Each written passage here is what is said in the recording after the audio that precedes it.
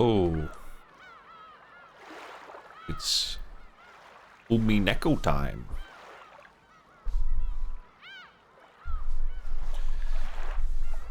No silliness today. No Jesus. He will not be involved.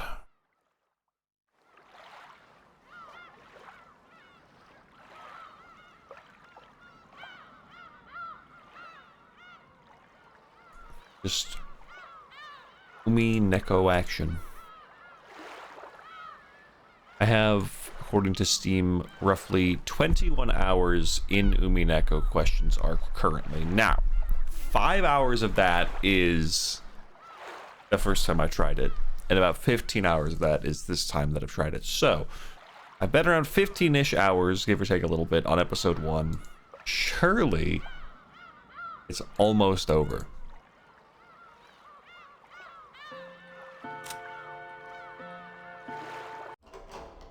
Surely.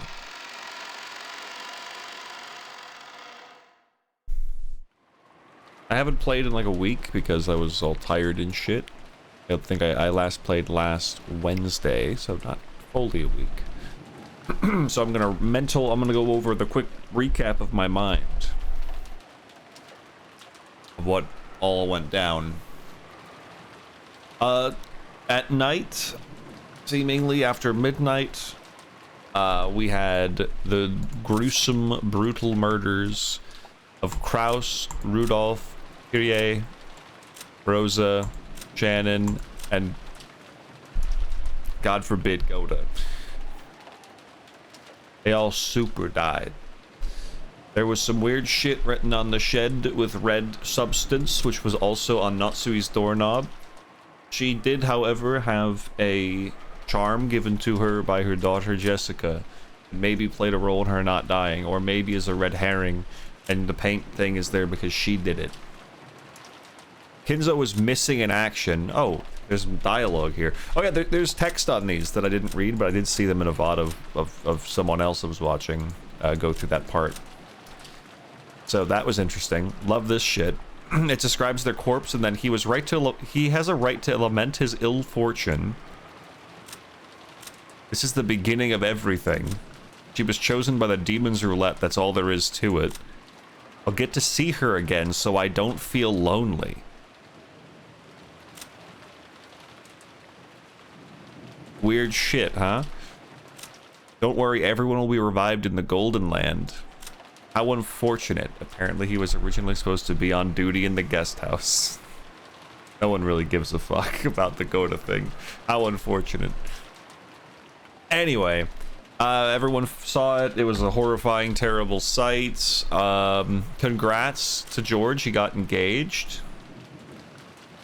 Sad.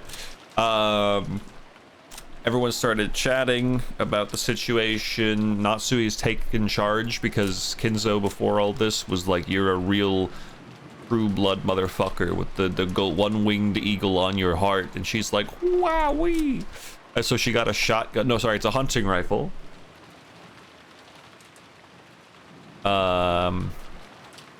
Battler has started trying to really deduct what the fuck's going on, who has the motive, and if there is or is not a 19th person, the big mystery. Eva has been like a real super cunt, like extra hard since this all went down. Like she's always been, you know, herself, but Jesus. Genji's a real one, I guess. And yeah, Kinzo's missing, and no one knows where he is or what's really going down. Most importantly, though, we have clearly already done all this without knowing it. I'm thinking. We have experienced the first twilight, and now the second twilight, those who remain shall tear apart the two who are close. I mean, that seems like it would be Eva and Hideyoshi are gonna get torn apart somehow. They are the closest, I would think, of any two people here. I wouldn't have said that if there were a lot of other people alive, but...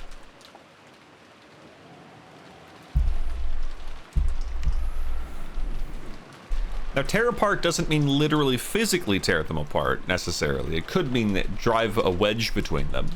That's possible.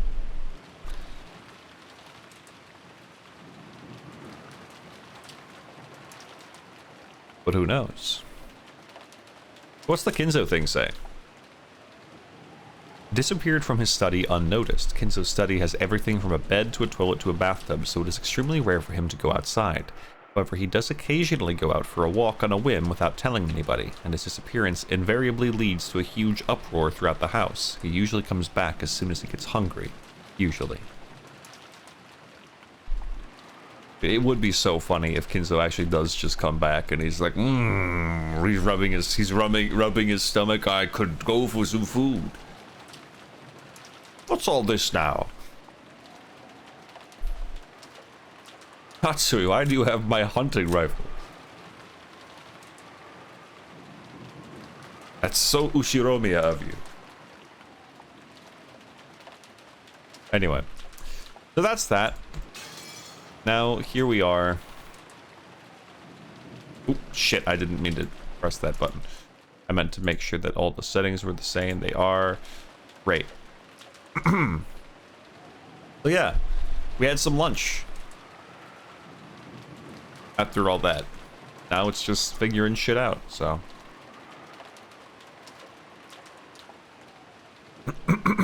Let's sip some water.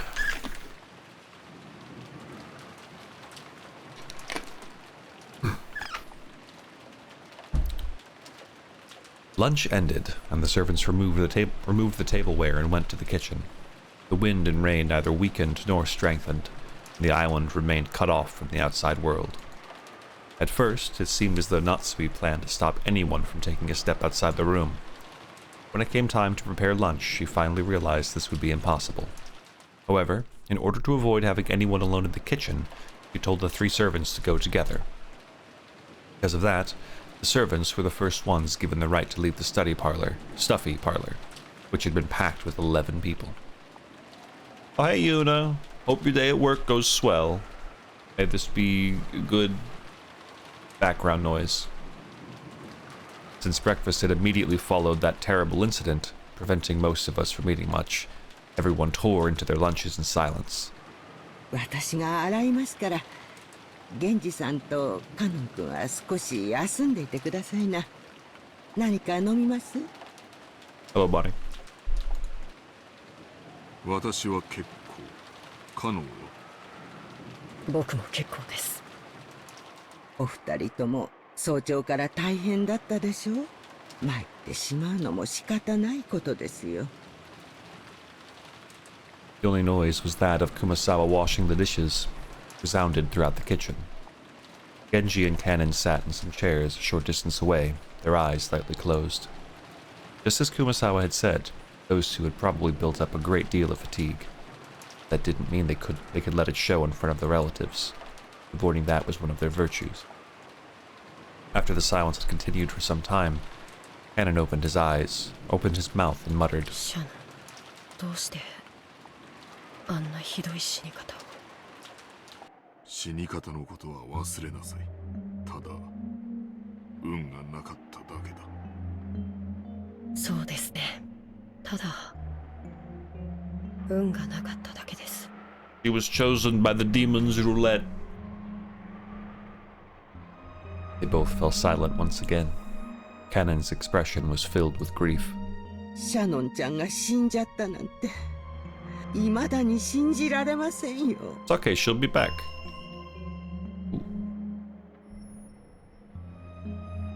I feel like the sound of like chimes in this soundtrack now stand out to me because they're very clearly like representing the witch. At least that's the way I interpret it. Like, it played when Shannon saw the weird butterflies in her peripheral. It plays in Golden Slaughterer. It plays when we get tips. Now that's more of like a sparkle sound.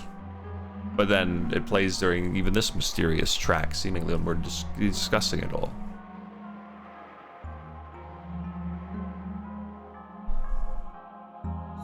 当にかわいそうに。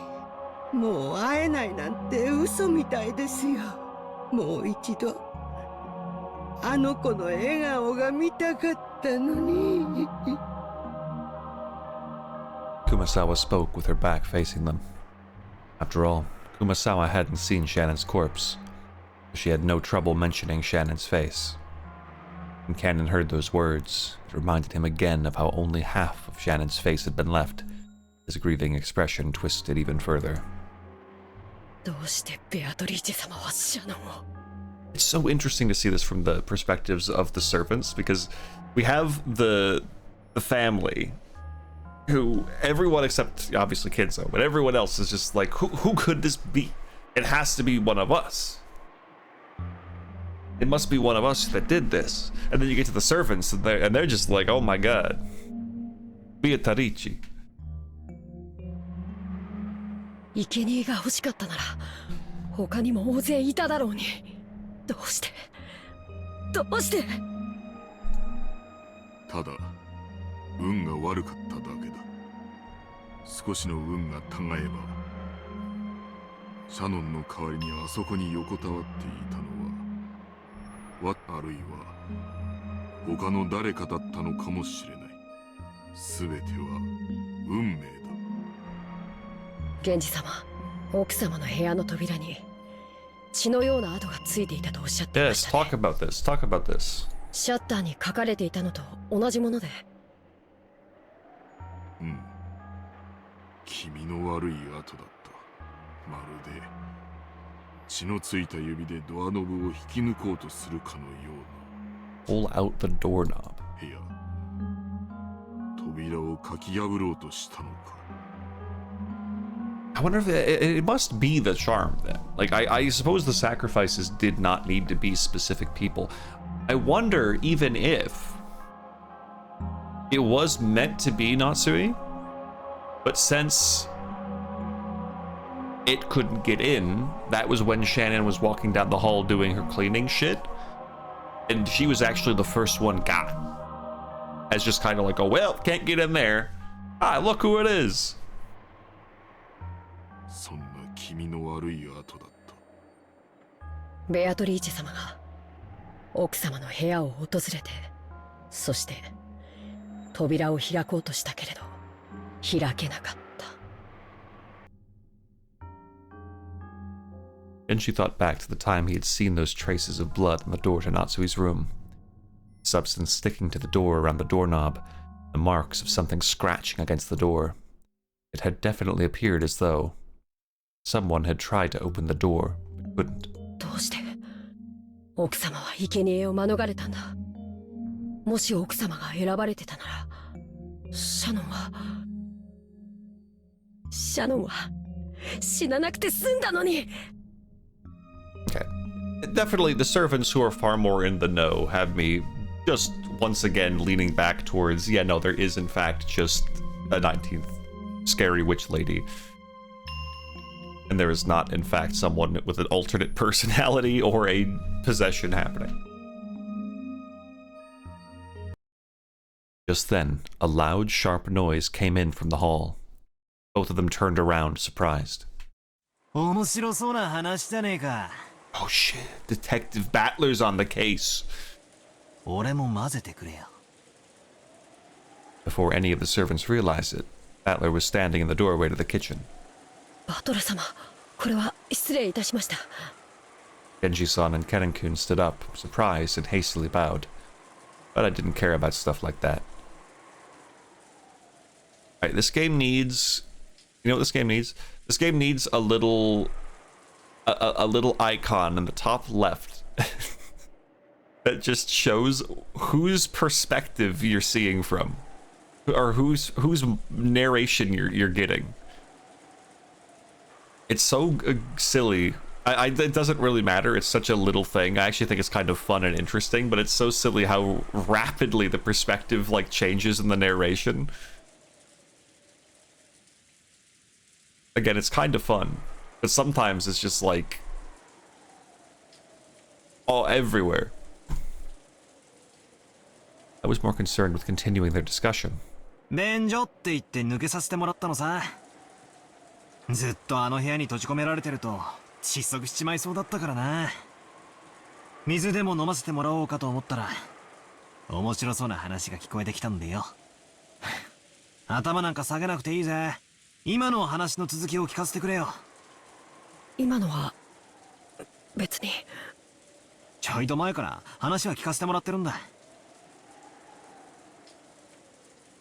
It's a bit jarring and also probably something only a VN can even attempt to get away with, but I kind of like it. I also kind of like it. I like that it lets us dive quite literally into their minds. Like, you'll always just get third person. They were thinking. He was thinking in that moment. But having it literally just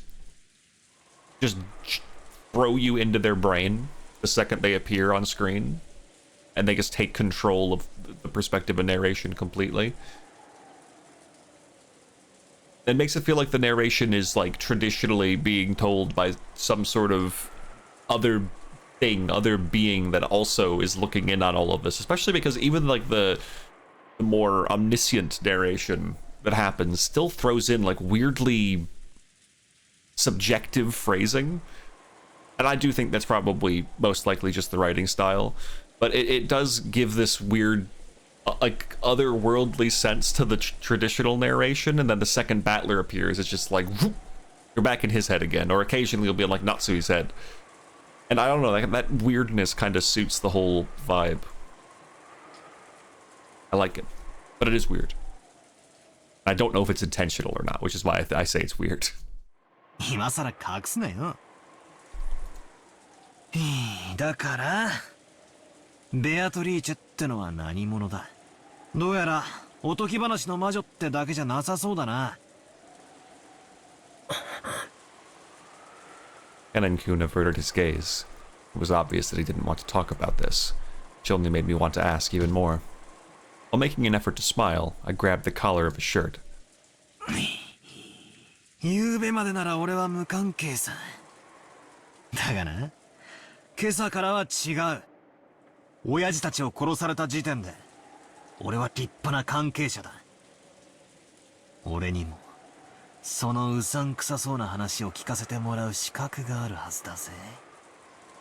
I glared into Cannon's eyes as he continued to avert his gaze in apparent pain. Since there was a big difference in our heights, Cannon had to stand on his toes, and it looked like it hurt a bit. バトラさん、手を離してやってくださいな。Battler? 別にカノンさんは隠しているわけではないのです。Me when I'm old and I lie? じゃあ話してくれたっていいじゃねえか。仲間外れたら寂しいぜ。When I tried to further twist up his collar, Genji-san cut between us and spoke. In his expression were faint traces that he'd made up his mind to do something. Apparently, he had no intention of hiding it.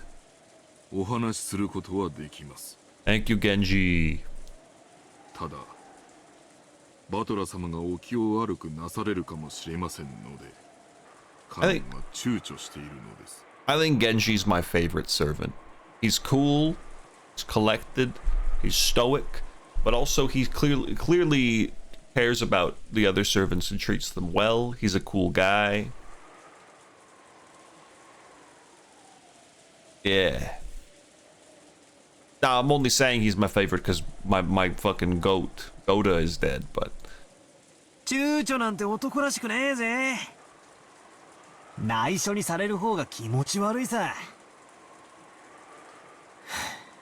聞かせてくれよ。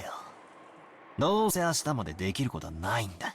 多少はうさんくさい話の方が退屈も紛れるってもんだぜ。Genji-san and Kennen-kun looked at each other, then nodded as though they'd decided to talk. わかりました。何でもお聞きください。And initiate the music. お話しします。Now. ああ。I was wrong. じゃあ聞くぜ。ベアトリーチェってのは一体何なんだ。俺が知ってる限りでは露見島の森に住まう魔女ってことになってる。森に入ると危ないからってんで、ばあ様あたりが作り出した脅し話だって聞いてる。違うのか。いえ、違いません。その通りです。ベアトリーチェ様は六軒島の森に住まわれる魔女であらせられます。バトラ様、にわかには信じられないでしょうが、ベアトリーチェ様は存在するのです。親方様に莫大な黄金を授け、長いことおそばにお仕えした実在する方なのです。はあ、よせやいよせやい。じい様の受け売りを言うのも給料のうちだってのか？ I laughed like it was a joke, but neither Genji-san nor Kanin-kun laughed. Not even Kumasawa. Kumasawa Bachan. Can't just be throwing Kumasawa Bachan at me. It's fun to say. Who was avoiding my eyes, flustered. She started washing the dishes. So, unfortunately, I was the only one laughing. Painfully. Bitterly. なるほど。源氏さんが断るだけはあるぜ。こいつは確かに正気じゃ気を悪くする。つまりベアトリーチェっていう名の人物は実在するんだな。はい、親方様がこの島にお屋敷を構える以前からずっとおそらく Shit. 私よりも長くお仕えしているでしょなんてこった。桐江さんの仮説は外れたな。じい様にベアトリーチェという名の腹心は実在したってわけだ。Confidante? Confidant have an E at the end? No, it does not. Does it?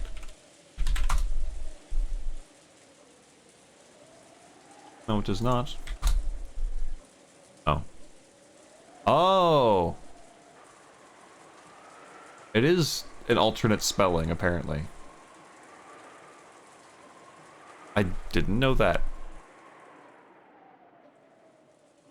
Apparently it's an alternate spelling more specifically for ladies? Is that true, Google AI overview? そいつは今この島にいるんだな。はい、いらっしゃっていると思います。I love when they have... I love they have the little thunder sound effects that they can play whenever... I love when they do that, man. 曖昧な言い方だな。The little bit of って thunder. ことは昨日今日そいつの顔を見たってわけじゃなさそうだな。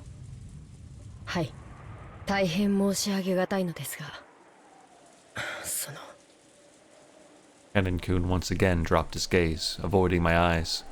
なんだよ、そこで切るなよ。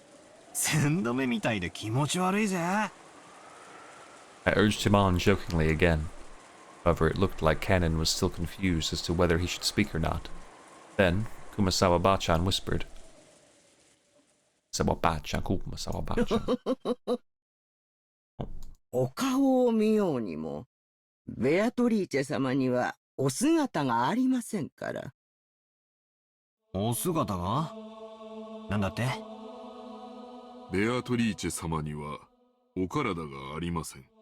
ですからベアトリーチェ様がお望みにならない限り、私ども凡庸ではお姿を見ることすら叶いません。ベアトリーチェ様が人の姿をされていた頃の絵があの肖像画のものなのだとか。そのお姿を懐かしみ、よく肖像画の前に佇まれているそうな。ベアトリーチェ様は時折輝く蝶の姿に身を変えられて現れることがあります。万一お屋敷の中でお見かけした場合には決してその後を追ってはならない決まりです。追えば不幸があるとささやかれています。その禁を破り大怪我をして辞めた使用人も実際にいます。おいおい、マジかよ。あんたら本気でそんな話をしているのかよ。バトラス様、すでにベアトリーチェ様がお越しになっておられます。そのようなお言葉はよろしくないかと思われます。ベアトリーチェ様はご自身を冒涜される方を好みません。その存在を疑えば必ずや不幸が降りかかるでしょう。バトラさん、気持ちの悪いお話とお思いでしょ。ですがね、ベアトリーチェ様はいるんですよ。います。それを疑われることをベアトリーチェ様はことのほか嫌われます。わかりませんか、バトラ様。ベアトリーチェ様は今すでにここに。おいおい、よせよ。Yeah, I didn't play for a week, and I spent a lot of that time considering the possibilities of my theories. And then the next scene is just all the servants saying, "Hello, Beatrice is real, like Santa Claus." 俺、そういうのは弱いんだぜ。脅しっこなしにしろい。However, there was no trace of a joke in the eyes of the three servants. On the surface, I laughed and tried to look unconcerned. I was quickly starting to sober up. Their eyes were also sobering up fast. バトラさん、お願いですから、ベアトリーチェ様を冒涜することはおやめください。悪いことは申し上げません。One thing that happened to Joe a lot is that he would say something and then a moment later Battler would suggest the same thing. That's pretty fun.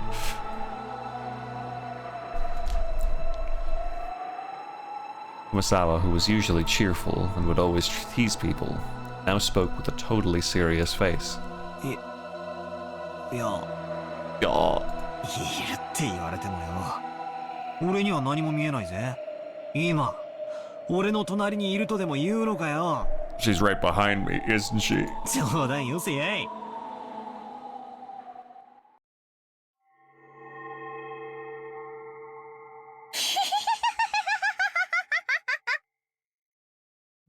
Just then, that unnerving laugh suddenly filled the kitchen.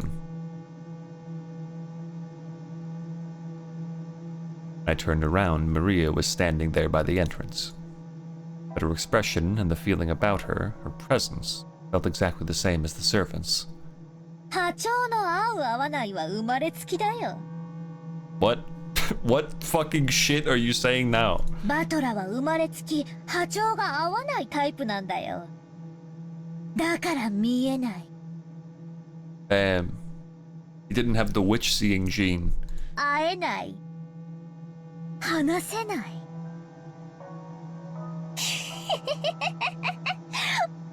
ベアトリーチェの一番嫌いなタイプだよ。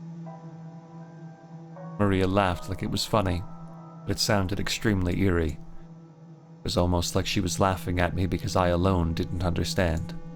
ベアトリーチェのことが知りたい？ベアトリーチェはね、1000年の魔女なんだよ。あらゆる悪魔を刺激し、錬金術を極め、賢者の石を生み出し、莫大な黄金を生み出すことができる。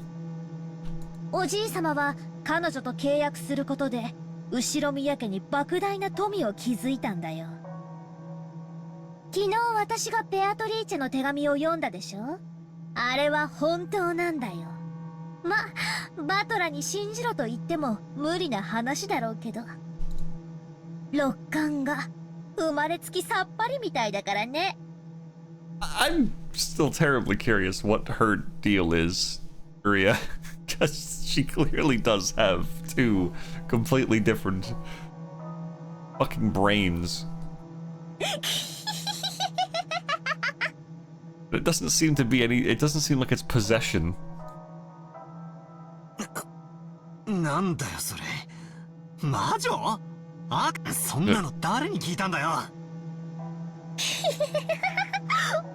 ベアトリーチェ本人に聞いたんだよ。Maria kept doing that unpleasant laugh. However, the servants who watched over this didn't even blink. Heard it from that witch in the portrait adorning the entrance hall. Maria kept on laughing in a weird voice, as though this was nothing more or less than the truth. マリア、聞くだけ野暮だろうが、もう一回聞くぜ。昨日、マリアにあの手紙を渡したのは誰だ？ベアトリーチェにもらったって何度言えばわかるかな。わかんないよね。見えないんだもんね。信じられないもんね。Just then, Maria's laughter suddenly stopped. バトラー、まだわかんない？ベアトリーチェ様がいるのが。いるって、どこにさ？だからベアトリーチェ様がここにいるのが。That's right. Now that I think about it, I've been feeling for a while now. Servants' eyes haven't been pointed in quite the right direction. I'd figured they were just staring absent-mindedly, but that wasn't the case. Before here, Genji-san, Kanin-kun, Uesawa-chan, Kumasawa, well, fuck you and your fucking name with different Umas and fucking Uma Musume, and Maria. Everyone except me was looking at a spot right behind me. She's right behind me, isn't she? Holding my breath tightly, I slowly looked over my shoulder. Of course, there wasn't anyone there. I've known that the whole time. However, everyone in the room except me was focusing on that point as if there was someone there. ベアトリーチェは1000年を生きた偉大な黄金の魔女。でも波長の合う人間にしか自分の姿を見せられないし、話しかけられない。No, we're not playing the horse game. Humans have the wrong wavelength. She can't talk to them. だからね、それがとても悲しいんだよ。だからバトラみたいな生まれつき魔法のセンスもかけらのない人に存在を否定されるのがものすごく嫌いなんだよ。バトラは幸運だよ。昨日私にお守りをもらっていてよかったね。それを身につけていなかったら今頃ベアトリーチェのどんな呪いが身に及んでいたか分かったものじゃない。本当に幸運なんだよ、バトラは。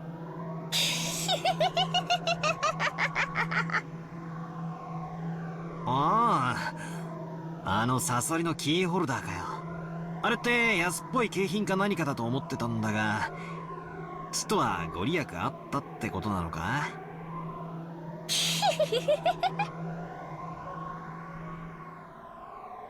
それがなかったら今頃バトラがあの倉庫の中で顔面を砕かれて生贄にされていたんだよ。幸運だったよ、バトラは。そうか。あれがなかったら俺は今頃殺されてたってのか。なんでバトラはベアトリーチェを信じないの？いるのに。今そこにほら。ね、信じる気になったでしょ？信じなよ。 Naruto. マリアにお守りをもらったことを感謝しながら。あれがなければバトラは今頃倉庫の中、代わりに誰か一人が助かっていたかもしれないね。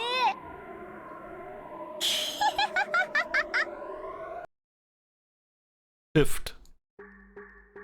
Right then, I burst into laughter. Playing witches had been pretty fun up until a second ago, but unfortunately, that last one seemed to be too much for me to gloss over.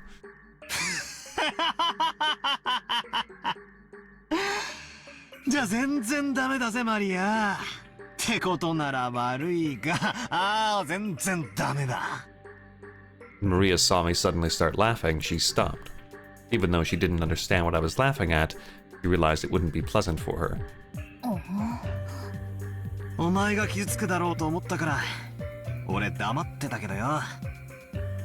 お前にもらったお守りよ、俺ポケットに入れたつもりだったんだけどよ、どっかに落っことしちまったんだぜ。 Oh shit. だから俺が今この瞬間に無事なのはお守りのおかげでもねえし、なら魔女様の呪いがあって当然なのに今この瞬間もピンピンしてる。悪いが俺は自分の目で見たものしか信じねえ。第6巻波長魔法のセンス悪いが俺はそういう眉唾なもんは一切信じねえぜ。クラスの女が霊感がいいの悪いのって言い出すのを聞いてると虫唾が走るのさ。 He hates magic. あんたらがいくらじい様に給料もらってるか知らねえがそう簡単にはいかねえってことをよく肝に銘じておきやがるってんだ。バトラ様、カノン君たちが信じるのは自由だぜ。だが俺が信じるかどうかは常に俺が自分で決める。悪いがこの目で見るまでベアトリーチェなんてうさんくさいものの存在を信じるわけにはいかないぜ。 I spoke forcefully and sharply. Then Maria started cackling again. ならそれでいいんじゃない？いずれお前のような波長が全然合わない人の目にもベアトリーチェは見えるようになる。もうじき蘇るんだよ、ベアトリーチェはね。そうしたら一緒にいっぱいお話をしたり遊んだりしようって約束してるんだよ。疑う必要も無理に信じる必要も全くない。現れるんだよ、もうじきね。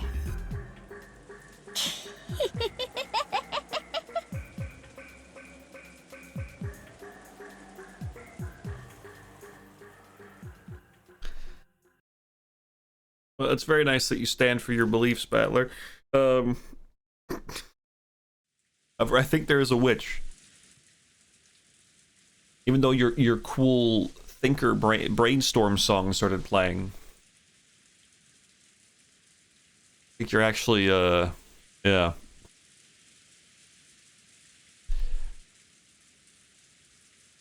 After a meal, some people tend to head to the bathroom, while others prefer to relax for a bit. It seemed that several people had left the parlor, just like I did when I went to the kitchen to drink some water. In the end, Aunt Natsui reluctantly retracted her order that everyone remain packed into the parlor, on the condition that no one headed out on their own or strayed too far. In any case, if 11 people are shut up in the same room starting early in the morning, the air will start to stagnate. Also, quite some time had passed, so everyone was starting to recover from the shock of that morning. Their sense of danger might have been weakening too. However, there was a certain fact that 6 people had been killed inside this mansion, but no one was completely negligent. So whenever they went out into the hallway for a breath of fresh air, trying to act tough, they would quickly get scared of standing there isolated, and would eventually return to the parlor. I guess it's like the north wind and the sun. If you force someone to stay shut in, they'll resist. If you tell them to do whatever they want, they'll come back obediently. People really do like not doing what they're told. The servants finished cleaning up after the meal, returned obediently to the parlor, just as Aunt Natsui had told them to, sat on a sofa near the entrance, patiently awaiting orders.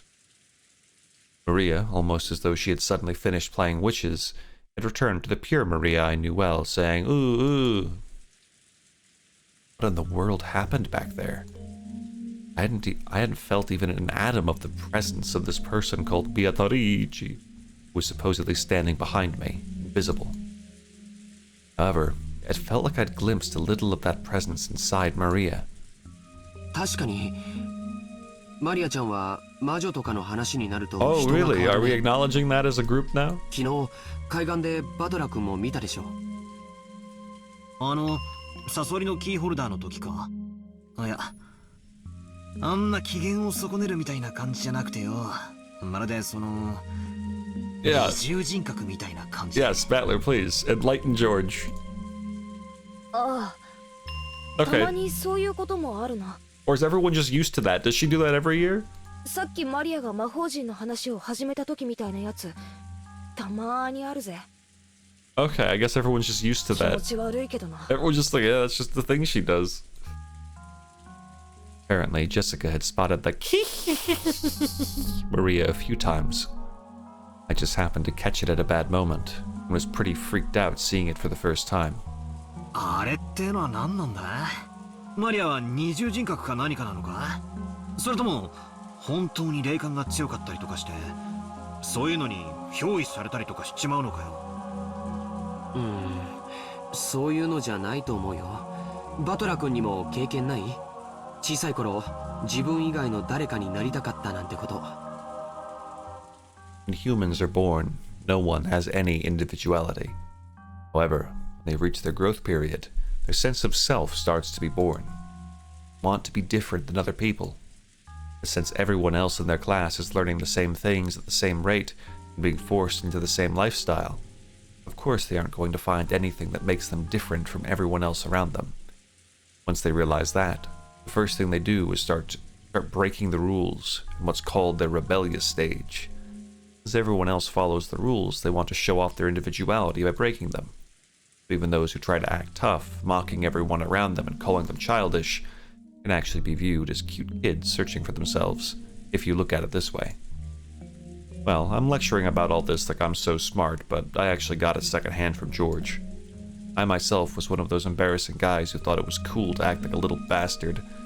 Well, that was when I was at the age where you try to show off for the opposite sex. 成長期の根底には子供から脱却したいというひよこが殻を破るのに似た衝動がある。子供と大人の違いは何かわかるかい？年齢？それとも体格？違うよ。経験だよ。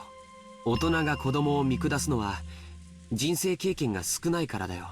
子供が何を言っても鼻で笑ってしまうのは世間知らずのくせにと見下しているからだよ。ああ、そういうのわかるぜ。子供の頃って妙に人生ってもう悟りきったようなことを口にして年長しゃぶりたくなるよな。大人は子供が何を言っても世の中甘くないとか社会に出ればわかるとか鼻で笑ってる。まあ実際そうなんだけど、子供的にはそういうのって見下されてるみたいでムカつくんだよな。なるほどな。知識や経験の有無か。確かに年齢だけ無駄に食ってても尊敬はされねえよな。となるとつまり子供から脱却したいという衝動を持つ時期にかつ他者とは違うという個性を持ちたくなる。子供からの脱却がつまり知識や経験なのだとしたら。なるほど。他人の持ち得ない知識を持つことが一つのアイデンティティになるわけか。小学校の頃なんかさ、クラスの誰も知らないことを知っていたり持っていたり身につけていたりするとヒーローになれたよな。バトラもそういう経験あるだろ？あるある。何か一芸に秀でたいと思うお年頃って確かにあるな。なるほど。それが子供からの脱却、つまり成長期ってわけか。健全な意味での成長期はそうして没個性を脱却するために人が持たない知識やスキルを身につけることを促す。これは社会学的にも面白いことだよ。I think we're getting off topic, guys. Can we refocus? I think we've gone way off track here. We all understand that when people are growing up, they attach themselves to certain things so that they can stand out. Yes, we've made that very clear. We don't need to talk about the sociological standpoint of it all. Let's get back on track. There is a witch. 人が没個性を嫌うために人と違う技術を身につけよう We と gotta focus our attention on the topic at hand. We gotta go read the epitaph and think. これにより社会は幅広い技術を獲得して立脚する。神々の高度なプログラミングに驚かされるね。Okay, that's a line. まあ個性がネガティブに働くこともあるぜ。クラスみんなが真剣に勉強してるから俺だけはサボって目立とうとかよ。Okay, that last bit really was true about me. It's only recently that I've been able to thank the middle school teacher who slapped me after school. でもまあ誰も飛べない飛び箱を飛んでやりたいとか成績のいい連中を周回遅れにさせてやるぜってマラソンで全力疾走とかそういう気持ちはあったな。勉強はダメだったから少なくとも運動では見返してやるぜって根性はあった。ゃんと成長期してるな、俺。男子ってやっぱり肉体的な方面に関心が向くよな。でもよ、同じ時期に女子は精神的な面に向きやすいんだよ。バトラのクラスの女子にも占いとか霊感とかそんなこと言ってる女子連中のグループがあったりしただろ。あったあった。人の星座とか血液型とか聞いてきて、やっぱりクスクスとか笑われると大いにムカつ。どこのクラスに行っても女子は占いが好きだし、決まって霊感に強いだの弱いだの、感受性がどうこう、見えないものが見えちまうだの、そういう手合いが必ずいたもんだぜ。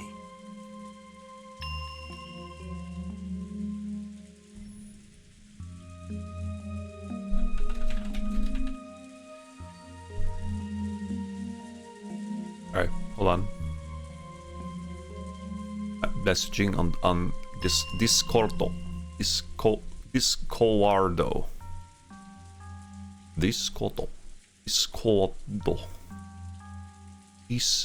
Discord is. I don't know when I'm gonna get a response from that, so I'm gonna. It's true, girls that age really do ask for stuff like your zodiac sign and stuff. It is true. Listen, I hate the stereotype. But it is true. It is true. Even at work, I'm working with fucking adult human beings who are still like asking for people's like zodiac sign and shit. And then like that is a really important part of like how they perceive their colleagues. It's kind of crazy. Also, hello Faye, how you doing? But I think it's kind of crazy. Now, if 6 people got murdered in a shed and their faces were smashed in, and then someone said, "What's your zodiac sign?" I'd be like, well, I mean, I guess we could talk about it a little bit.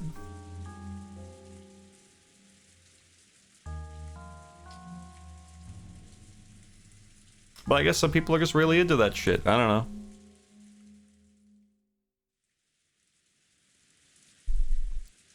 I think that they create their own self-fulfilling prophecies, because they believe they have to act a certain way, or that they'll have conflict with certain people just based on when they were born. And because they think that that is going to happen, they end up playing right into it subconsciously. And then, because it happened, they're like, well, now it's true. Like, no, you fucking goofball. You just fucking played yourself. 占いも霊感も学校では教えないものだからね。男の子と違い、内向的な世界に関心を持ちやすい女の子にとって。This is a whole thing in psych, yeah? Yeah. Sick. I think that shit's very interesting. I'm not gonna say I'm fond of it, because I don't like it when people do it, but I am fascinated deeply by the human ability to accidentally do the exact thing that they were told was going to happen, but wouldn't have happened if they weren't told it was going to happen. Like, very, very fun conceptually, especially in stories and stuff, but in reality people do it too, and there it's usually not a good thing. それはアイデンティティを確立しやすくて、かつ興味深いジャンルなんだよ。男子が成長期に入ると急に悪ぶったりして大人に反抗を始めるのと全く同じに。People think it's cool that their parts of their life may be predetermined as if some bigger force controls what they think and do. Yeah, some people are definitely into that kind of thing, whether they think it's just cool or are like really driven by that concept. I also think that, like many things that humans do, they like the sense of like, there's probably a better word for it, but I'll say a sense of community to it almost. especially with like, you know, people who were born in the same month. Like, oh, we're both X or Y or Z. Wow. Oh, you know about that stuff too? Oh yeah, that guy annoys me. Oh yeah, but did you know that he's a blank? In terms of zodiac stuff, and they're like, oh my god, wait, really? Oh, it all makes sense now. And there's just this sense of immediately being able to like talk to people about it, and reinforce maybe a bias if you need to. But you know, that part of it definitely brings people into it as well. Because it's also predefined, it's very easy to just get along with people and talk about it, or use it as a way to say, oh, well, that's why I don't get along with so-and-so, and then you can use that to talk to other people. It's a whole social thing too, yeah. There's a lot of aspects to it that people like. I, in a reality sense, have zero interest in it, think it's very dumb, but that's my personal take. But I do think that it can be used in pretty cool ways in like fictional stuff. I think that taking some of that and just applying it in certain ways can be pretty cool and fun, and I like that. An easily established form of identity that creates an easy common ground. Thank you, Bonnie, for taking all the things I said and putting it in a nice, concise sentence. I appreciate that. That's phrased much better. As things are defined broadly enough, most signs can also apply to almost every person, since they likely all have some of those traits. Exactly, yes. Hence, like, again, they can easily use it to affirm their biases if they need to, because things can very easily be, you know, broadly mixed around a bit. Just be like, oh, well, that's why thing negative or thing positive, etc., etc. It can always work. And people like things that can always work in some form.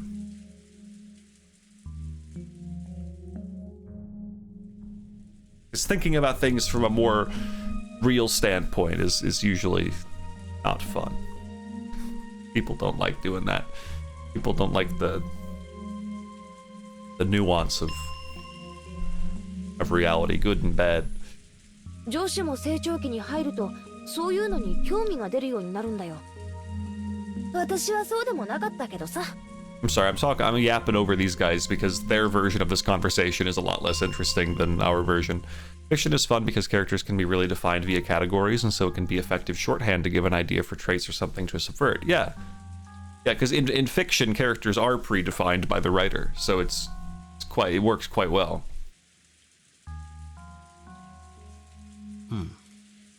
And any tools they can use to... Any tool that a writer can use to give you information about a character in a fast, efficient, and engaging way is welcome, typically.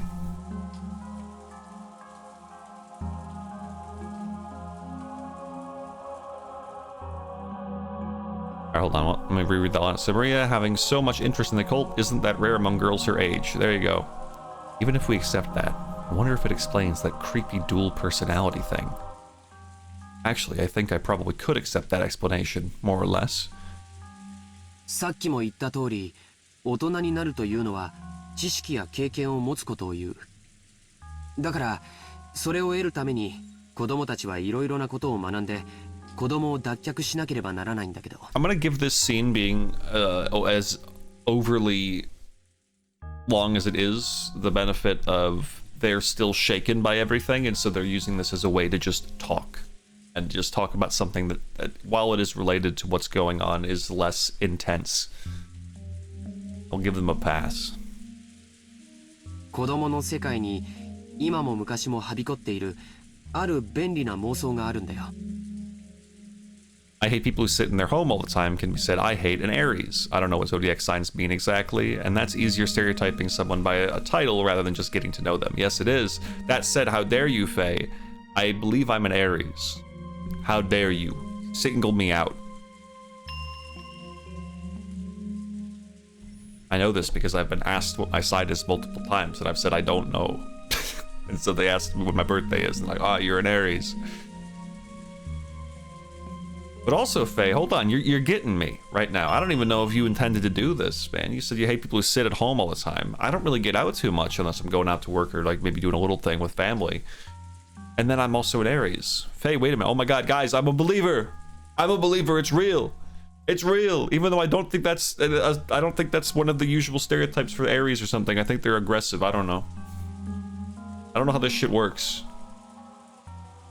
I think it's all real though. Faye just fucking convinced me. We can also just blame it on Ryukishi being a former social worker as he wanted to preach a bit. Oh, that makes a lot of sense. That makes so much sense. Because there are definitely a lot of points where the characters will start talking like this, like in this specific way, where you suddenly get this weird feeling that the characters are no longer talking and the author is talking. I don't know any other way to describe it, but it's happened like 2 or 3 times so far, where it's been very, very clear that it's like, these characters are not having this conversation right now. They have all been possessed. わかるかい？漫画やアニメに多いだろ。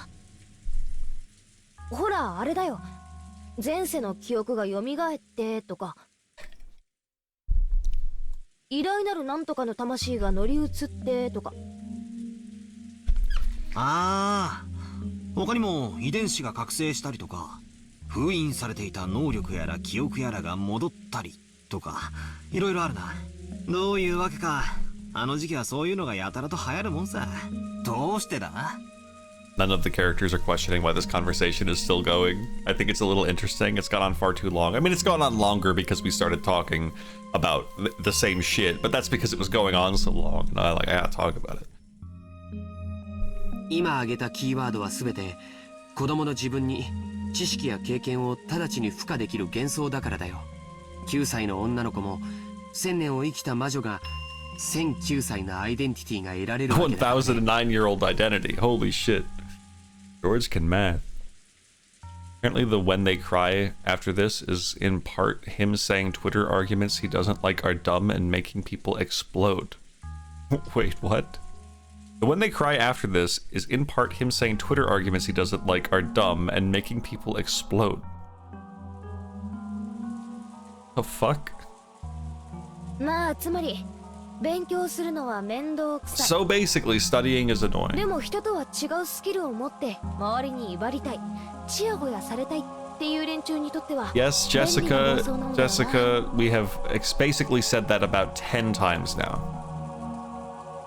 You could brag about something without having to work hard or study. I see. Isn't that a kid's greatest dream?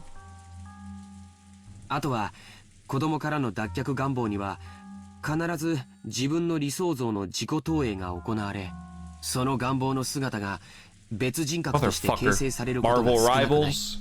Get that shit off my screen. I have to go into fucking do not disturb mode. Hold on. Alright, I'm no longer being disturbed. バトラ君だって家と学校では多少キャラクターが違うということがあるんじゃないかな。多分家での自分の姿をクラスの友人たちに見せるのは恥ずかしいはずだよ。学校の自分は自分のなりたい姿の投影で、家の自分は本来の姿だから。つまりキャラクターの使い分けというか、人格の多重化はごくごく当たり前だと言いたいわけか。 It's not always multiple personalities in the sense of drastically different personalities as much as it is just people bringing certain aspects of themselves to the forefront depending on who they're talking to, or people who will kind of mimic other people's humor and stuff when they're in certain groups to fit in better. So you might have somebody who is full of energy. They're not really faking it, they're just amplifying it. And then when they're with someone they're just really comfortable with, when they're just not really trying to up any of that, they're super laid back. It's not like a totally other personality, it's just choosing what you're amplifying. オカルトが好きな女子はそれを憑依と言ったり、 Unless you're like a stupid fucking grade schooler, I guess, then it might be a totally different personality that where you pretend you're possessed, I guess. I don't know. I don't know. It's set in World War III and is very, very modern, which is why everything going on right now has made him feel incredibly awkward about writing more of it. Ah, I see. Also, he's got a huge check to write Silent Hill Elf. Silent Hill F, yeah. 正直ドン引きするくらいにキャラを変える子もいるよ。男子にもいるだろ。キレたとか言ってやたらめったら粗暴キャラに変身するやつが。あれ本人はかっこいいと思ってるんだろうけど、見てて痛い。つまりおさらいするとだ、マリアくらいの年頃の女の子がさっきみたいな不気味な二重人格みたいなのを見せてもそれほど珍しいものじゃないと言いたいのか？ No, it's really rare and unusual. It's not like she's just acting different, bro. She's acquiring a whole fucking vocabulary she does not traditionally have. She removes entire aspects of her usual personality and self. And she speaks like a fucking scary grown woman, right? She's not just pretending, man. It's fucking weird. 簡単にまとめると No, そういうことだね。 it's not right. It's not the same, dude. You can tell when a kid is pretending. You can tell when a kid is playing up their something. Like, this is not that, man. She turns into a fucking crazy monster woman, the girl, where she starts saying crazy shit, but in a way that she is not capable of speaking, seemingly. Unless you're gonna tell me the ooh is the fake one. アイデンティティは自己を形成するための大切なもの。それをバカにしたりすると、かえってその殻に閉じこもってしまうこともある。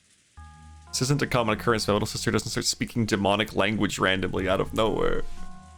Yeah, like, this isn't a kid who... Also, the whole thing, like, oh, well, kids can... they can just pretend to know stuff without a lot of study. Motherfucker, she was talking about, like, the fucking, like, Hebrew shit. And, like, she doesn't know that. She's a 9-year-old girl. She's like, look at the magic circle. This is in the Germanic tongue of such and such. This means sun, and this means devil whisperer.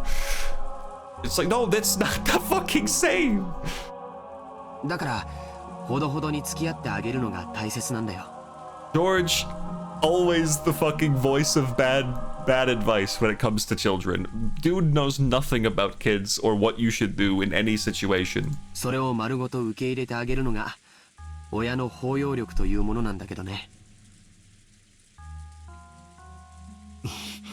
兄貴、それで独身って信じられねえぞ。 Battler, you can't say that, bro.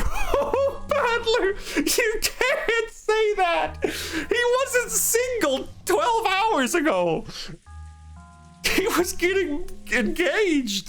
His fucking wife-to-be got half of her face smashed in. What? Battler. Oh my god, what is wrong with you two? You're both insane people.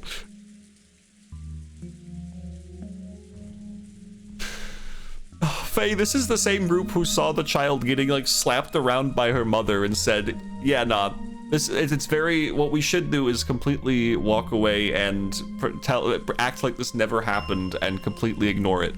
Which, to be fair, to an extent, you're a fucking, basically a kid, and you see a parent disciplining their child, even if it is with force. If you're a kid who grew up with that, it does make sense that they are coming at it from a kind of weird, twisted perspective of, well, I guess this is normal. So sure enough. But the way they phrased it was so hilarious. These people love, they love this shit. Battler, George, and Jessica, the trio, the ultimate trio of just being like, well, this is kind of a tough situation, so if we just say it's actually normal, then it's not a problem. Like, we're gonna end this episode and Battler's gonna be like, well, it's not that strange to have 6 members of your family have their faces smashed in and thrown in a shed. Happens more than you think. I'm sorry, 5 members of your family and 4 members of your family and 2 servants. One of them was going to be a member of your family through marriage. Anyway, hey Balmer, how's it going, dude? This is crazy, man. もう子供が中学くらいに上がってそうな貫禄さ。じゃあローザおばさんもあのマリアの二重人格についてはよく知っていたのかな？知ってたぜ。Okay. Since we're talking about the absurdity of this game's writing, I need to point out It does genuinely bother me to some extent. Obviously, for the sake of what the game's doing, it has to. Characters kind of have to move on quickly. Like the game can say through narration every now and then that people are still uncomfortable because they saw that fucking 6 people were brutally murdered. But they do just really move quick. These people, like, they do not linger. Like, Battler saying, "I can't believe you're single, George," should have really fucked George up there. Bro did not give a fuck. Nothing to talk about there. Definitely wasn't engaged to the love of his life until she got her head caved in. Definitely didn't happen literally today. George doesn't care. We have to talk about this right now. In this particular manner. ここだけの話、ローザおばさんはすっごく嫌がってた。 George doesn't care. Joe loved riffing on "I can't believe George is single." Yeah, I bet. I bet he did.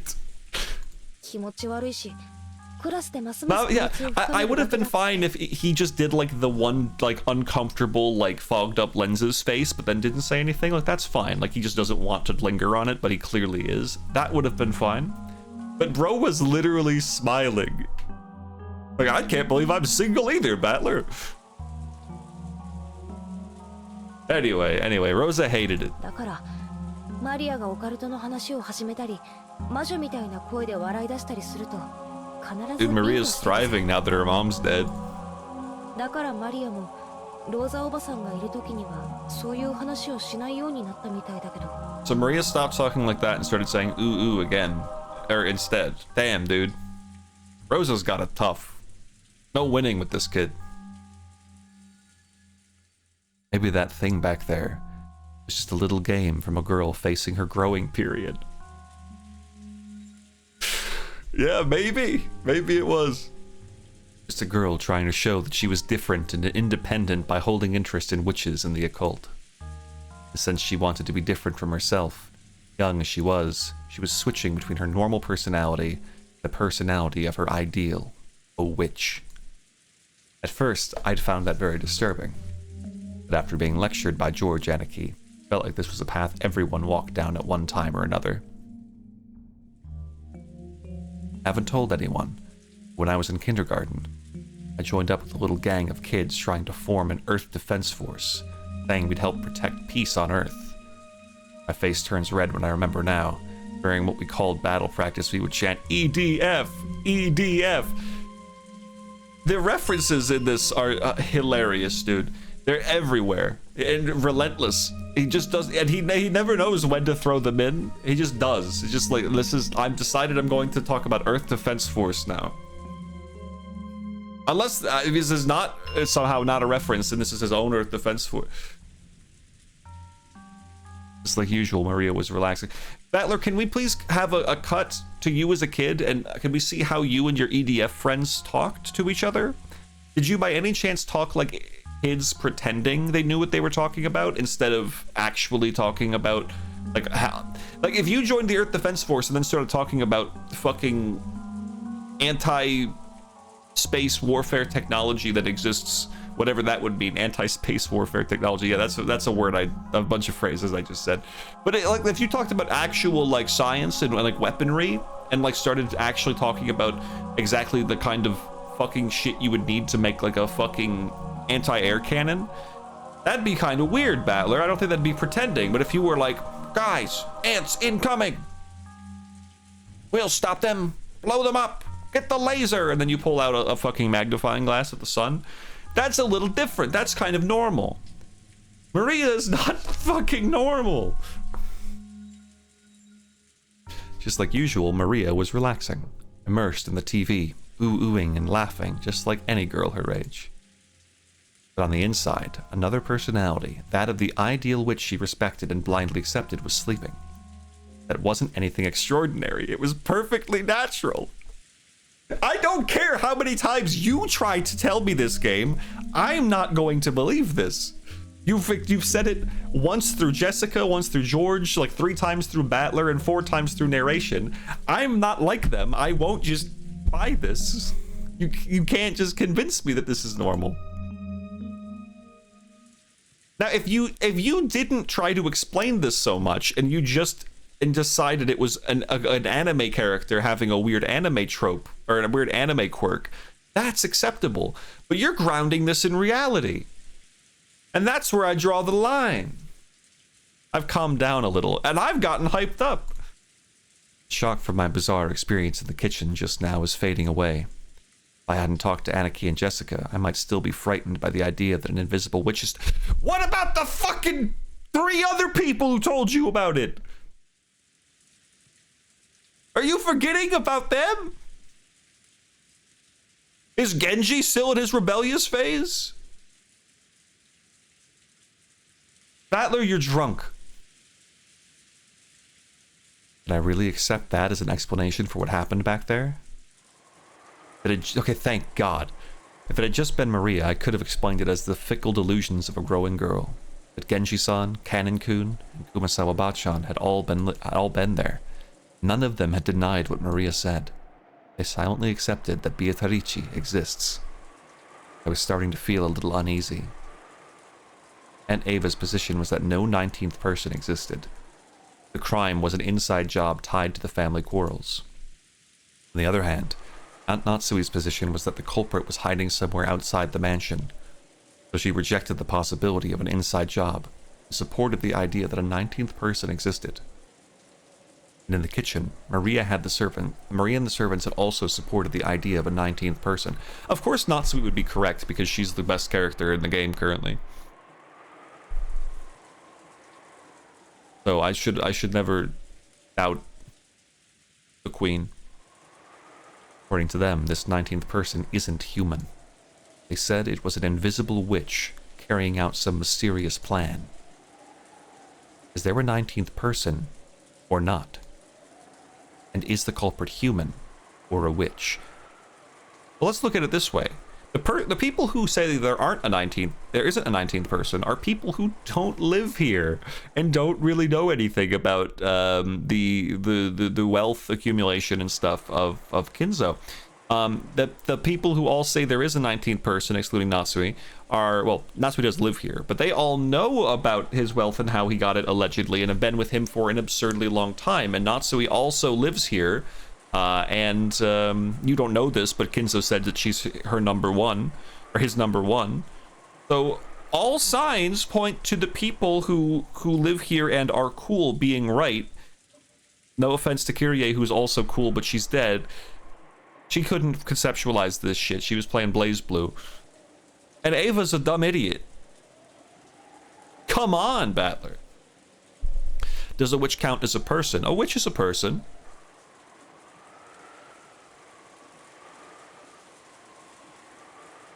For some reason, I couldn't just laugh off any of those possibilities. Not even the most ridiculous story about the witch. Flash shatter? Oh, okay. Jessica. Battler, you know, when that one song started playing and you seemed like you were going brain mode, I was with you, but you're losing me, so you better fucking turn the chessboard around. Start seeing from my perspective. Beatrice の話ってのは、俺の認識では森に子供たちが迷い込まないようにってんで作ったこの屋敷じゃ違うのか？私もバトラと同じ意見だぜ。こんなのは子供に言うことを聞かせるために親が作った間抜けな階段だと思ってる。でもそうだと口にはできない空気が屋敷内にあることは否めないな。おじい様がベアトリーチェは存在すると公言されているからね。使用人たちは立場上それを疑えないし、クラウスおじさんたちもおじい様と喧嘩がしたいわけもないから表向きは口を揃えてる。だから多分このお屋敷ではベアトリーチェの存在を疑うことはある種のタブーだと思うんだよ。年に一度しか来ない僕たちと違ってね。そうでしょ。Jessica took a deep breath in admiration. Looked like Anarchy had guessed right. ジョージ兄さんの言う通りだぜ。みんな腹の中じゃ信じてるわけじゃない。You guys will just do anything you can and latch on to anything possible to discredit the truth of the situation, won't you? That's just what you do in every situation. でも表向きはその存在を認めてる。ほら、神様の存在を認めるようなそんな雰囲気だよ。実際にはいないことを知ってても、それを口に出して否定したら野暮みたいな空気だな。Don't turn the chessboard around on me and then talk about like how I'm denying God's existence or something, and then say but God's real, because that's different. That's different. This is a witch. This is the fictional game. There aren't witches in real life, but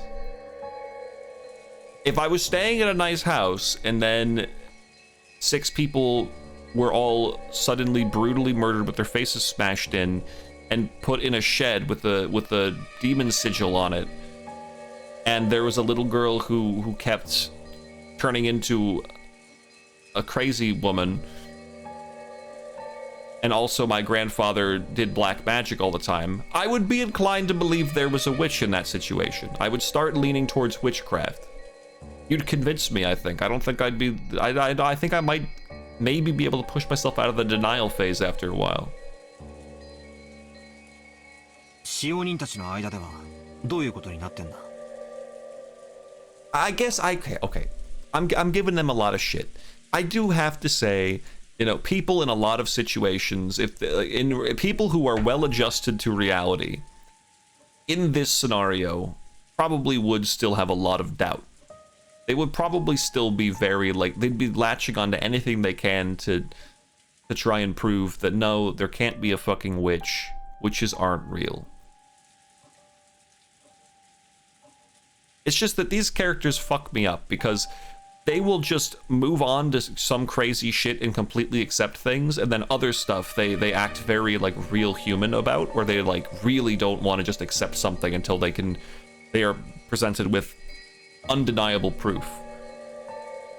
They're which I guess in a way kind of is human. Humans are weird like that, but it fucks me up.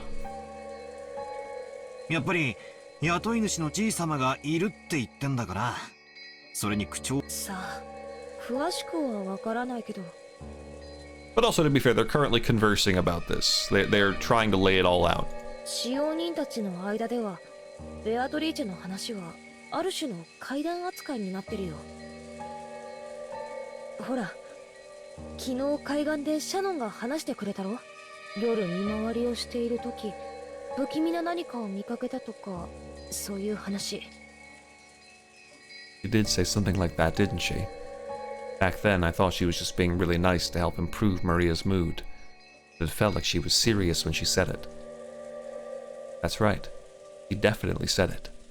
She definitely said the same kind of thing that Genji and the rest had all unanimously declared back in the kitchen. 他にも鬼火や輝く蝶々が舞っているのを見たという使用人も。あと最近ではお屋敷の中で深夜に不思議な足音をよく聞くと使用人の間で話題です。私たちは肖像画の中のベアトリーチェ様が姿を消してお屋敷の中を散歩しているんだろうと囁き合ってるんですよ。ずいぶん前ですが、私もそうかもしれない足音を夜の見回りの時に聞いたことがあります。That's right. She definitely said that. She did say that, didn't she? Huh, shit. Didn't remember that. Exactly the same thing that I'd been told just now.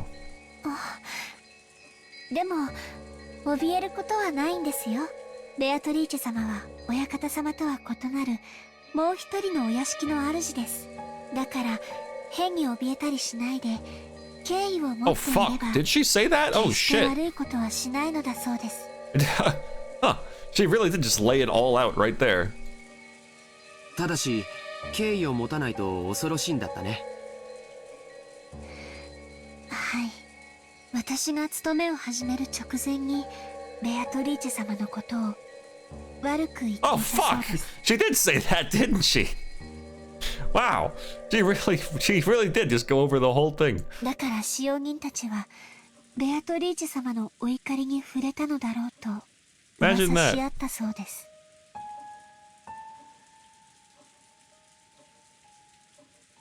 敬わないとお怒りに触れて怪我をする。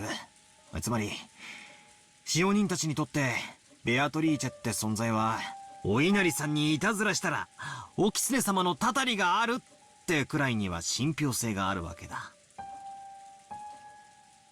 Of course, even though everyone accepts that curses and the like don't exist in the modern era, people are still afraid and still have a little respect for them.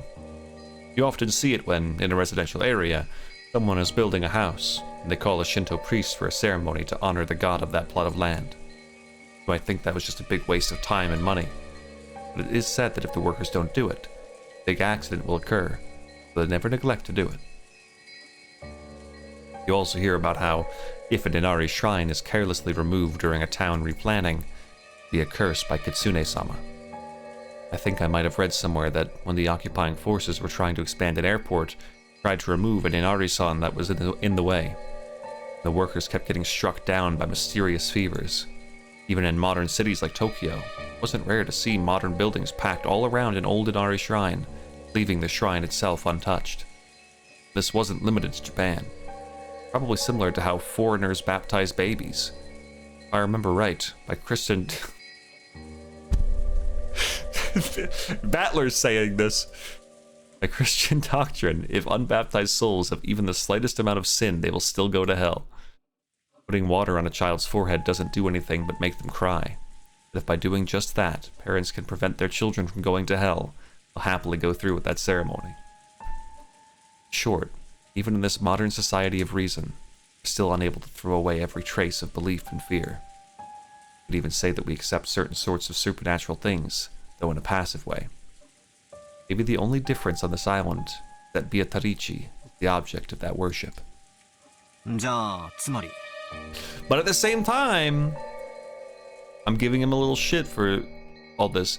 Again, Battler's a guy who's just lived in like a fucking normal ass place for his whole life. He's latching on to reality. He's creating real world equivalents. He's trying to find any reason to believe that there is in fact not a scary invisible witch woman.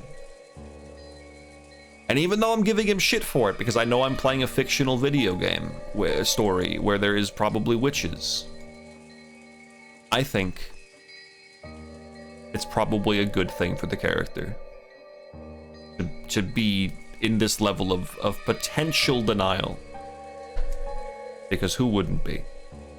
この島でとても人間技とは思えない何かが起こればそれはベアトリーチェの仕業だとなるわけか。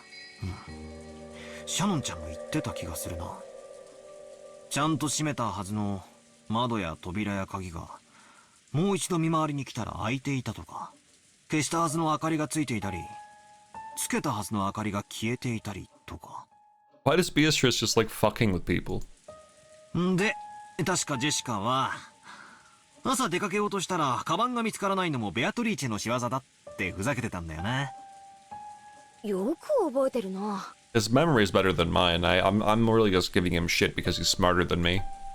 普通なら妖精さんが隠したとでも言うところが、この島ではベアトリーチェがになる。ま、そんなくったらない話さ。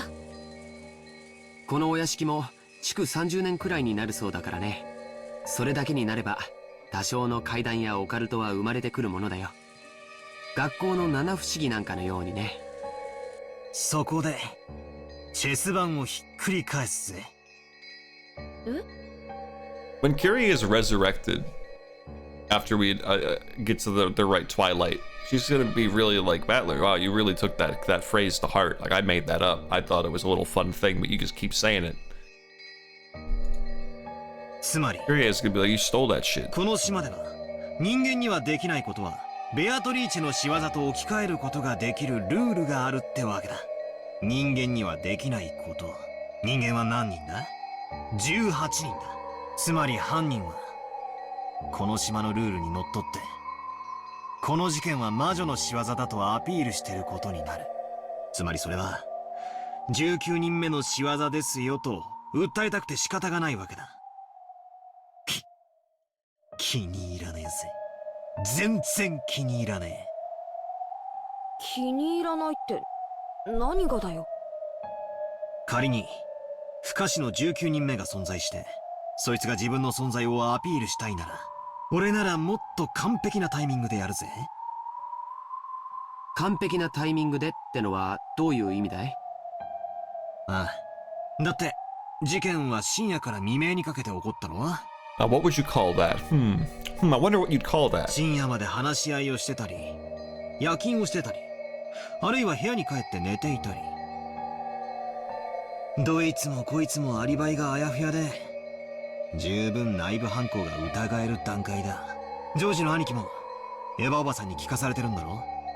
内部犯行の可能性が高いって話。まあね。つまり不可視の19人目が実在したなら、最初の事件は自分のアピールに失敗してるんだ。いや、そもそも時間帯がミステイクだ。 No, they fucking didn't, Battler!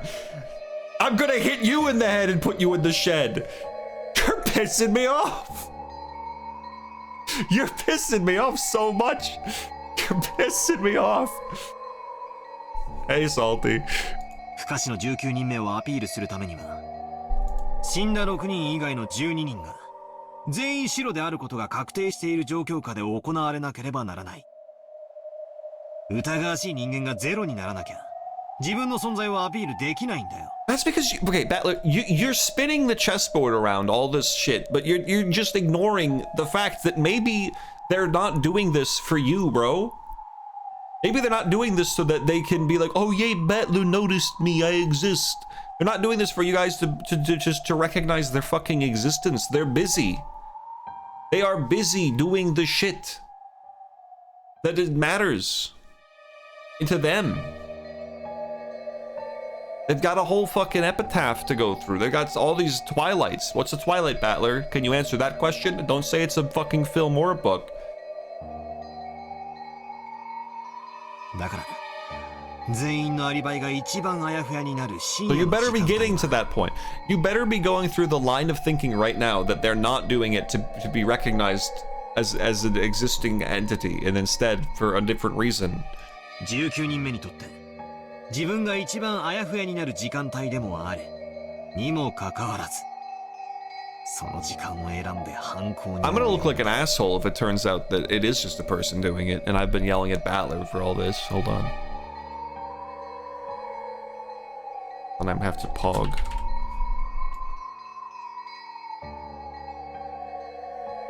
そんな時間に犯行を起こせば18人の誰かが疑われるのは明白。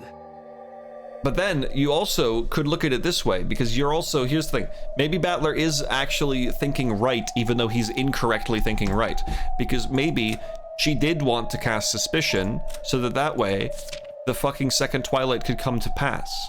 The second Twilight, those who remain shall tear apart the two who are close. So maybe her, you know, intentional way of making this vague, knowing you people would try to grasp at any straw possible that isn't a witch because you live in reality, is also part of her ingenious plot. She needs to make this shit happen. Because this part is easy. She does this. Beatrice does this. Seemingly she does this. Right? But then, this is all you. She's perfectly fucked up your brains. にもかかわらずマリアに手紙を渡して魔女を名乗り、誰もが自分でないと否定している。つまりベアトリーチェという19人目が Oh jeez, Jessica, thanks for catching up on the conversation. Where have you been in the last like 20 scenes? I guess that was mostly Ava and Battler talking, and also Kyrie and Battler talking. So sorry, Jessica, I shouldn't have lashed out at you. You literally weren't there. まだお袋の屋敷の外に不審者が潜んでいるって話の方が信憑性が Jessica, ある the って思うんだ voice of reason.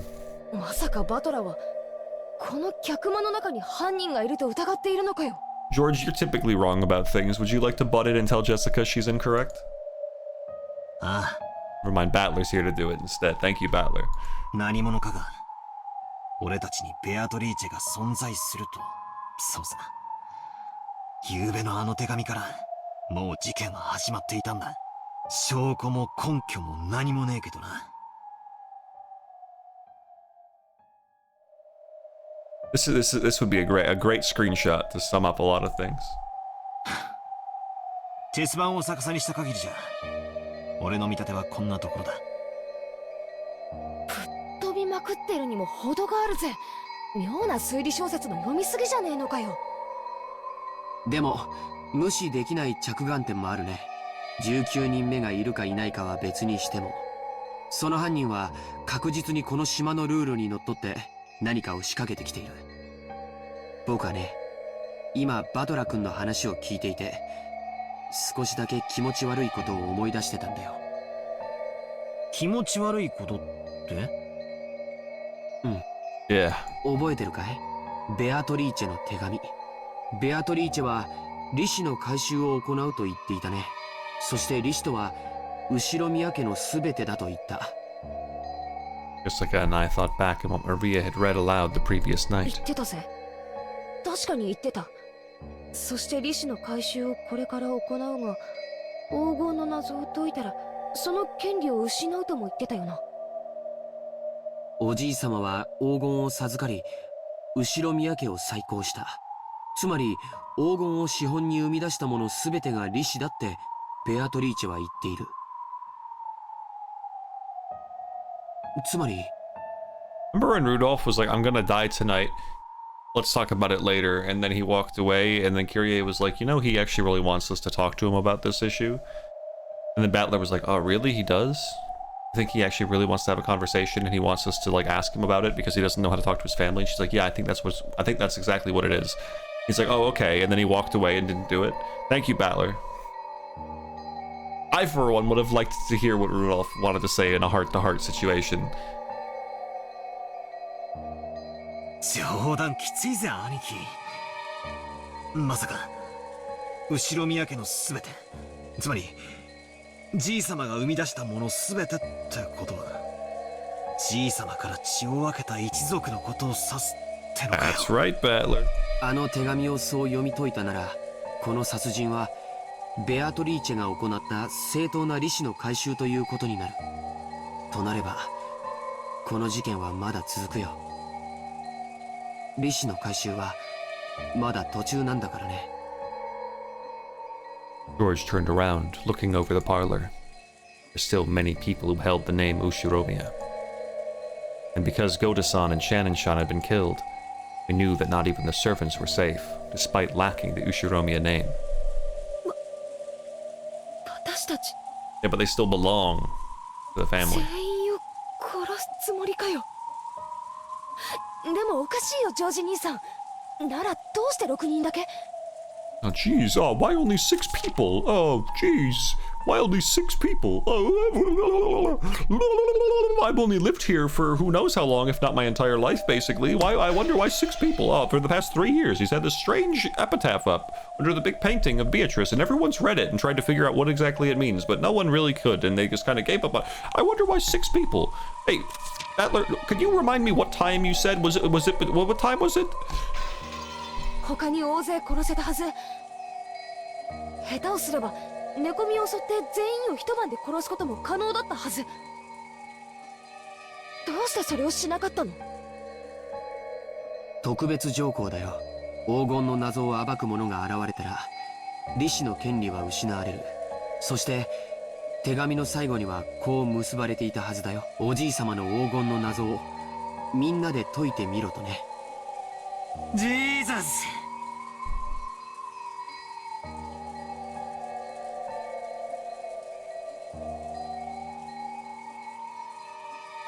ようやく犯人のメッセージが分かってきたじゃねえか。つまり犯人は俺たちにじい様のあの碑文の謎を解いてみやがると言ってるわけだ。Yeah. しかもぼやぼやしてればどんどん利子の回収を進めちまうつもりだ。I realize this is all based on several guesses that are way out there. Not everything that happens in this world fits together in a perfect line. Most of the events we don't understand are only individual points. By fitting them into a straight line, beginning to understand. And the points at either end of the line are really close. The line itself is more logical and easier to understand. When those points are really far away, the opposite is true. The distance between these points that makes us say our guesses are way out there. However, the distances we span are too narrow, that means our thinking will be narrow too. Is there a difference between making guesses and reasoning? Am I just using easily made guesses to try and force this crime into a pattern I can understand? Yes! No, that's not it. You're lost in the dark and searching around with your hands. What you're doing is relying on your imagination and making guesses. Only imagination can find the points that need to be tied together. Reasoning is nothing more than the act of drawing lines between them. You can't imagine, you can't reason. What I'm doing right now might be way out there. I'm sure it isn't a mistake either. Only the power of imagination can pull clues out from the darkness. And then I can use the power of reasoning to tie those clues together. It was a lot like the process of searching out an enemy's weak spot and striking. It's okay if I'm way out there. Find a weak point first. Then we can think about how to strike. Right now is the time to find points we can tie together later. That last one would have been a lot more potent if it ended with the strike line and not the find another point line, but whatever, it's fine.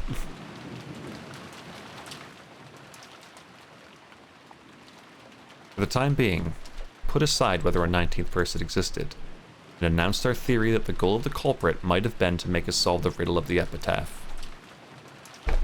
Woo! We got there!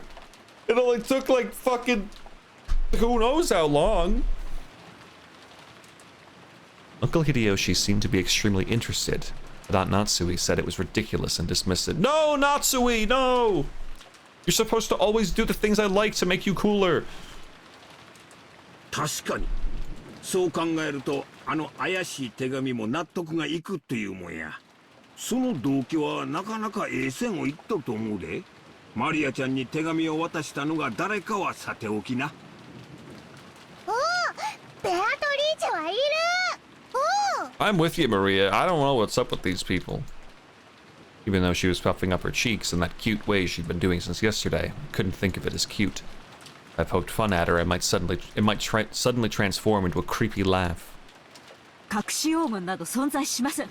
ですが、その存在を盲信する犯人がそれを私たちに解かせて横領を企んでいるという動機はなるほどと頷けるものがあります。 Natsui, are you saying there's no hidden gold because you want to keep it a secret still? Because you were literally shown some of that gold by Kraus, so I assume you're just saying that to not reveal what you know. しかし、ならばなぜ後宮家の主要な人物ばかりを最初に殺したのです？道理ですな。謎を解かせるなら金蔵さんに近しい人物を先に殺すことは得策ではないはずです。そうね。それにその論法で行くんだったら最初にお父様を脅迫した方が早くない？私たちに謎を解かせるよりも本人に答えを聞いた方が早いはずよ。確かにその通りや。もっともお父さんが並大抵の脅迫で口を割るとは思えんが。金蔵さんをよく知る方なら金蔵さんが並大抵の脅しには屈しないことをよく存じているでしょう。これだけの財産を持つ後宮家を背負われる方です。今日まで様々な攻撃や脅迫にさらされてきました。それら全てに打ち勝ってきたからこそ今日の繁栄があるのです。 I love that the only time Natsui ever seems like truly happy. Like she looks so like He looks so happy right now. It's when she's talking about how awesome Kinzo is.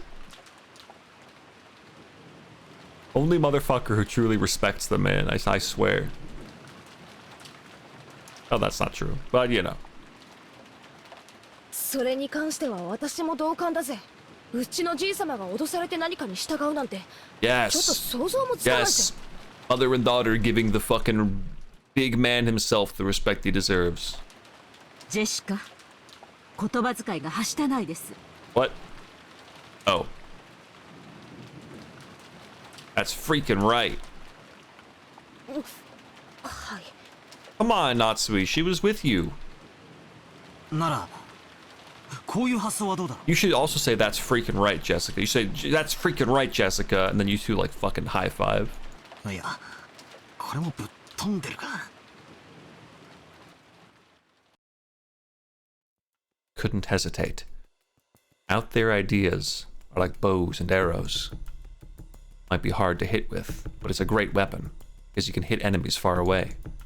They say most people who've died in battles were killed by arrow wounds. In a battle, you can't just shoot off one arrow. You shoot a whole bunch of arrows at once, pushing forwards towards the enemy troops with a wall of them. Keep shooting over and over. Create a wall as you push forwards towards the truth. 犯人が隠された黄金が狙いってんなら、俺たちに解かせるのは効率が悪い。謎を作った本人に答えを聞く方が手っ取り早いさ。じゃあさ、これはつまり全てじい様に当てたメッセージってことじゃないのか。 In other words, these murders were a threat made against grandfather. If he didn't tell the culprit where the gold was, his family members would be killed off one by one. What if we weren't the only ones being forced to solve this riddle? What if grandfather was too? If you think about it that way, it explains grandfather's mysterious disappearance. The culprit had already attacked grandfather, and judging by the state the 6 corpses were left in, should have been left on display somewhere with that horrible makeup added. Despite that, still haven't found him. So does that mean grandfather has been kidnapped and is being held somewhere? そんな、まさか、そんな。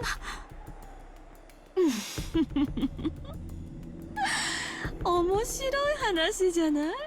つまりお父様はどこかに監禁されていて、黄金のありかを話さないと次々に殺人を繰り返すぞと脅されているわけ。 I cannot possibly think of a less effective threat, if that's what you were all thinking. その話のどこが面白いのか、理解に苦しみます。 Kinzo would probably say kill them all and then I'll tell you where the gold is. Natsui glared at her, but Aunt Ava just smiled calmly. この時間になっても姿を現さない以上、おじい様が事件に巻き込まれているのはほぼ間違いないと思います。 Dude, Kinzo's probably like on the beach right now, like in swim trunks, and he's got like sunglasses on even though it's fucking raining. He's like doing a tan. I haven't felt this good in years. This is great. それを思えば、バトラ君の仮説も無視することはできないんじゃないですか。ジョージは黙ってなさい。Be quiet, George. そもそもお父様っていついなくなったのかしら。最後にお父さんの姿を見たのは誰や？ Probably Natsui? 多分私でしょう。It was probably her, yes. 今朝主人たちの姿が見えないと騒ぎになった時、お父様の書斎にいるかもしれないという話になり、私がお部屋にお伺いしてそこでご挨拶をしました。そういえば書斎の鍵をずっと借りっぱなしですね。源氏、これは返しておきます。 Natsui pulled out the gold key and handed it to Genji. Looking at the key, Aunt Ava giggled. ねえ源氏さん、どうせ警察はお父様の部屋も徹底的に捜査すると思うわ。何を隠していてもどうせ暴かれちゃう。だったらちょっと早く今この場で話してくれてもいいんじゃないかしら。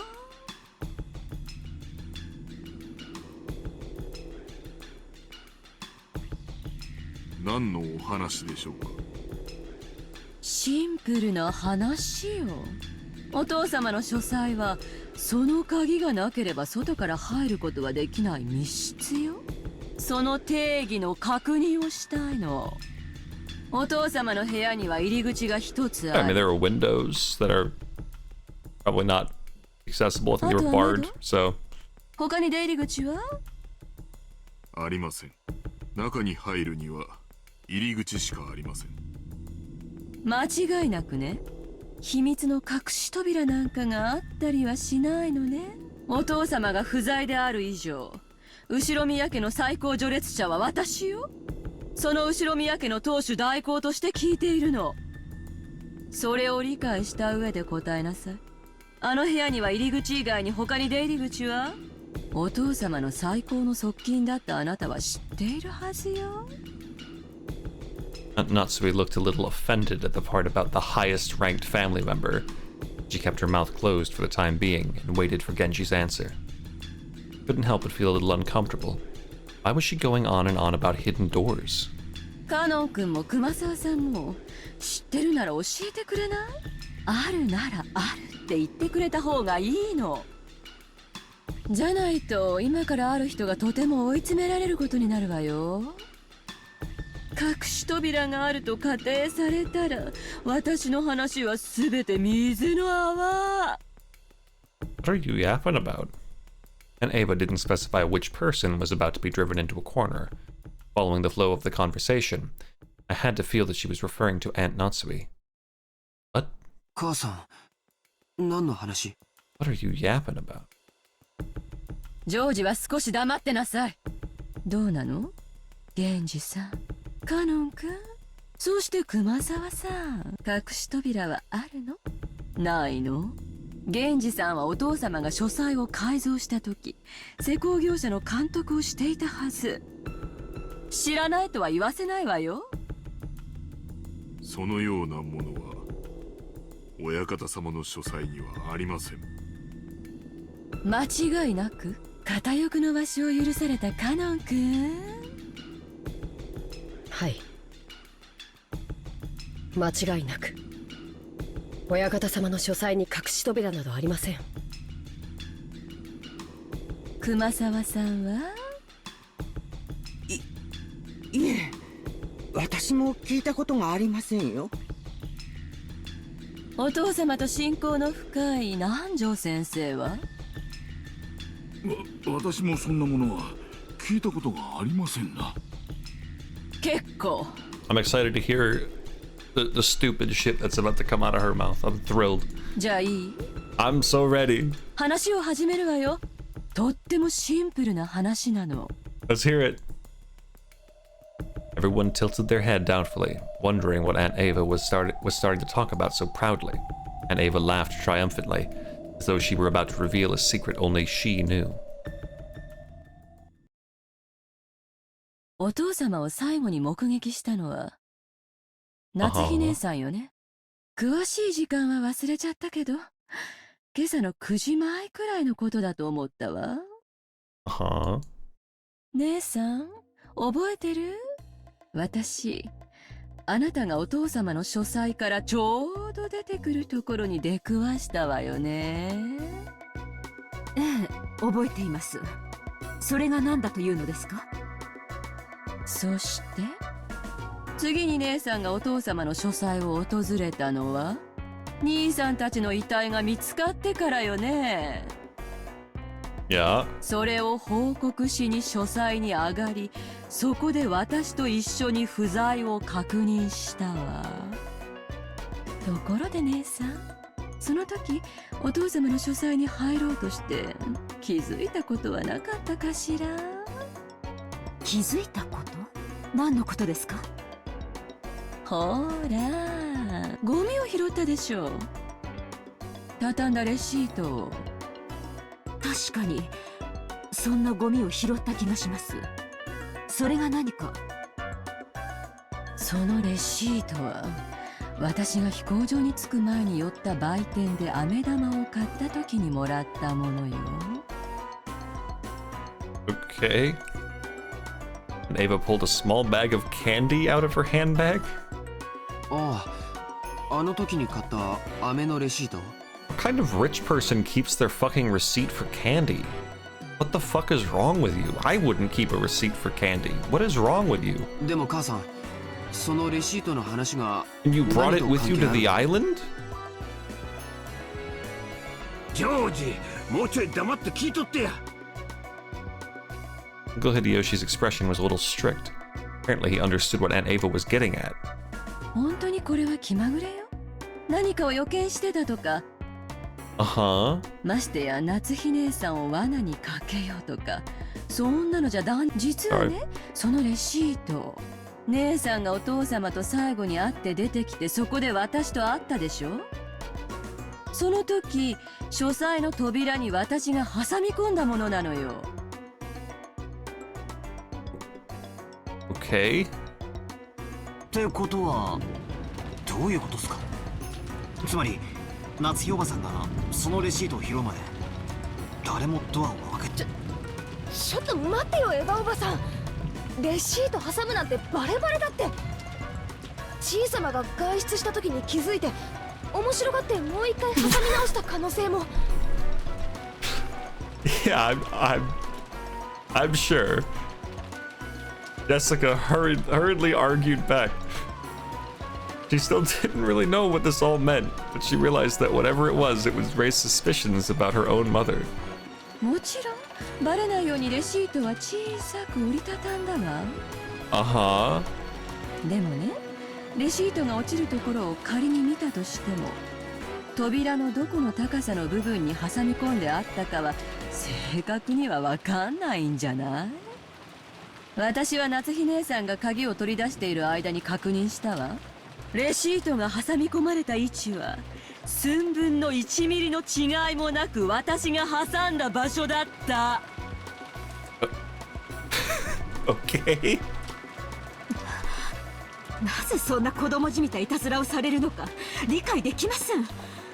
大方、私の部屋の扉にいたずらをしたのもあなたでしょう。夏日さんの部屋の扉？不愉快な話だったので話しませんでしたが、今朝目が覚めたら扉の外側にあのシャッターの落書きと同じと思われる赤い塗料でいたずらがされていたのです。かきむしったような気持ちの悪い跡で。Given the state of things, I don't know if calling that a prank is the right phrasing anymore. But you're all insane, so. なんやその話。なんで今まで黙っとったんや。申し訳ありません。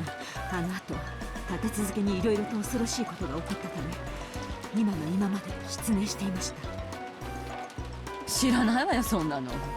私がしてるのは姉さんの部屋じゃなくてお父様の部屋の扉の話よ。 Yes, Ava, we all know that you are very simple-minded and only focus on one thing at a time. Don't worry. We know. 姉さんがお父様がいるのを確認してから私と一緒に不在を確認するまでの間、Uh-huh. 扉を使わずどうやってお父様は外に出たのかしら。そんなことは知 I り mean, ませ that ん。 is a great mystery. I'd love to know the answer.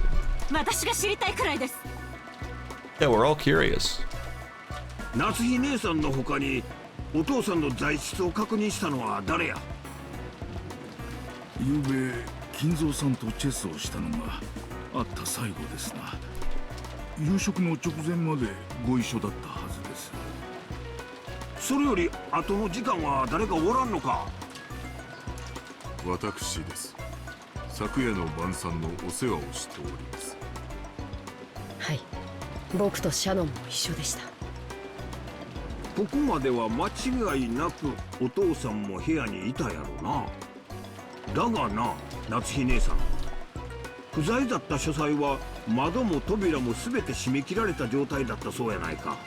なのに夏日さんは今朝お父さんに会って話をした言うと。私には皆さんが何を険悪になっているのかわかりません。 Anjo, yeah, these people are an interesting bunch. You gotta understand. They still don't know there's a witch on the island. どなたか説明してくださいますかな。父さんと母さんは夏日おばさんが今朝おじい様に会ったというのは嘘だと言っているのかい。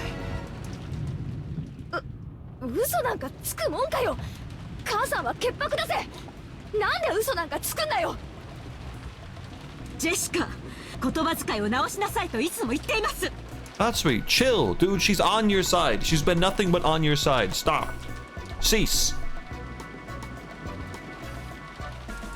All at once, the whole room was in an uproar. Aunt Ava and Aunt Natsui confronted each other across the parlor table, with George confronting Jessica. What the heck's going on? Yes.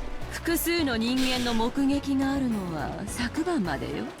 でも今朝以降、お父様の姿を見たと称するのは夏日姉さんただ一人。そして私の挟んだレシートが物語る奇妙な事実。さあ、この点と点はどうやれば結べるのかしら。 That's the fun part. We actually can't. You don't know that we can't, but we can't. Aunt Ava urged everyone to imagine it. Yeah, I'm sure that this is Kinzo's insane fucking quadruple super lock door. It's this shitty wooden door. They couldn't get a new door picture. Sure, that receipt could become an important point. They didn't know which other points to tie it to or how. If we try searching for the answer Aunt Ava probably wants, we'll find that Aunt Natsui lied and acted as though grandfather was in the room this morning. Has that fact been exposed by a whim of Aunt Ava's? わけわかんねえぜ。なんで母さんが嘘をつかなきゃならないんだよ。その理由がねえじゃねえかよ。その理由は私も知りたいわよ。でもね、ジェシカちゃん、お父様の材質を偽る価値が全くないとは限らないのよ。推理小説でもたまに出てくるでしょ。I cannot tell if it's genius or fucking horrible, but I know it's insanely frustrating. How often this game gives you the answer to things to an extent. It just shows you that a thing is reality and then forces you to sit through these fucking people contemplating if that thing could possibly be true or not. Even though you, the player, the reader, have seen that that other thing has happened and is true, but then you have to listen to the characters discuss it, because the characters would, in these situations, discuss it. But you already know. It's you. I don't know how to feel about it. 生存時刻を偽ることによって自分のアリバイを This playthrough's gonna be so 偽証するトリ funny. ックよ。Something. なんだそりゃ。そんなの聞いたことないぜ。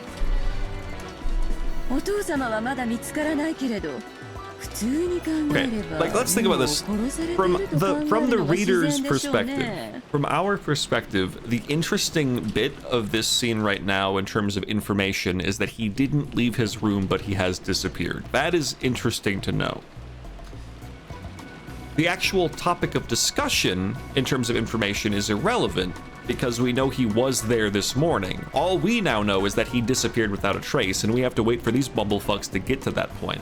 Which leads to the other interesting aspect of the conversation, which is them arguing and yelling at each other and seeing how that escalates. I, for one, just on principle of Ava being annoying and for some reason being a rich person and keeping a receipt for fucking candy, I want Natsu to blow her head off. But I think that would be a little harsh, so maybe she shouldn't do that. となれば、必ず近いうちに死体は見つかる。その時、死亡時刻をうまく偽ることができれば、夏日姉さんはアリバイを作ることができるのよ。And out of curiosity, Ava, how the fuck do you think Natsui would have gotten in and killed him? She didn't get the key till this morning, which Genji can attest to. So did she get up there, murder him, get him out of the room, then walk back into the room, then walk back out of the room as you walked back up the stairs? Just to tell you, yeah, he's not coming down. Is that your line of thinking? She's just toxic like that. She is, man. She's on She's not helping the situation. わかる？みんな？ Well, listen. I have, thanks to my ability to pause time between your dialogue, I've already found multiple holes in your logic, and also I don't like your hair. This morning, Aunt Natsui confirmed that grandfather was there. She lied. And he was already dead at that time? And then she moved the body to some other location and tampered with it so that when we find it, we'll think he was killed just a second ago. That'd make it possible for her to create an alibi, even just by staying with the rest of us. Then she could say I heard someone screaming, dash over there, and become the first to find the body along with everyone else. Is that what Aunt Ava's saying? バカバカしい。 I agree, it is ridiculous. 推理小説など所詮は娯楽小説。そんなものばかり読んでいるからそのような不謹慎な発想に至るのです。 Ooh, yeah, get her ass. Tell her you're a fucking loser who reads detective novels. そうだぜ。 That's right. 死亡時刻を少しくらいごまかしたってそんなの警察が検視すりゃ一発でバレるじゃねえかよ。古典の世界だったらともかく現代日本でそんなトリック本気で通用すると思ってんのかよ。おかしいぜ。そうかしら。 I do like seeing Jessica standing up for her mom, though. Because it's about family. 今朝南條先生が亡くなった人たちの死体を見て死亡時刻を曖昧に見積もられたわよ。 Oh, yeah.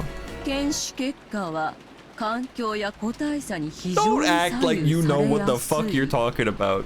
数時間単位で誤差の出る非常にアバウトなものなのよ。 Because your fucking level of, well, they wouldn't really know, is just fucking, that all applies to every word out of your mouth right now. しかも困ったことに警察の科学的な捜査は明日にならないとできない。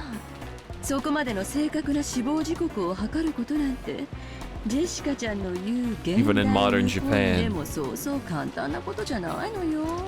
ねえ南條先生。 Stop bringing Nanjo into this. Dude's probably like reading a book. 検視は経験と勘の必要な非常に難しい作業です。誤審率も非常に高いと聞いております。確かにほんの数時間程度の誤差を出してしまうことは大いにあり得るでしょうな。 Nanjo, no. Oh, you're saying all the things she wants you to say because you're an unbiased bystander. しかしアリバイの世界は数時間もあれば十分やで。古典のトリックとちゃう十分に通用するトリックなんや。夏日姉さん、わしらあんたを疑いたいわけやないんやで。 It sure seems like you want to suspect her. 疑いとうないから潔白を示してほしいだけなんや。何の潔白を示せというの Oh, です she か。 got the gun out. She got the gun out. 今朝私は確かにお父様にお会いしました。そして心の中に片翼のわしを刻めとお言葉をいただいてあのお言葉をも否定するというのですか。 Uh-oh. Don't deny that he said that or you're getting the gun. Whatever you do. それだけは断じて許せません。 Because he did say that, and I know that he would think dude, Kenzo right now is like, he's got like cameras all over the mansion. He's in like his secret fucking security room, and he's just laughing, and he's like pointing at the screen. お父様がかけられた言葉までも否定することは断じて許せ。あるいはお父様の遺体は出てこないのかしら。 I love this idea in my head of Kenzo and Beatrice like sitting in a room watching all of this, and they're both just like laughing hysterically. Obviously, I don't think that's the case because Beatrice clearly isn't like showing herself to Kenzo because she thinks it's funny, but 普通失踪は死亡宣告に7年かかるもの。 that's a weird number. 余命残りわずかなお父様を7年も延命しその財産を独占するにはなんともうまいやり方じゃない。 That's your logic?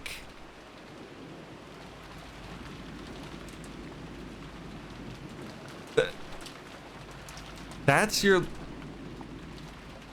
That's where this was going? For this person? For this character for this member of your family? You think she's the one who's gonna keep all the wealth for herself? Have you been in any of the scenes where she was around when you were yelling at her? Ava, are you there on the head? You receipt keeper? Whoa! Blow her head off! それ以上は聞き捨てがなりません。私は後宮夏希。この身に片翼のわしをまとう資格はなくとも胸の中にしかと刻まれています。当主跡継ぎのクラウスの妻としてその責務を代行する私に向かって何たる暴言。 Kill her! 何？その銃で私を撃つの？いいわよ。 Just do it. 撃っちゃえば。どうせ言い逃れも思いつかなくて苦し紛れなんでしょ。やりなさいよ。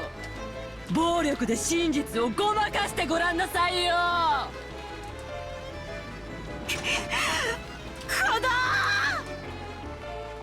Wasn't like Aunt Natsui had been actually holding that gun at the ready and threatening anyone. I mean, definitely, you know.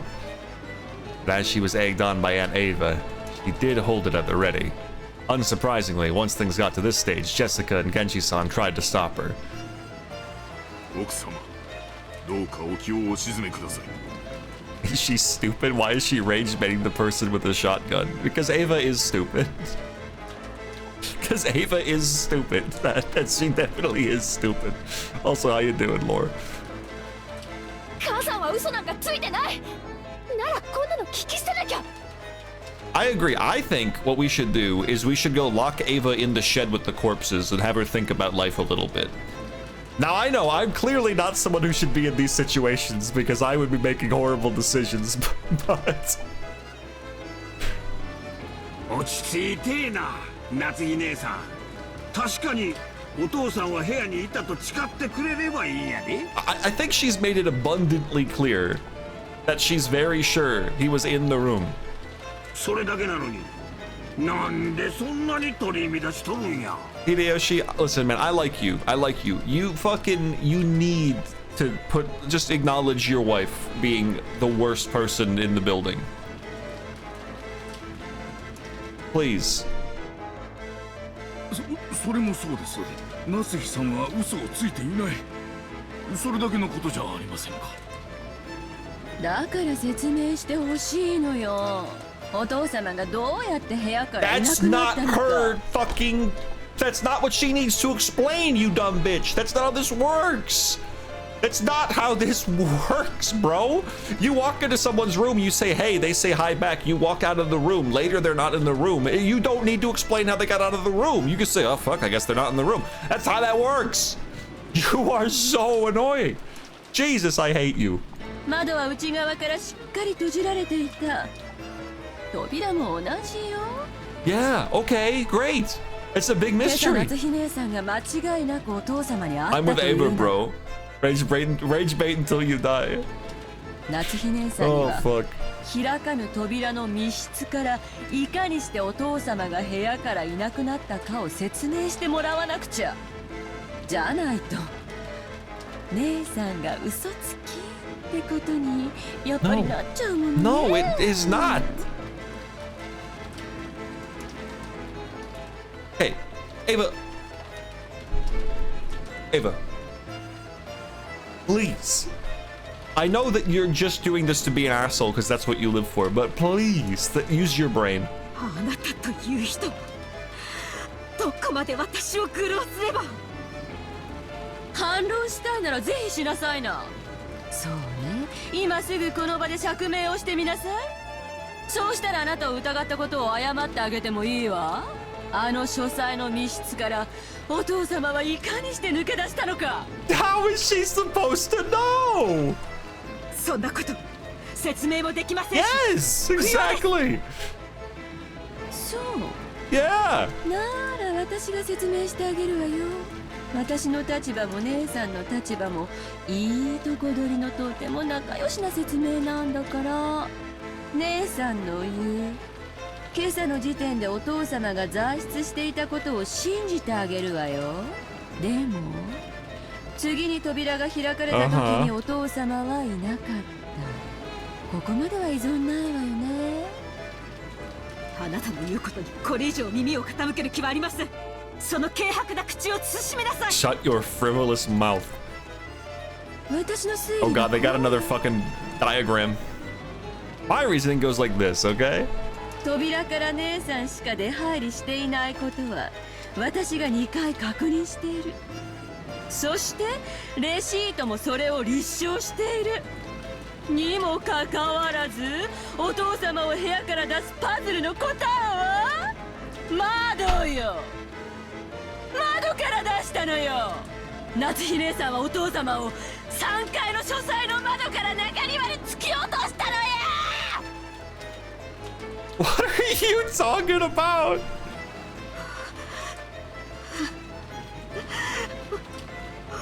踊れ。奥様、こらえてください。 Please endure, Natsumi, please. You're so cool and strong. We literally had people all over the place looking outside. They would have found his corpse, unless you're gonna say she also went outside and somehow didn't get drenched in rain when no one noticed it. Oh, she had an umbrella, but the people were around. Oh, but the servants are in on it too, so they hid the body. Is that your next line, Ava? Ava, say your next line. エヴァ様、どうかおやめくださいませ。その後中庭に転落して死んだお父様の遺体は夏日姉さんが屋敷内の戸締まりを確認すると言って出て行った時にどこかへ隠したのよ。多分その時に死亡時刻を偽る工作もしたんでしょうね。 How was she going to fake the time of death? What does that even mean, Ava? Can you even describe what that fucking means? You keep saying that. Some measures to fake the time of death. What are you talking about? What do you mean by this? Can you elaborate on that part, please? クラウス兄さんたちの事件も、さらに昨べのベアトリーチェの事件もひっくるめて、ナスシさんが怪しい可能性が非常に高いっちゅうことだ。本当ならこんなことを言いたくは、だがもうぶちまけてしまったからには仕方がない。You know, I don't like you either, to be honest. You've always given off just a bad vibe, to be real. I wanted to give you benefit of the doubt, but I should have known that you know, marrying a woman like her, you definitely weren't in it for the love of the fucking game. So you've always been a bad man as well. 頼むわ、夏希姉さん。どうか自分の無実を説明してくれんか。What is she supposed to say other than, hey, I literally didn't do that and you have no proof that I did that? 侍とわしはあんたを疑わなきゃならんのや。She can't create a fucking explanation for the things she didn't do when she didn't do them, brother. You're inventing all of these scenarios that were never witnessed by anybody. You have no way to prove that any of them happened, and you're supposed to say, how can you prove you didn't do them? And all she's gonna say is, well, I didn't do it. Because that's how it works. Your only evidence is that your wife put a receipt in the door. The door wasn't opened. By that same logic, you could say, oh yeah, father actually crawled out the window and then expertly closed it from the father, whatever you want to call him, expertly climbed out the window, closed it from the outside, and then jumped down into the bushes. You could just say that. Do we want to just say that? He climbed out the window? How do we know he didn't do that? なぜこの私が後宮夏日がこのような恥ずかしめを。We got everyone's views on record now. Oh, Battler, tear him up, dude. Battler, it's time for you to come in and say either the dumbest shit in the world or absolutely eviscerate the fucking tension with your brilliant fucking manners. Give him some room. He's about to speak. ダメだな。全然ダメだぜ。Battler, this is your moment. This is the moment that makes or breaks you as a human being to me as a reader. エヴァおばさん。ダメって何がだよ、バトラ。Jessica looked up at me, hanging on to my every word. Aunt Ava's expression was confident as ever. 全然ダメって何が？ Come on, Battler. Come on, Battler. バトラ君、バトラ君。聞かせてよ。一方からしか見られないから、夏日おばさんしかありえないって思い込んじまうのさ。Ava, you need to spin the chessboard around. 別に夏日おばさんを擁護するわけじゃねえが、そんなはったりのチェックメイトじゃ通用しねえってことさ。I'm defending Natsui because I saw the scene happen, so understandable.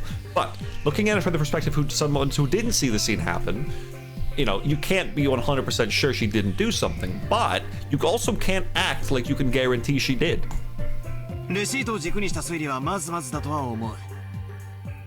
筋は悪くない。だが、俺の採点じゃせいぜい65点ってとこだ。Barely passing, barely. これが答案なら、居残りで補修ってとこだぜ。あら、じゃあレシートで封印されている扉をどうやって破ってお父様を失踪させられるというの？私の説以外に。エヴァおばさんの説は確かに面白い。そして、その説以外に、じい様が失踪できる方法がないって言い切れるなら、最終目撃者である夏日おばさんが黒であると確かに言い切れるだろう。だが夏日おばさんが無実で濡れ衣である可能性が残っている以上、そうだと断言。ならバトラ君は夏日姉さん以外の誰にお父様を失踪させられたというの？姉さんしかありえないのよ。私のレシートがそれを証明してしまったわ。The only thing your receipt proved is that that door was not opened. 一度目に書斎に訪れた夏日姉さん、そして二度目に私と訪れるまでの間、書斎は完全に密室で密室開封後には失踪している。これで夏日姉さんが犯人じゃないというなら、どんなトリックがあるっていうの？だから65点なんだよ、エヴァおばさん。じゃあここでチェス盤をひっくり返すぜ。どうやって外部からじい様を失踪させるかじゃない。どうやって内部からじい様が失踪するかって考えるんだ。That was already suggested, Laura. I did like that suggestion that he thought it was funny and put it back. But unlikely. It was in the exact same spot. 扉にはレシートが挟まれていたから使用されていない。窓も出ることはできても外側からは施錠できず、しかもエヴァおばさんは書斎を訪れた時に窓の施錠を確認している。だから窓も使用されていない。その時点では確かに書斎は密室だった。これは認めるしかない。だがしかし書斎は永遠に密室だったわけじゃない。レシートの封印さえ解かれれば扉は使用可能になり脱出可能になる。つまり夏日おばさんがどうやってじい様を失踪させたかじゃない。どうやってじい様は書斎を脱出したのかって考えるんだよ。じい様の書斎は Battler's about to suggest an even more insane theory that Kizo was hiding behind a chair and then ran out when they walked in. You can't be saying that, but it's a really funny image. 源氏さんの話じゃトイレからキッチン、ベッドルームまであるちょいとした家並みじゃねえか。例えば Oh my god. ベッドの下にでも潜って隠れたらおばさんたちは部屋からいなくなったと思い込めるぜ。エヴァおばさんもそこまで調べてきたわけじゃねえだろ。そしておばさんたちは失踪したと思い開花へ戻る。この時レシートはもうない。 His room's a fucking house, dude. He's living the life. つまりじい様は密室である間はエヴァおばさんたちをやり過ごした後に部屋から脱出することでこの密室を破ることができる。 I like that phrasing, Battler. We can crack this closed room right open. 何よそれ。 Dude, I love the image. I'm imagining this like animated, and it's Ava and Natsui walking into the room, and they're like, "What? Where is he? What? What?" And it's like a shot of them like walking towards the camera, and the door's in the background, and you see Kinzo like crawling on all fours out the door. He like rushes out really, really quick. He's so good. どうしてお父様がそんな妙なことをして部屋を抜け出さなきゃならないの？ I don't know. 高等無形にも程がある Oh, わよ。you think you have the right to speak of absurdity? ああ、高等無形かもな。だが、それでも夏日おばさんが濡れ衣かもしれない可能性は示してる。エヴァおばさんのレシートは完璧じゃねえ。チェスで言えばチェックくらいにはなったろ。 We might call that check, but that doesn't mean it's done yet, mate. だが、チェックメイトじゃねえ。そして俺が最高に気に入らねえのは、それを夏日おばさんに釈明しろと迫って、 Yes, それができなきゃ黒だって断定しようとしたエヴァおばさんのその論法さ。それがまかり通るってんだな。 Why don't you let me? 後ろ宮、ここでもう一回。 Oh, he's doing 繰り objection! 返させてもらおうじゃねえ He's か。 objectioning, dude! Straight up! Holy shit, he's getting his own fucking cut in! Yo! There's an emote of it? That's a good emote. He's spinning the chessboard. Does anyone have a spinning chessboard emote? Dude, that'd be a good animated emote. An emote of Battler spinning a chessboard over and over. That'd be a good one. Someone's got to make that. エヴァおばさん、あんたの論法によるならよ、あんたと秀吉おじさんが昨日親父たち6人を殺害してからのこのこゲストハウスに帰ったんじゃないってことを、この場で釈明してもらわなくちゃならねえぜ。 Oh, dude, fucking get them. Whose opinion of Battler has spun as much as the chessboard today? Yeah, it has. I think Joe had that emote during Hit the Playthrough. Did he really? That's awesome. Man, that's... I might have to get that emote made. I don't know who's gonna do it, but I would not mind having that. It's not from Joe's channel, but maybe he had the same one. Is it like on 7 TV or something? If so, if someone can find a link so I can add that to the channel, that'd be tight.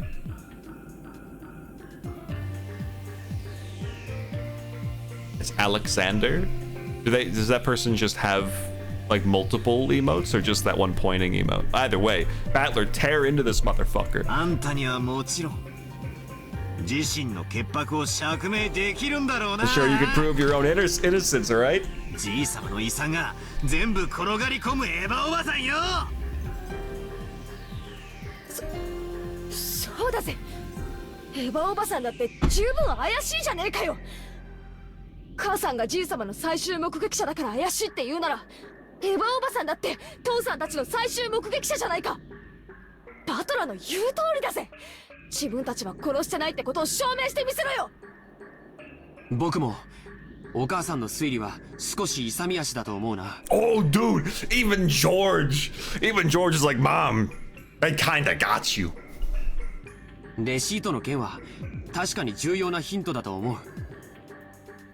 でもそれはバトラ君の言う通り、夏日おばさんが何がしかの犯人であることを断定できるものじゃない。 Dude, this is the most respect Natsui has ever gotten from her fucking family, dude. 僕たちは等しく全員が容疑者なんだ。夏日おばさんだけが責められる道理はない。誇り高きお父様が床に這いつくばってベッドの下に？そんなざれ言で説明がつくと思って？それならエヴァおばさんが先に説明しろよ。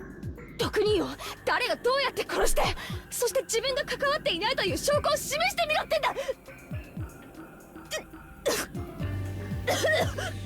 Oh god, Jessica's getting too excited.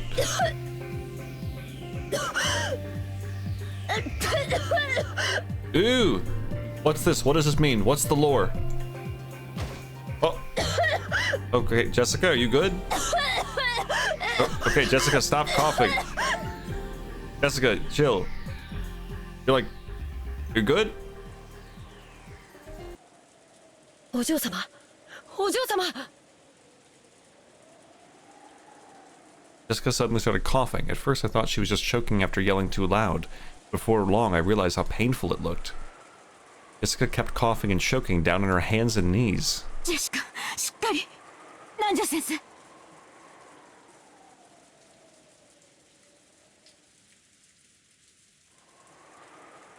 It's chill. It's chill. It's chill. This can't be the second Twilight about the ones who are close now that they're close, because it's not Twilight. So it's totally fine. He's gonna be okay. ジェシカさん、吸入器を早く。Oh, okay. She just has asthma. 私が持ってきているのがあります。Oh, we're fine. Or something. Oh, she got some broncho. I'm sorry. What is that called? Dr. Ninja pulled out a bronchodilator. Is that what it's called? Got some bronchitis from his own bag, which was lying on the sofa, and handed it to Jessica. Come to think of it, 6 years ago, didn't Jessica sometimes break into violent coughing fits and have to use that? 6 years ago, I never saw Jessica look like she was in this much pain. It's asthma. It's asthma. Bronchitis, you don't use an inhaler. I should know, I've had it a couple times. It was horrible. ここ数年でだいぶ悪くなったんだよ。大丈夫な時はいいんだけどね。突然発作が来ると咳が止まらなくなるんだよ。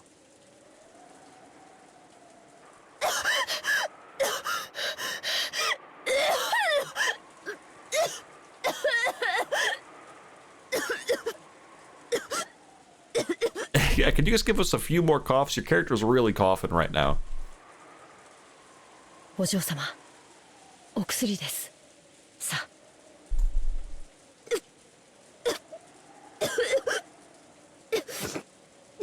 Taking the inhaler from Canon-kun, Jessica used it with a practiced hand. It looked like her throat would still itch for a while. She had it under control. 大丈夫かよ、ジェシカ。びっくりしたぜ。I got me coughing. 大したことねえよ。心配すんじゃねえぜ。Beads of sweat covered Jessica's whole body. Couldn't hide her rough breathing, but it looked like her sudden attack had calmed down for now. His disturbance had made the dangerous atmosphere up until now seem slightly unfocused. You're telling me. But that's fine. That kind of battle of mutual suspicion is completely unnecessary. When you think about it, finding alibis for each other and looking for the culprit is probably meaningless. After all, we're just powerless, ordinary people. When the police come tomorrow, they'll definitely employ cutting-edge techniques and investigate the case thoroughly, solving all of the riddles, arresting the culprit. I'm glad you're so confident. 確かにバトラ君の言う通りかしら。That's very nice. Put on the cape, Battler. 夏日姉さんが疑わしいように、私たちも疑わしさを拭えていない。それを今議論し合うのは確かに不毛ね。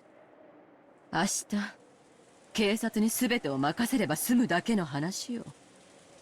でも、バトラ君だって知りたいんじゃないの？犯人を。大切な人を失った痛みを思い知らせてやるために、1秒でも早く知りたいんじゃない？それは否定しないです。これだけの上等を決めてくれやがった野郎を、たとえ一日であったとしてものさばらしたくはない。でもだからといって18人の中の誰かを疑いたくはない。さっきはああ言ったが、俺はエヴァおばさんだって疑いたくない。俺にとってのエヴァおばさんはちゃめっ気があっていつも楽しくさせてくれる最高のおばさんだ。そんなおばさんとこんな罵り合いはしたくねえ。ここにいる誰だってそんなことは望んでねえはずさ。だろみんな。バトラ君に同じ。意味のない罵り合いだね。多分これだけの人数が朝からひとところにずっと集まってるから、みんなストレスが。でしょうな。無理もないことです。言ってできるものではありませんが、なるべく皆さんリラックスしましょ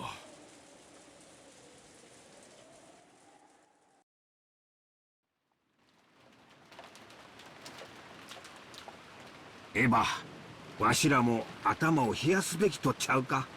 レシートの件は確かにお父さんの失踪を探る上で重要な手がかりになると思うで。警察が来たら話すといいやろ。そうね、そう。レシートの一件でつい鬼の首を取ったような気持ちになっちゃったのね。確かに夏日姉さんだけを疑うのはフェアじゃないわ。私たちだって等しく疑わしい。でもね、バトラ君、レシートの話だけは本当よ。これ忘れないでね。そしてこれがどういう意味を持つか、もう一度よく考えてみてね。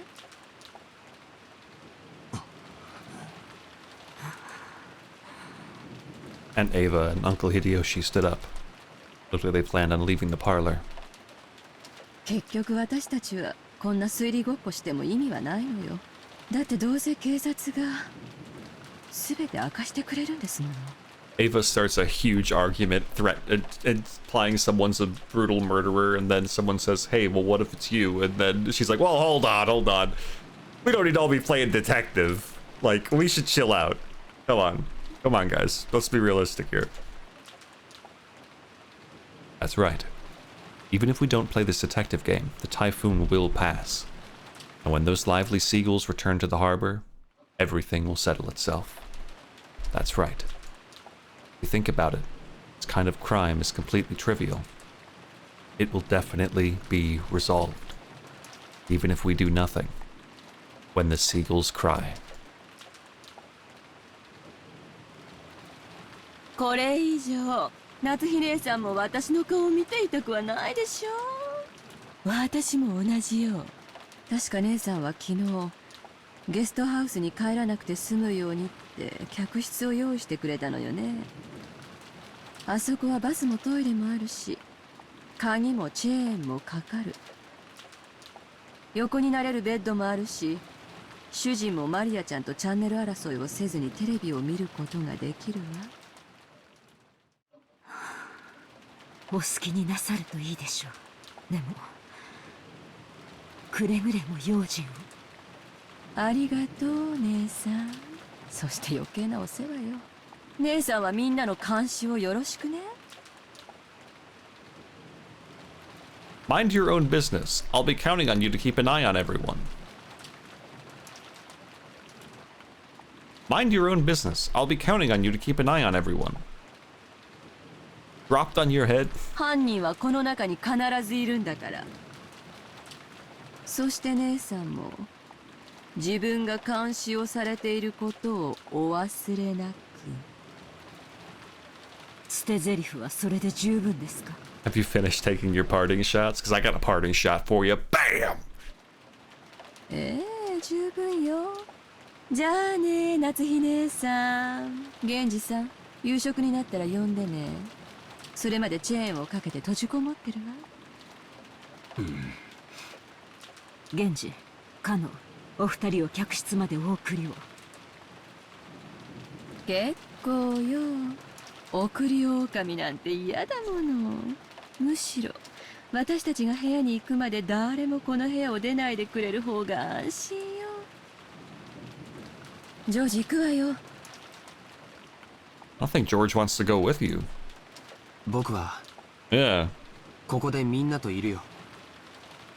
ジョージ、この部屋に犯人がいるのよ。そんなところにいるつもり？この部屋を出るということは親族の誰かを疑うのと同じことだよ。僕はあんな恐ろしいことができる人間が親族にいるなんて信じない。ジョージ、あなたからも言ってやってよ。ジョージももう一人前の男や。そのジョージの仁義がこの部屋から出えへん言わせるなら、それも勝手やろ。Alright, I have a little respect for you. You're definitely the better half here. I'll give you that. I'll give you that. 好きにさせたれ。父さん。 Aunt Ava and Uncle Hideyoshi left. The only voice that called after them was the sound of the rain.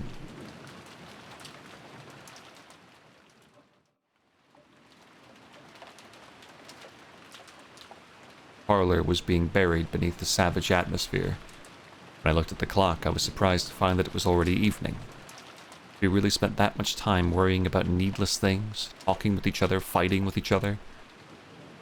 Feeling bored, I started scratching at my head when Maria and I made eye contact. I was a little surprised since I thought she was completely immersed in the TV. 今なら信じるぜ。手紙も殺人も全てベアトリーチェの仕業だ。いや、むしろ頼むからそうだと名乗り出てほしいぜ。19人目の仕業ってことにさせてくれ。じゃなきゃ俺たち18人はいつまでも互いを疑い合わなくちゃならねえ。これなら19人目の存在を信じる方がマシさ。扉も窓も開けずにじいさまを外へ連れ出すなんて、ベアトリーチェならお茶の子さいさいなんだろう。 Maria, after taking a single short breath, hung her head, and then raised her face again. そうだよ。魔女の前に扉の鍵なんて何の役にも立たないんだよ。ベアトリーチェは72中の全てに精通する。 Are there exactly 72 of them? 33位のガープは望む相手を望む場所へ瞬時に運ぶ力を与えるし、 Rebellious phase. 彼女にとってどのような密室に閉じこもった人間だろうと連れだ。 Oops, sorry. 魔女はすげえな。頼むから、もしまだ事件を起こす気なら絶対に人間には無理なことをして俺に19人目を、いや魔女の存在を信じさせてくれよ。 Careful what you wish for, brother. いいよ、あったら伝えておくよ。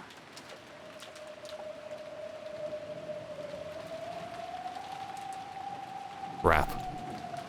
Nothing's made sense to me for a while now. Just when I want to believe in a 19th person, I deny it. Just when I want to believe there are only 18 people, I deny that too. Even though I want there to be more than just the 18 people here, I can't accept the existence of that 19th person. In short, even though there are more than 18 people, there are less than 19 people. The number of people in this mansion is... that. 19... What the fuck are we doing here? Number of people can't be represented by an integer. However, it's impossible for there to be anything after the decimal point. Shouldn't be able to show the number of people with anything but an integer. Battler is not smart enough to say this. It's not particularly complex, but also it's definitely too complex for him. And yet, 19 is greater than X is greater than 18. But that's not what that should mean. Because it has to be 19. Or 18, but no, it's something between them. So 19 can't be greater than X. Well, I guess no, 19 is greater than X because 18 is greater than X. X is greater than 18. Sorry, I said that wrong. Oh, that is correct then. 19 is in fact greater than X. But 18 is also less than X. So that actually is 100% correct. Good job, Battler. How do you explain the fraction less than 1? It's no wonder. The 19th person was something that couldn't be seen. That's why, since you can only write the number of people as an integer, you couldn't see that person. That which cannot be seen. Because Beatrice has no body. Therefore, she is invisible. Is there a 19th person or not? Does the witch exist or not? 19 is greater than X, is greater than 18. The witch exists somewhere in that X.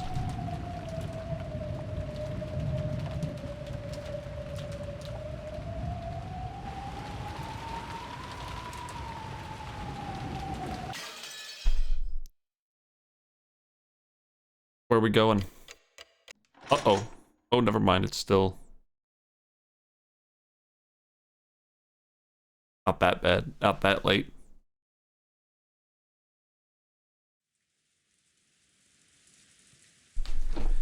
The uncomfortable atmosphere continued even after those two left. It was thick with the idea that simply thinking about the culprit's identity would be the same as deciding whom to suspect.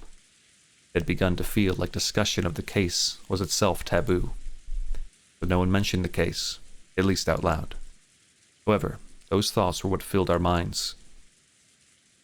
All that we couldn't say aloud made our heads feel like they were going to explode. Though at least on the outside, the parlor had once again regained its calm mood. Everything was left unsettled. 少しだけ雨足が弱まった気がするね。まだいっぱい降ってるよ。おー。仮にやんだって、この島には船がねえんだしな。船が明日すぐに来てくれりゃいいんだがよ。洋館バカンさんもうお腹いっぱいだぜ。母さん、明日船はいつ来るのかな。本来なら帰りの船は今日の3時に来てくれることになっていました。先方も台風が過ぎてから来直すと電話をしてくれたでしょうが、あいにく電話は普通ですから。でも向こうも子供の使いではありません。客人の方々の送迎目的だと教えてありますから、おそらく明日の朝一番で、多分9時頃くらいに来てくれるでしょう。It was completely black outside. When I looked at the clock, I realized that it was just past 7.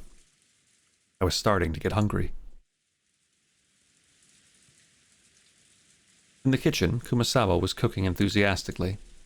He had laid out a variety of dishes. While they didn't match the level of Goda's artful cooking, they were still quite gorgeous. It was an act of kindness from Kumasawa, who was trying to enliven everyone's low spirits with some food. Kumasawa wasn't nearly as talented as a professional cook, as a professional cook like Goda, but she was far from unskilled. On the contrary, since she had been brought up in a fishing village, the simple food she created was sometimes highly praised.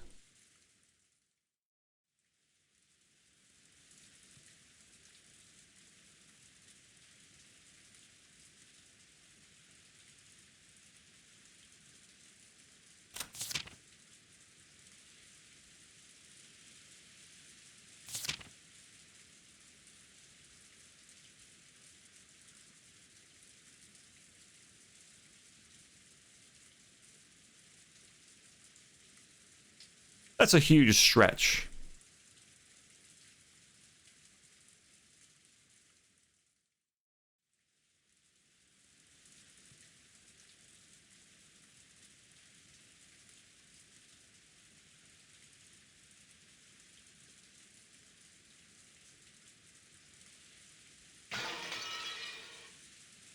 I was saying, she brought up in a fishing village. And I swear, when we began our journey to the island, we met up with her before hopping on the boat. What if she is the sweet fish river? Anyway, moving on. We beheld her. Cannon arranged the food Kumasawa had finished creating on plates under her direction. Cannon also helped in the kitchen sometimes. Since he was rarely placed in that role, he was slightly awkward, even though he tried his best. Self-conscious about the fact that he couldn't cleverly arrange the food, Cannon's expression darkened slightly. But Kumasawa smiled as though everything was fine. 綺麗に盛り付けられてますよ。 Oh, you know, Kumasawa's just doing her job, dude. She's chill. She's old. She don't give a fuck. She's like, whatever, you know. Just another day. カノン君もお上手ですよ。シャノン姉さんだったらもっと綺麗に。 Yeah, and then she'd walk out and someone would say like, ooh, this is delicious. What's in this sauce? And she'd be like, sauce. Sauce is in the sauce. So, you know, not a huge loss. Cannon stopped arranging the food for a bit and hung his head. Shannon was the one who always assisted Kumasawa in her cooking. Tonight, Cannon was doing it instead. And as he remembered Shannon's face and her brutal end, grimaced. 今は忘れなさい。 Genji spoke kindly to Cannon as he advanced a pawn. Nanjo had escaped from the parlor once the mood had grown sour, and Genji had become his opponent in a game of chess upon Nanjo's request. はい。今は忘れます。それがいいだろう。 Genji purposefully refrained from facing Cannon as he spoke. He did so because he understood that it might make things tougher on Cannon if he noticed that someone was looking at his eyes. Nanjo also understood that and held back any thoughtless words. 金蔵さんもどこへ行かれたんでしょうな。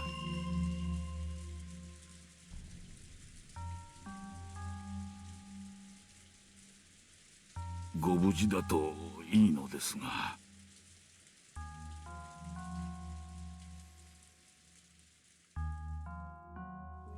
わかりません。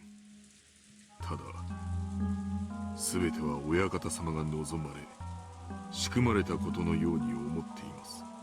それを邪推することは、親方様にお仕えする家具には過ぎたことです。源氏さんは怖くないのですか？私には今夜まだ何か良くないことが起こるような気がして怖いのです。怖いことなど何も。私はただ後ろ宮家にお仕えするだけですので。Nanjo sighed through his nose and made a carefully considered move. Nanjo was slightly dubious, or was very slightly dubious. Could Genji possibly be thinking that he'd be left out of this? Couldn't even imagine what was happening inside this mansion. He definitely couldn't deny the possibility that Kinzo had devised something. Like in this island of chess, Kinzo had opened a game, and as a result, 6 pieces had been defeated. That would be pretty crazy. Could it be that Genji was calm, as he believed he alone was on the outside of the chessboard, and therefore safe? Nanjo thought about it. Isn't everyone just a piece on this chessboard, lined up equally, without any exceptions? Wasn't even Genji who would gain more of Kinzo's trust than anyone? No. Who was confident of his position as Kinzo's only close friend. Just another one of the pieces laid out on the chessboard? Genji-san, 私は今夜が本当に怖いのです。無事に明日の朝を迎えられることを心より願っています。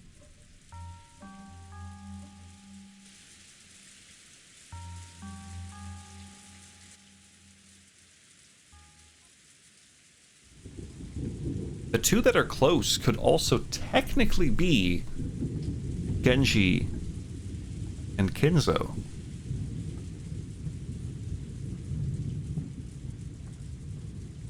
Technically.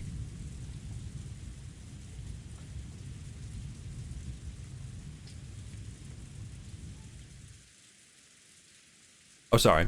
I just read that without saying it. The guest room Eva and Hideyoshi moved into had originally been built to house guests before the guest house's construction. So until a few years ago, they had stayed in these rooms every family conference and were very familiar with them. This room was just like a room at a hotel. A bedroom, a bathroom. Even though they were still shut in, it was far more comfortable than the parlor. やっぱり家族だけだとリラックスできるな。他のみんなも客室にこもって鍵をかけてりゃええんや。夏日姉さんが客間を出るなって威張り散らしてるんだもん。誰も口答えなんてできないでしょ。あの人ずーっと冷や飯を食ってきたから兄さんが死んでやっと天下が来たって張り切ってんのよ。まったくずうずうしいったら嵐の。まあそう言うな。夏日さんもあれで結構頑張っとるんやで。お前もそう突っかからんでもええやないか。さっきのレシートの件もあそこまでは言い過ぎやで。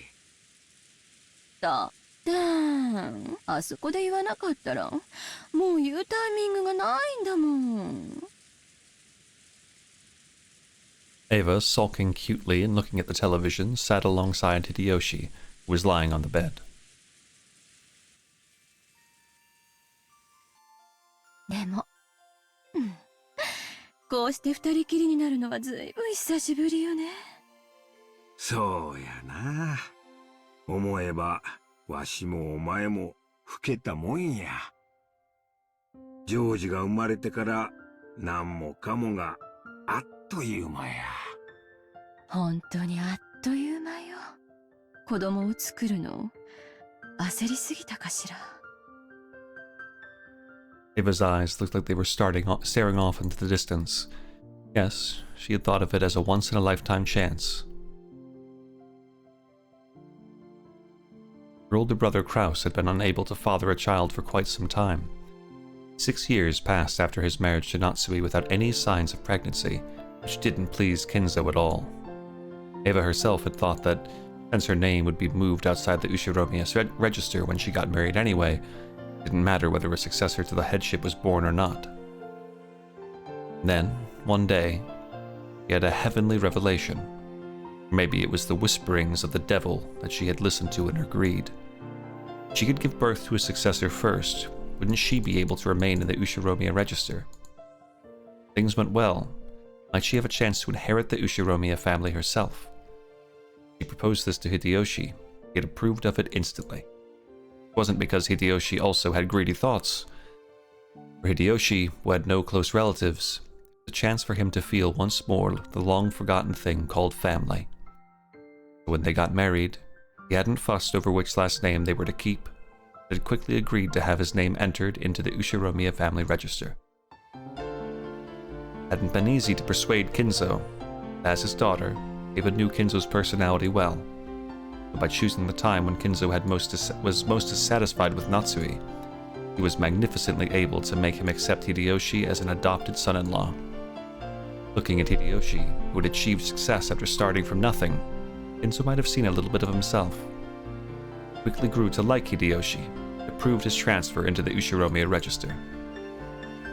George would eventually become the successor to the Ushiromiya family. They had raised him strictly with that purpose in mind. He had been worth their while and had grown into a fabulous young man who wouldn't disappoint no matter where he went. That was why he had not been permitted to fall in love with a servant like Shannon. When she'd learned that Shannon was dead and the engagement was now invalid, though part of her had still been shocked by the gruesome crime, part of her had also been relieved that her dear George wouldn't be stolen by some servant girl. 私、クラウス兄さんのことが昔から嫌いだったわ。偉そうで威張ってて。自分がやがては当主になるのだと自慢してて。だから、それに一矢報いてやりたかった。でも、それは子供の頃の感情なのよ。でもその感情は、結局、自分の人生のほとんどを支配した。それだけならまだいい。その感情は、あなたやジョージまで巻き込んで振り回してしまった。エヴァ、備え自分を責めるな。Hideyoshi got up and held Eva's shoulder. She could feel a warm understanding from him. わしはな、自分の人生はもうとっくに折り返しに入っとる。でもな、今日までの生活を後悔したことは一度もないで。一度もや。エヴァと一緒で他の男どもじゃ味わえん楽しい人生になったと思っとる。戦争で身寄りを失ったわしにもう一度家族のぬくもりを教えてくれた。だから後宮の家には感謝しとるし、わしの唯一の家だと思っとる。わしとお前が歩んできた人生にな、今日までほんまに楽しい人生やったで。ありがとう、あなた。Eva hung her head, burying her face in Hideyoshi's chest. Probably no one in the parlor could even imagine that this side of Ava existed. 感謝するのはわしや。今日までお前と一緒にいて後悔した日なんてあらへん。私もよ。あなたと一緒になれてよかった。 They're not ready for Twilight, bro. They have no idea. ジョージももう立派な大人や。わしが見張ってなくてもしっかり仕事ができる一人前や。で、正月あたりをのんびりモルジブあたりで過ごさんか。わしら二人水いらずや。いやよ。毎年年賀状の返礼で寝る暇もないとか言ってるじゃない。次の正月だけはなしや。年賀状はみん。I mean, me too, Salty. It's very nice that they're a loving couple behind closed doors. And I do... The seagulls are back! We're fine. It's very nice, this, but... I can't really forgive Ava for being an absolutely horrible fucking person when she's putting on her, like, public face, or her family face. Just because she's got a nice, cute relationship. Or she's maybe a little, like, regretful about her... drive in life. 黙って下のお年玉くじだけチェックするんや。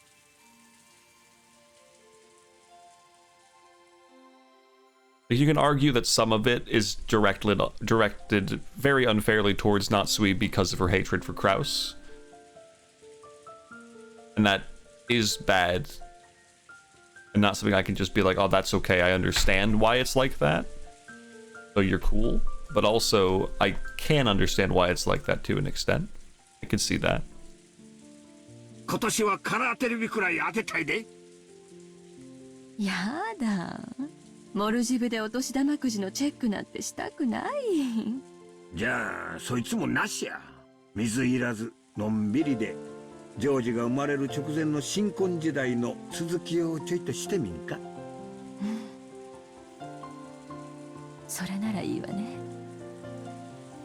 モルジブはええとこらしいで。なんもない島に美しいサンゴ礁と水上コテージが並んでてな。新婚時代の続きっていつからなの？仕事納めしたらすぐや。旅行店に聞いてみんとわからんが、多分大晦日前には。いや、今すぐがいい。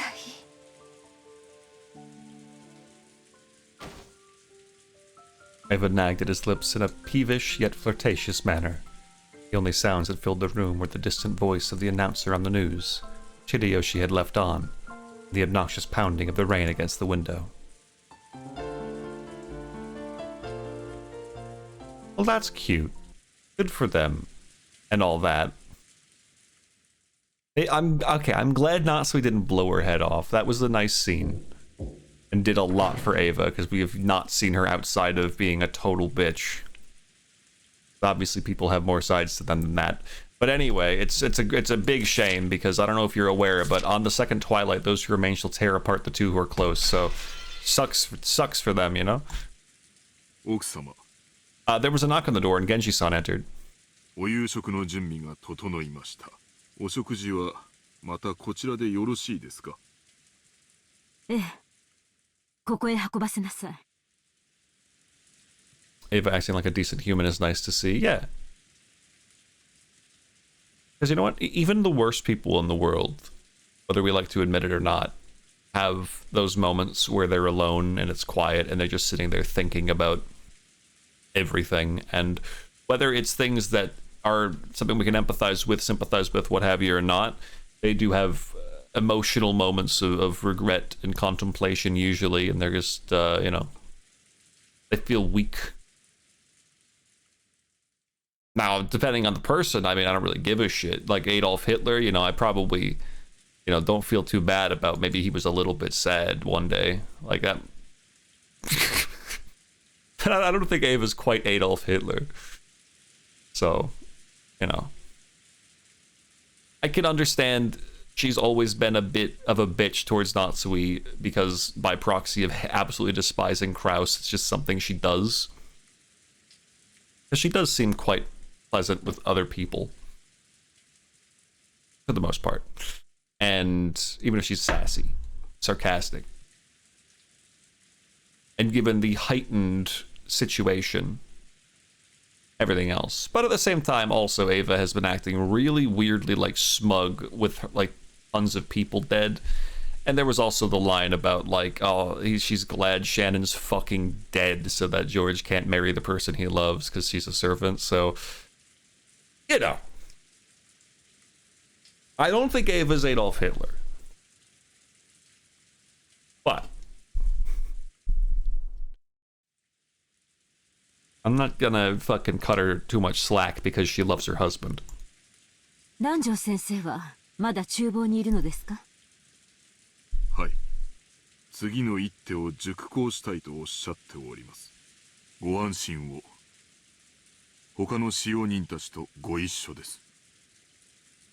源氏さんはじい様の相手ができるくらいチェスが強いもんな。南條先生よりも強いらしいぜ。そうなんだ。昔相手をしてもらったことがあるけど、あれはマリア、もうすぐ飯だそうだぜ。I'm actually kind of glad I accidentally skipped the end of that line because it sounds like Battler was just like, boring, chess. I only spin the board, I hate playing it. Hey, Maria. しかし、よく一日中テレビを見ていて飽きねえな。いつもテレビいっぱい見てるから平気。マリアちゃんはテレビっ子なんだね。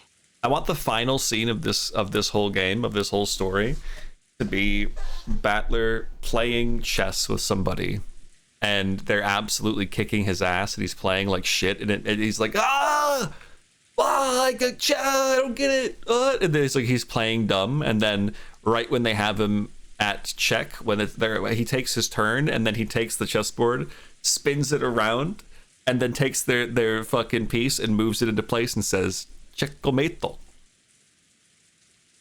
And then he smiles and he looks at the camera and he winks, and then it just fucking cuts to American Idiot.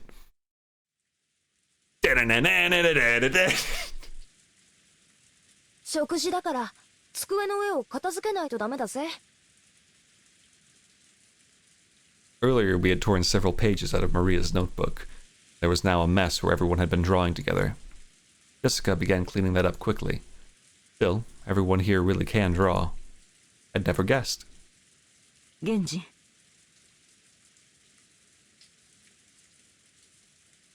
Everyone here really can draw. I'd never guessed.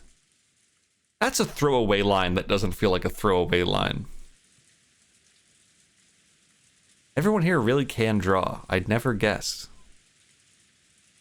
What do you mean, Battler? That's just such a just out of nowhere line. What the fuck is that gonna mean? Anyway, if it was 2007, it would cut to What I've Done by Linkin Park. It's funnier if it's American Idiot.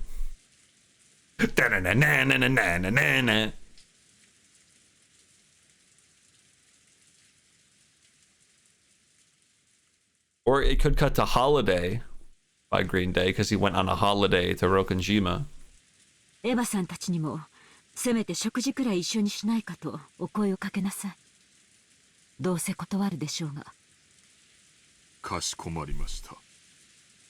お父様の次はエヴァさんですか。つくづく後ろ宮家の食卓には全員が揃いませんね。That it is. That's when we felt her headache start throbbing again and lightly held her temples.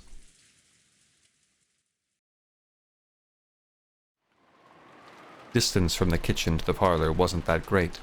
Genji had gone and come back by himself. The guest room was a little farther away. Okay, something horrible's about to happen, and I just realized I've been going for 3 fucking hours without, like, taking a break to stand up and stretch, so I'm just gonna go do that real quick before something insane happens, potentially. Maybe nothing crazy will happen. But just in case, I will be right back.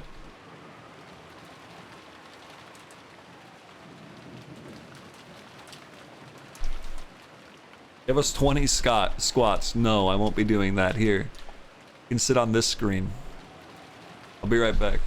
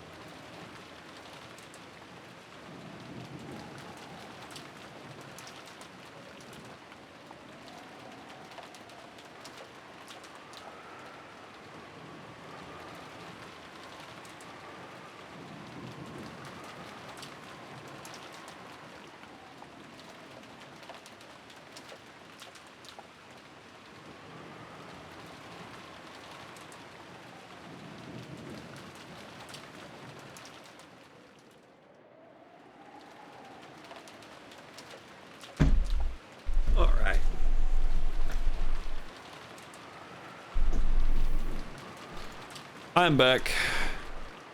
Not only did I stretch a bit, I picked myself up a honey bun, which I will now eat in rapidity.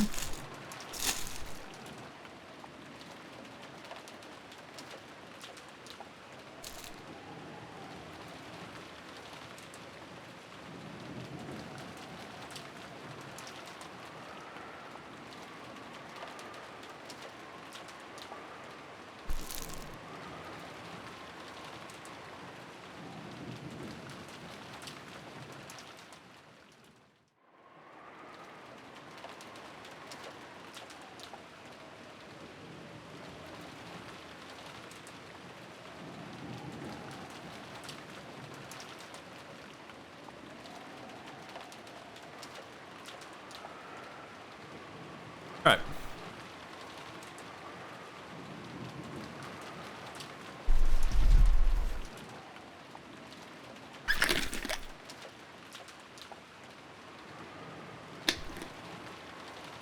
Let's get to it.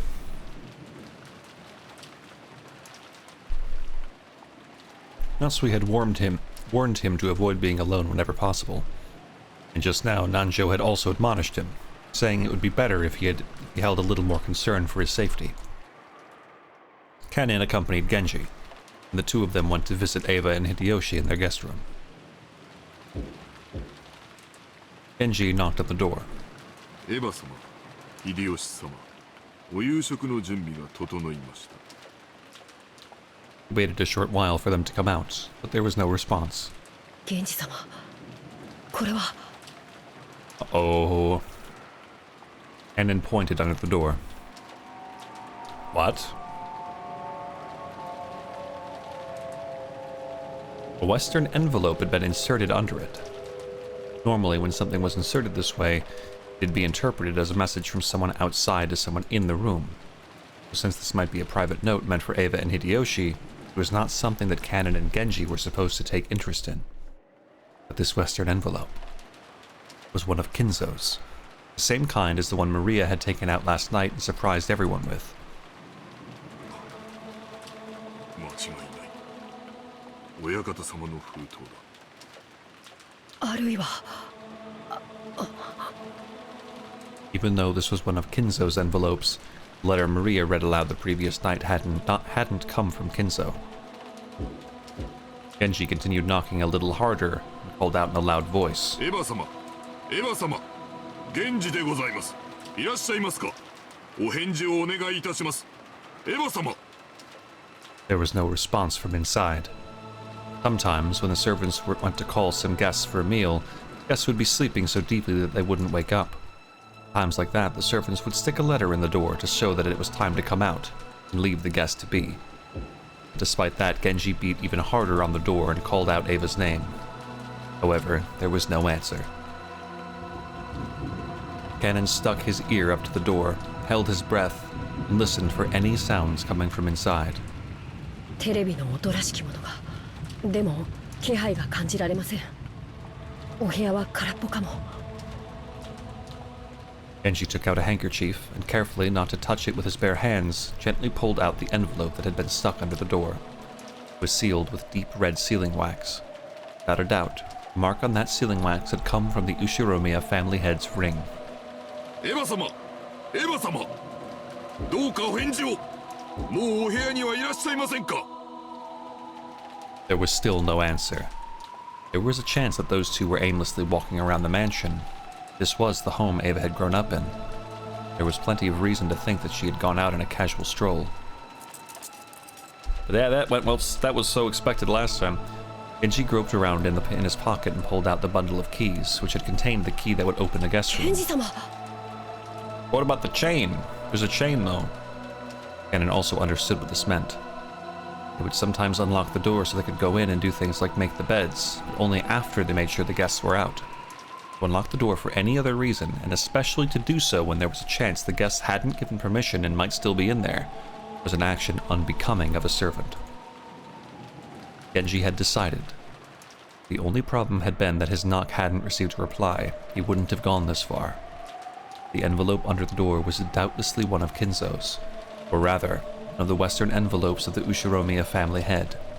After last night, the sender of this envelope could be someone other than Kinzo. This letter had been sent by someone else.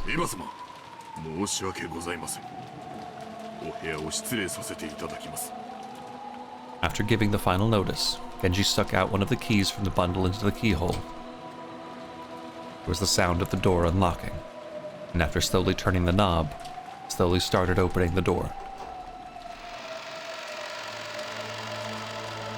Light seeped through the crack of the door.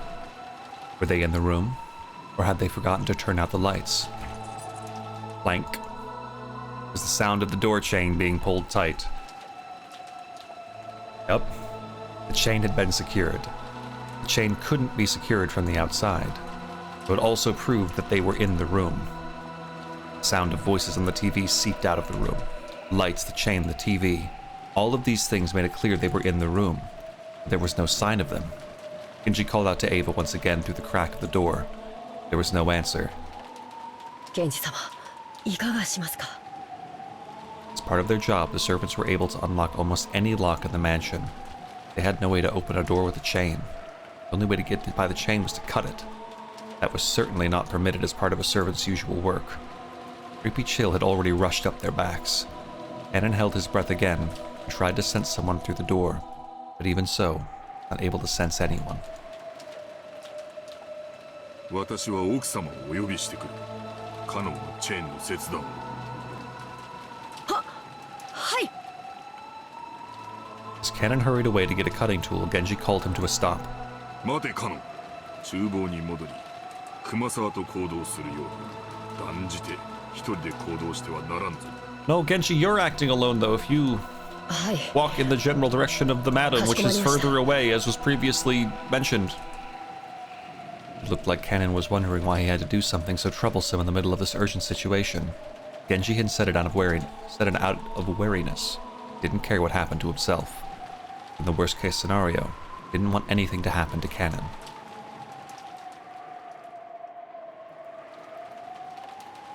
In the kitchen, Kumasawa was piling food on the serving cart. Nanjo was waiting for Genji, apparently wanting to show him a move he'd finally thought up that might turn the tables on him. Kenji's appearance immediately told him that something was wrong. おや、どうしましたか、源氏さん。南條先生、申し訳ありませんが、この勝負は一度中断させてください。カノンはチェーンを頼む。熊沢、食事の配膳は一時中断し、私は奥様のところへ行く。南條先生もご一緒に。Okay, good. I'm glad that everyone's sticking in pairs. 何かあったんですか? Poor Nanjo just wants to play chess and eat food, man. Genji took Nanjo, who still didn't know what was going on, and quickly left the kitchen. 熊沢さん、申し訳ありませんが、僕と一緒に来てください。何があったんですか、カノンさん。Kumasawa said almost exactly the same thing as Nanjo, unable to take in the situation, and chased after Cannon, who had flown out into the hallway.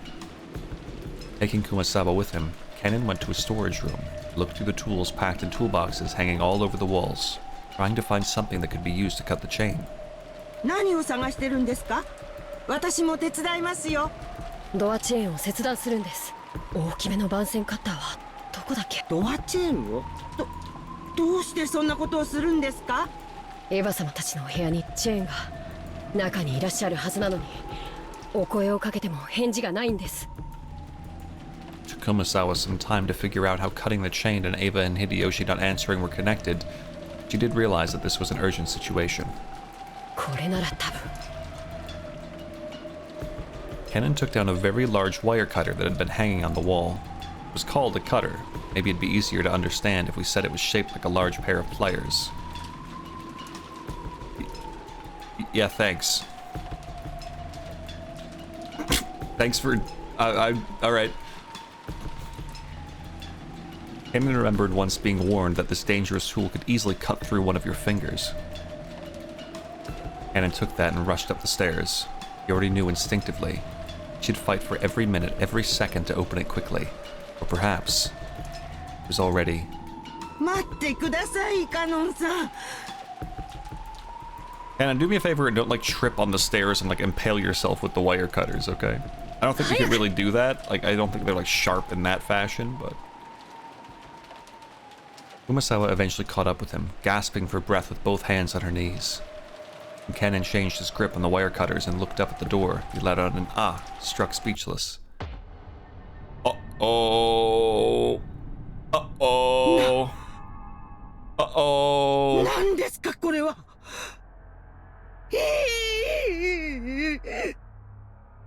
Kumasawa screamed weakly, her face pallid. That was no surprise, because right there on the door, just like the magic circle that had been drawn on the shutter of the Rose Garden storehouse, there was another eerie shape drawn with blood-like paint. However, it would be odd to call this one a magic circle, because unlike what most people would expect, it wasn't a circle with shapes drawn inside it, but a slightly more complicated geometrical shape. However, those strange characters filling in the gaps, which weren't from the alphabet, same kind as the ones that the magic circle on the shutter had. Words. The thing that had Cannon struck speechless wasn't how eerie the magic circle was. It was that something like this hadn't been there a short while ago. First, he had taken a trip back to the kitchen. After that, he'd gone to the storage room to grab a tool and headed right back. Put those together and it couldn't have been more than 5 minutes. How could someone add something this creepy during that period of time? As though it had just been drawn, almost like the door itself was bleeding. Several unsettling vertical red lines slowly dripped down, getting longer and longer. Eep, eek. Kumasawa's knees gave way. She sank down on the spot. Kumasawa hadn't done this first. Cannon surely would have wanted to. Beatrice...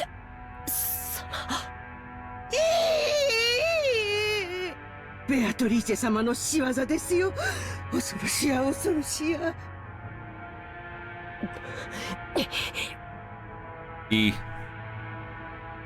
Cannon gulped, then readied the wire cutter and approached the door.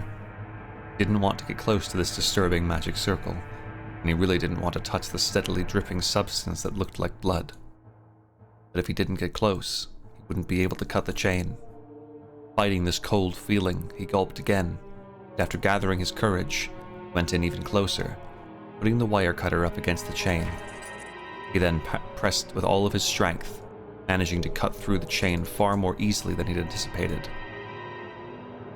The cut chain fell into 2 separate parts, which continued to clang as they swayed back and forth.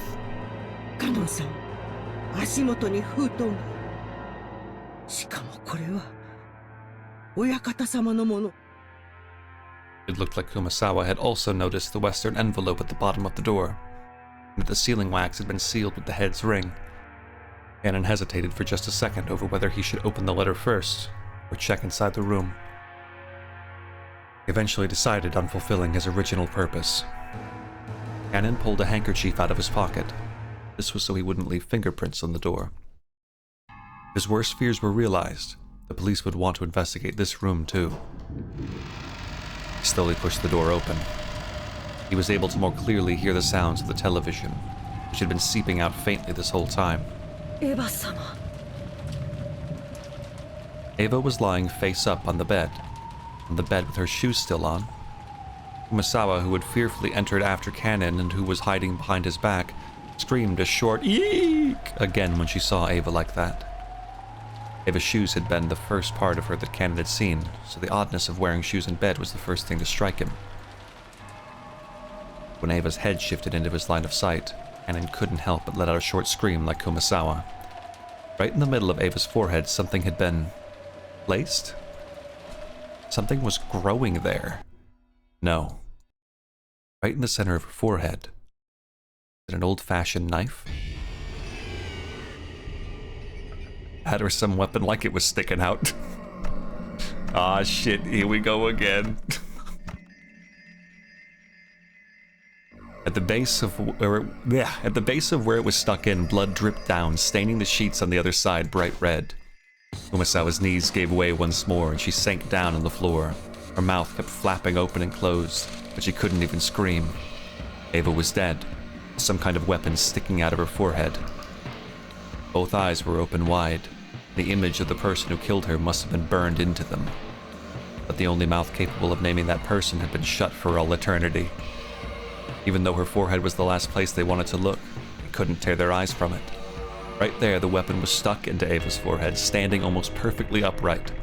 And on the handle was a complicated design that you wouldn't expect to see on an ordinary weapon. That thing could be summed up with the word occult. It was a vulgar object, a design that might have been seen then of some demon.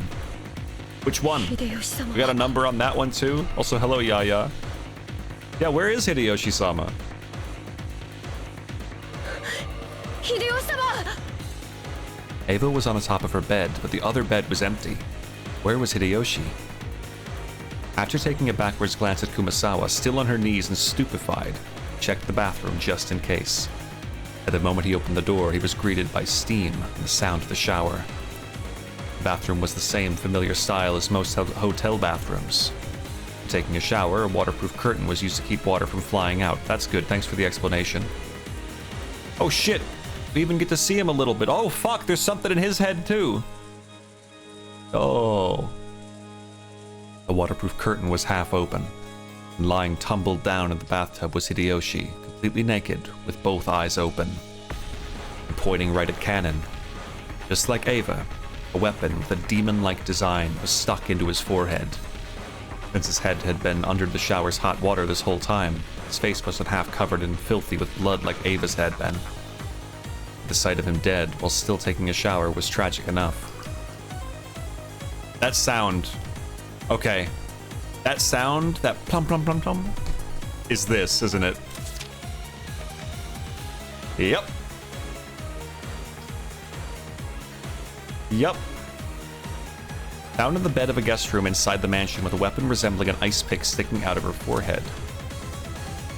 Found in the bathroom of the same guest room that Ava was found in. Like Ava, there was a weapon resembling an ice pick sticking out of his forehead.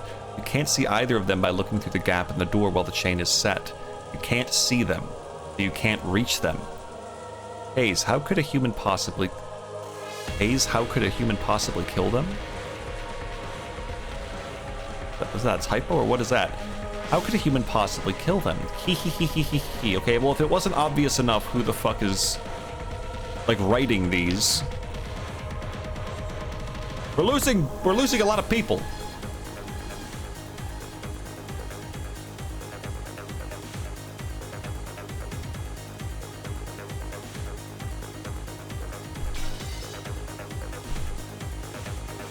Just then, they heard Natsui's voice coming from the hall.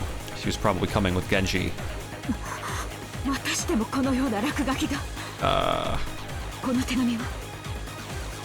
I was checked out after Shannon, bro.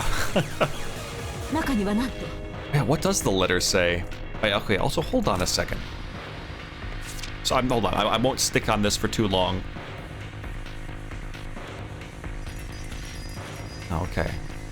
What the fuck is gouge the head, gouge the chest? What is all this gonna be if we're already getting pretty fucking vicious? No one's gonna die tomorrow. Those who remain are just gonna praise my noble name, that's all. いえ、まだ読んでおりません。うかつに触らん方がいいですな。犯人の指紋が残っとるかもしれん。警察に渡した方がいい。わざわざ手紙を残すくらいです。どうせ指紋など残っていません。As Natsui said that, she picked up the envelope. And before checking its contents, she entered the room herself, where she found Ava, dead. 奥様、こちらには秀吉様も。これはむごいですな。カノ、シャワーを止めてあげなさい。気の毒にも程があります。はい。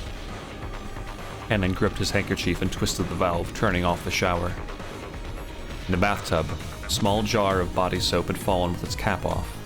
It really looked like he'd been attacked while taking a shower. There was still a small splash of blood clinging to the white bathtub. The combination of red and white made a horrible contrast. わかった。市販は出とらんな。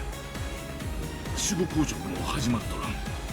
おそらく殺されてから1時間経ったかどうかというところだろう。しかしこのような柄の短い凶器で頭蓋骨は考えられん。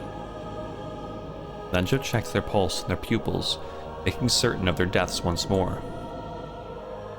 As Cannon watched this business-like treatment, he thought, couldn't you tell at a glance that they're dead without doing all that? Anjo thought about removing the weapon, then decided it would be better to preserve the scene and hand it over to the police, so he left it alone. A close inspection of the base showed that it didn't have a blade. In fact, it was more conical than blade-shaped. He noticed that, rather than a knife, it was more like a short-handled spear, something with a shape better suited for thrusting than slicing. Rather than a short spear, you might call it a thick ice pick. At any rate, after looking at this scene, no further words were needed to describe what sort of terrible purpose such eerily designed weapons were originally made for, nor was it necessary to explain how they carried out their function. Natsui, hoping to escape the repulsive steam filling the bathroom as soon as she could, covered her mouth with a handkerchief and dashed from the room. Just viewing their gruesome bodies for an instant had been enough to burn the image into her eyes. If she looked any longer, that image would surely remain in her vision for all eternity. The rising urge to vomit was exactly the same feeling she'd had that morning at the gardening storehouse. For a while, Natsui couldn't help but stand with her back facing the guest room, fighting that sickness in her stomach.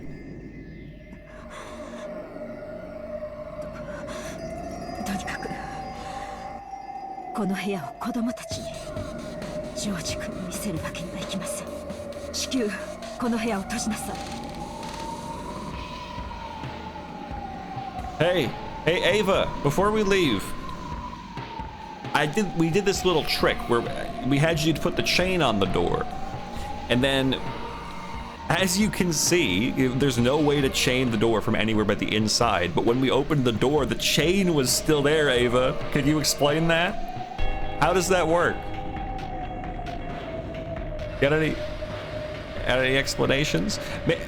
Maybe someone was waiting in there for you to come in. They killed you.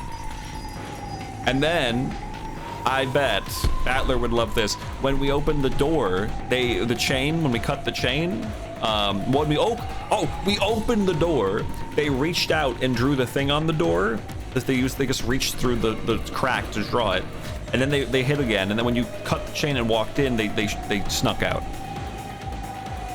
It's the same thing. 見せられませんとも。両親のこんなむごい姿をとてもジョージさんには。They could tell that those fiercely racing footsteps in the hallway belonged to George even before he came dashing into the room. Oh boy. You just flipped the chessboard over. George, no, you've already had a bad day, bro. George and the other children had been waiting in the parlor.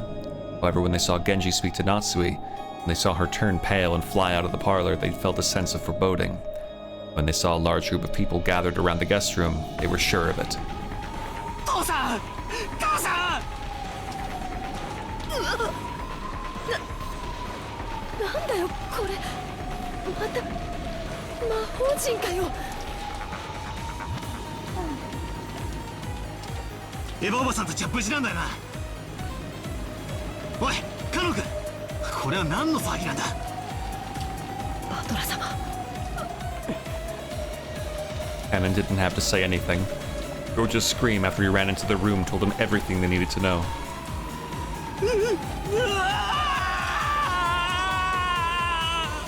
Rough day for George.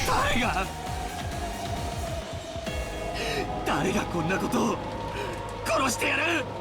殺してやる！ Later on, Battler and George are going to be talking, and they're going to be talking about, like, you know, what it's like to be, you know, a child in a tough upbringing with rich parents, right? They're going to be talking about, like, how tough it is with such high expectations on you, and Battler's going to say, wow, George, I can't believe you're an orphan. You're a single orphan, George. Exactly, Balbert, exactly.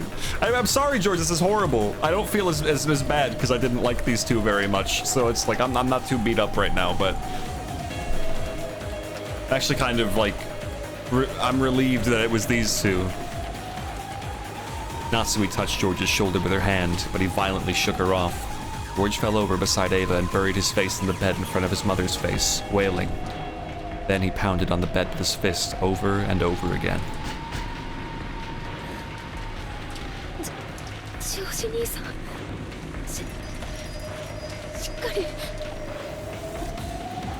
バトラ様。Battler had his back against the wall of the hallway, and was covering his eyes with his right hand and weeping without restraint.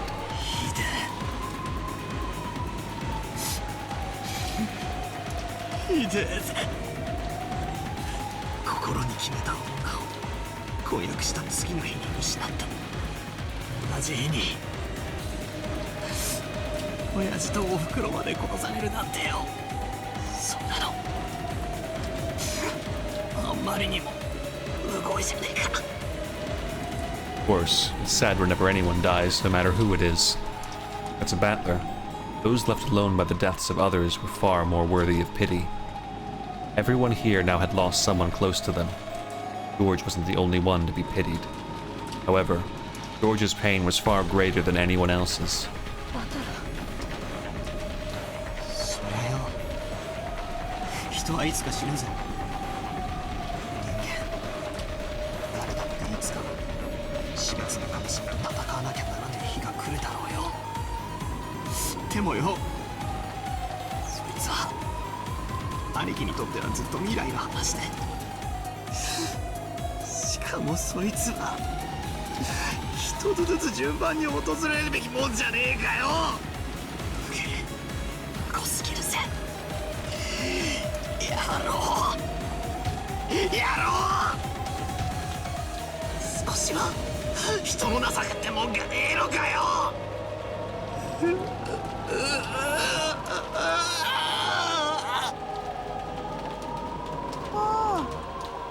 バトラ、泣かない泣かない。 They're all gonna come back, Battler, it's fine. Maria tried to comfort Battler in a mechanical-sounding voice. Battler violently wiped his tears. くそ、もう流さねえぜ。悔し涙も悲しみの涙ももう全然ダメだ。俺たちは魔女様に爪を食らってるわけだ。主勢一方ってわけだ。そりゃダメだぜ。全然ダメだ。チェス盤がひっくり返っちまうぜ。野郎は俺たち羊が明日まで逃げる手段もなく怯えてるだけだろうと思ってるだろうよ。だからひっくり返すぜ。明日までこの島から逃げられねえのは野郎も同じだ。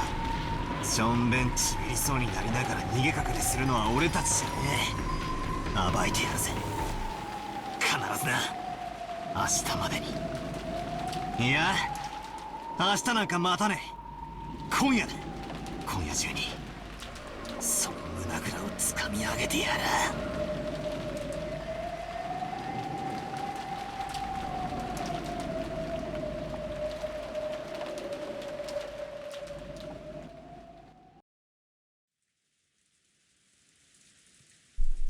とにかくこの部屋は警察が来るまでこのままにして施錠します。 So, now that they're gone, we can all agree there's a 19th person.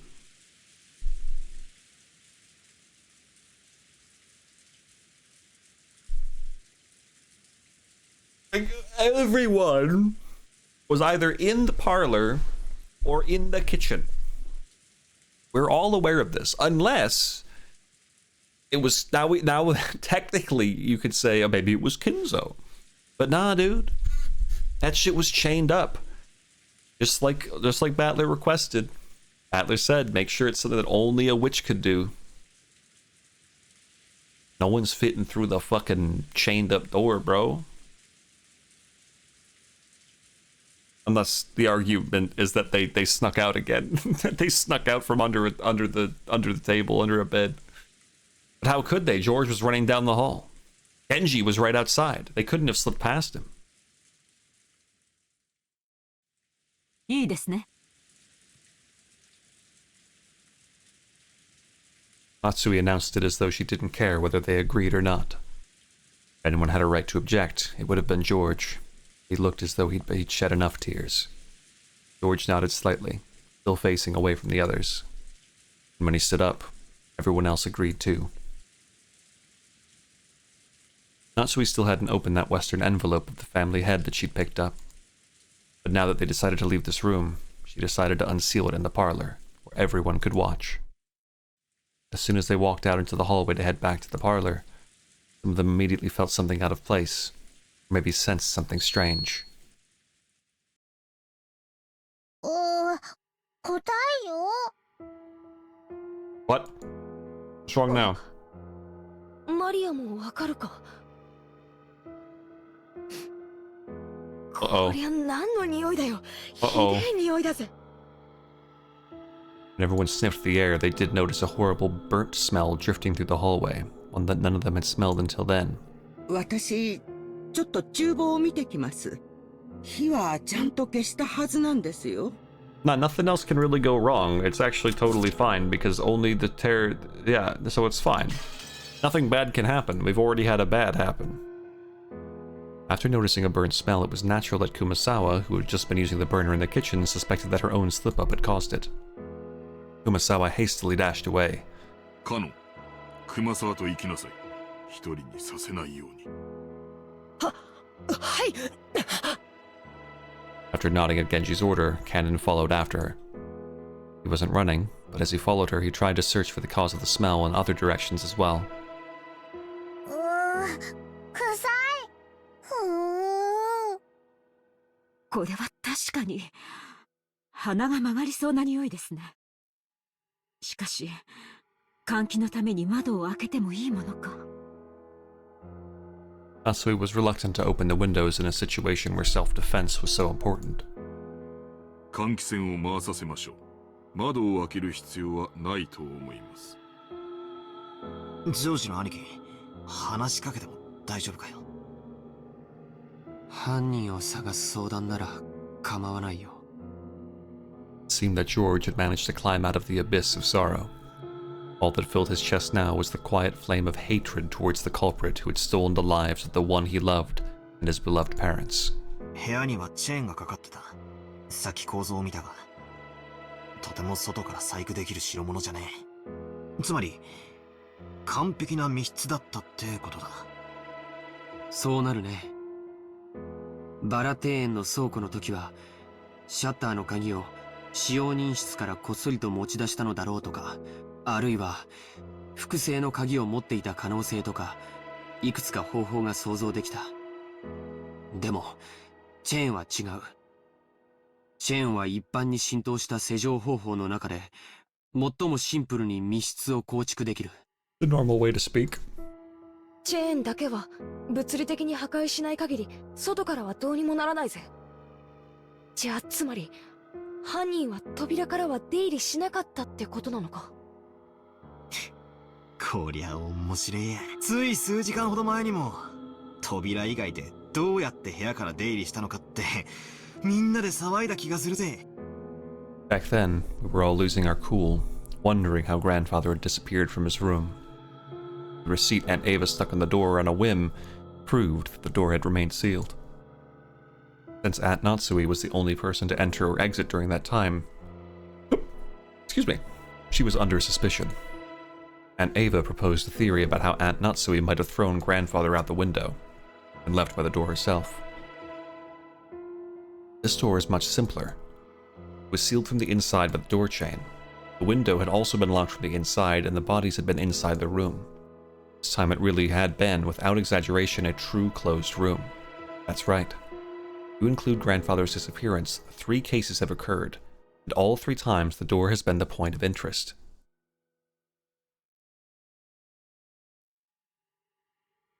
The first was the shutter. There was a key in the servant room, and if we assume someone knew about that, this can't really be called a closed room. The next was the door sealed by the receipt. However, Aunt Natsui entered that room, so if grandfather had left through the window, or been thrown out, would have been able to lock the window before escaping. Or, like my theory, grandfather could have hidden until the receipt was gone and left the room later. Basically, this door can be defeated with a handful of desperate tricks. In that sense, you really can't call this one a closed room either. Now, we have the door sealed with the door chain. Finally, we have to give up. The window, the door, everything had been locked. It was a perfect closed room. The first hadn't been a closed room because everyone could be suspected. The second hadn't been a closed room because Aunt Natsui could be suspected. This time, no one can be suspected. This was a perfect closed room because the door chain formed a seal that blocked everyone equally well. なら、犯人は室内に入らずに犯行に及んだ。部屋の外から何らかの方法で。Yeah, I bet. 確かにチェーンである以上、人が通れるほどは開けなくても多少の隙間を開けることができる。My guess. Hideyoshi was in the fucking shower, bro. ノックして顔を覗かせたところを襲うとか。いや、甘いか。甘いよな。エヴァおばさんの遺体が扉のすぐそばだったならそれも考えたぜ。だがエヴァおばさんは部屋の奥のベッドの上。しかも秀吉おじさんはバスルームだった。チェーンの隙間からでは姿を見ることもできねえし、手を伸ばすこともできねえ。ちくしょう、全然ダメだぜ。さっぱりだ。 Something was tugging softly at my sleeve. It was Maria. It was the power of Gap or whatever, the 33rd demon. 満足？ Yeah, just like you asked, Battler. 満足って何がだよ。バトラは親族の誰かを疑うのが嫌だから、犯人はベアトリーチェであってほしいと願ったよ。だからベアトリーチェは叶えた。バトラが言った通り、絶対に人間には無理なことをして、バトラになのにわがまま。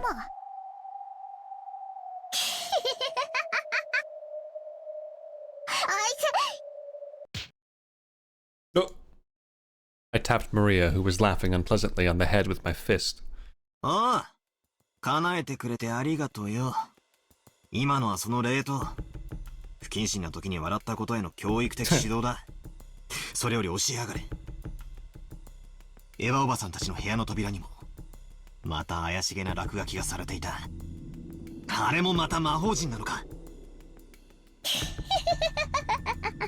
あれは特に覚えやすい特徴的な形なんだから、あのくらい知っててほしいね。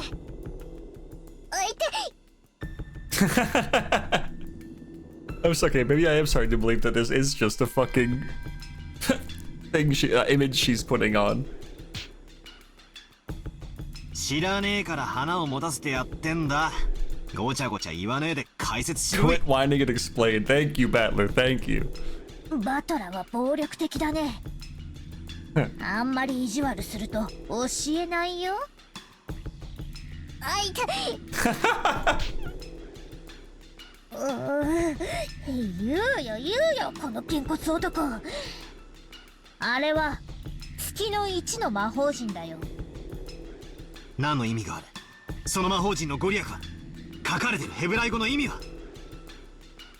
記されているのは旧約聖書詩編第107編の16節。 Fuck, I should have played more I Am Jesus Christ. 主は聖堂の扉を破り、鉄の栓抜きを打ち破ってくださいました。魔法陣の効用は2つ。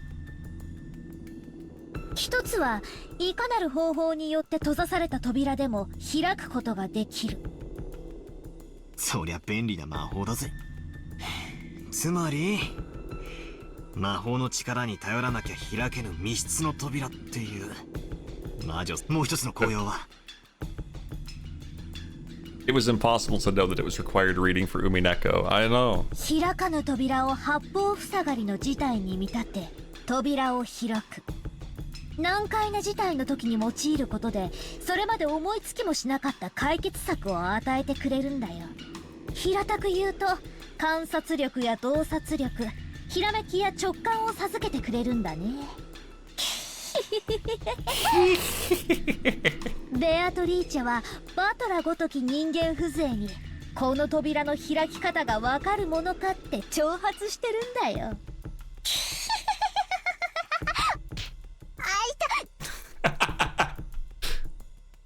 よーし、もう黙れご苦労。Yeah, Battler's great, actually. Battler has super duper won me over.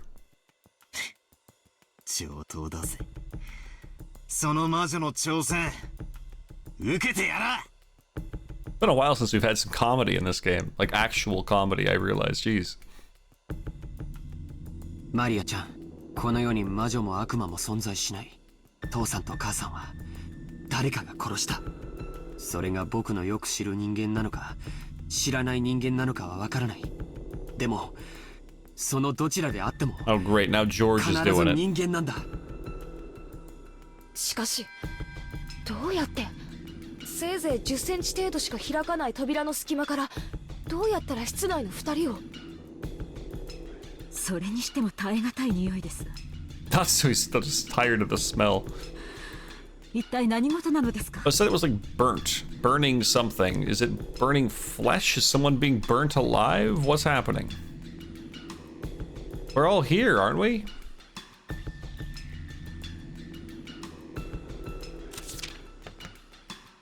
Kinzo's missing. Did he get hungry and start trying to cook something? Surely Kinzo's not being... Kinzo can't die, dude. He's my guy. Kinzo can't die. Can't allow that to happen. Natsui's here, Jessica's here, Nanju is here, George is here, Battler's here, Maria's here. Everyone is present. Everyone's accounted for. Oh no. Kanon and Kumasawa, who had gone on ahead, realized the smell wasn't coming from the kitchen even before they arrived there. That was because they noticed an even thicker wave of stench rising up from the stairs leading to the basement, which they passed on their way to the kitchen. ボイラー室。またボイラーの調子が悪いんでしょうか。 I'm not optimistic that it's just something wrong with the boiler. Oh, come on, don't do Kinzo, man. Those stairs led to the underground boiler room. The mansion's boiler was old and in poor condition. Both of them had witnessed problems with the boiler on several occasions, but they had never smelled the boiler belching out a stench like this before. Slam. 今の音は。 The thing they heard from the basement was definitely the sound of a door closing. Kumasawa had phrased it as a question, but she already knew it couldn't be anything else.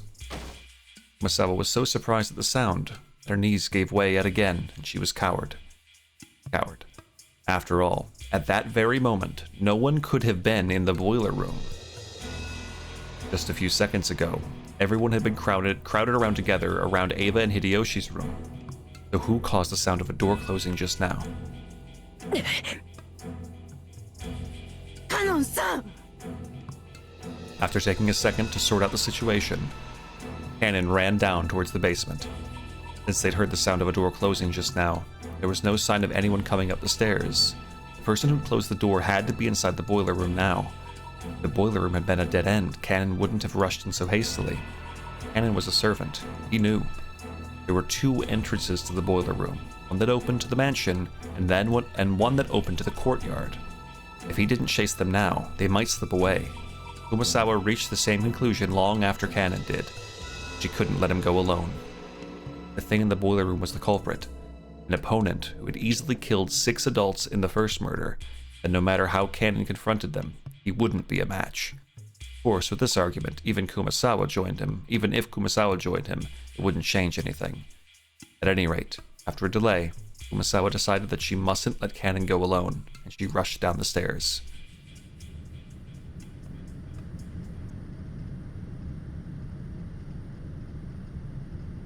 At that time, Cannon was already in the boiler room. The boiler room's characteristic damp heat tormented him. It had always been an unpleasantly smelly and hot place. On top of that, the room was full of that horrible stench. It made Cannon feel like he was going to be sick. There was no doubt that this room was the source. In that case, Cannon should have been searching for where the smell was coming from. However, Cannon kept gazing straight forward as he grabbed a hatchet from the tool shelf just off the side of the door. He hadn't stretched out his hand because he'd wanted a hatchet. He wanted to grab a weapon. any weapon. Why?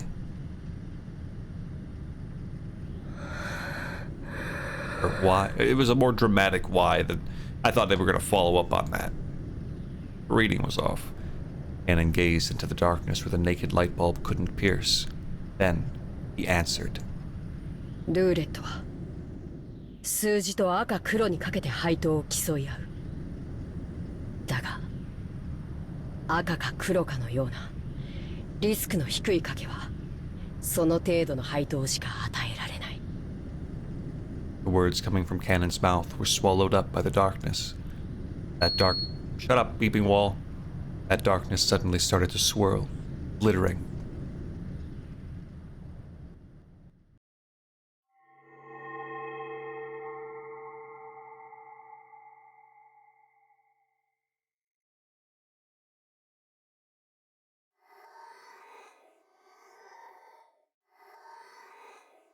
It was such a fantastical scene.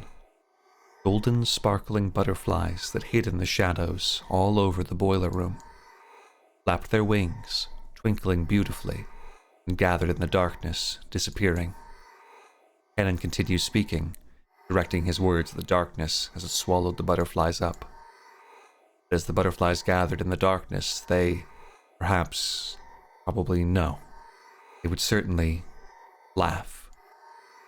But Cannon continued to speak without faltering in the slightest. 逆により的中率の低いかけ方をすればそのリスクに比例した配当が与えられる。 Big magic. All risk, big magic. 親方様は天文学的なリスクを的中できることを奇跡と呼び、その結果得られる天文学的な配当を魔法と呼んでいた。親方様とお前がどんな魔法を求めてルーレットに挑んでいるのか、しかし Shit. お前は忘れている。 Got something. ルーレットには赤でも黒でもない目が出うることを忘れている。 Roulette has a special pocket called Zero. Means that the house takes everything in certain variants of the game. This means that all the coins bet on that table will be swept up, just as though everyone has forfeit. 僕は一つだけ心に決めていた。もしシャノンが殺されて僕が生き残るようなことがあったなら、この身を投げ出してお前のルーレットを全て台無しにしてやろうと。これは親方様が決めたルールでも、ましてやお前が決めたルールでもない。このルールは僕が作った。 Oh shit. 僕は Oh shit. もう家具じゃない。お前のルーレットのゼロなんだ。 Cannon's face twisted with humiliation. It was clear that his defiance against his own weakness was being ridiculed somehow. Cannon's brow creased even further, and a fierce expression that he'd never shown to anyone appeared on his face. The hand grasping the hatchet was shaking. His sweat became drops which slid downward. It was clear that the emotion causing Cannon's hand to shake wasn't just anger. However, Cannon suppressed that emotion. 僕はもうお前の言葉に惑わされたりはしない。悪魔のルーレットはこれでおしまいだ。地獄にてさらに1000年、次の召喚者を待つがいい。ベアドリーチェ！ And Cannon raised the hatchet and tried to dive into the darkness. The darkness definitely sneered. Defiantly? Definitely. It sneered at that courage as if it were vulgar, lazy, futile, and meaningless.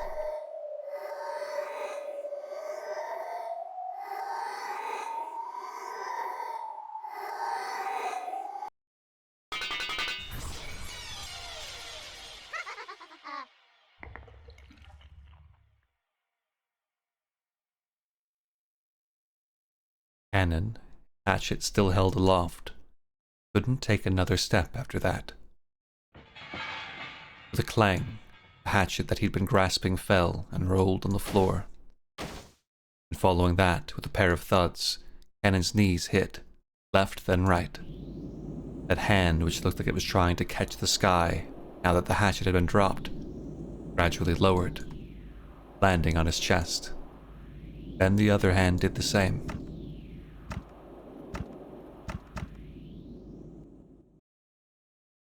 Right there, a handle with a demon-shaped design was buried into his chest.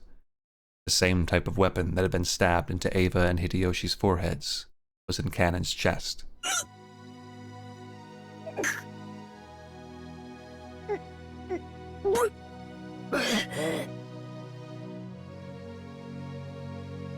Cannon was curled up in anguish, fresh blood dribbling from the corner of his mouth. It was makeup too extreme for Cannon's white skin.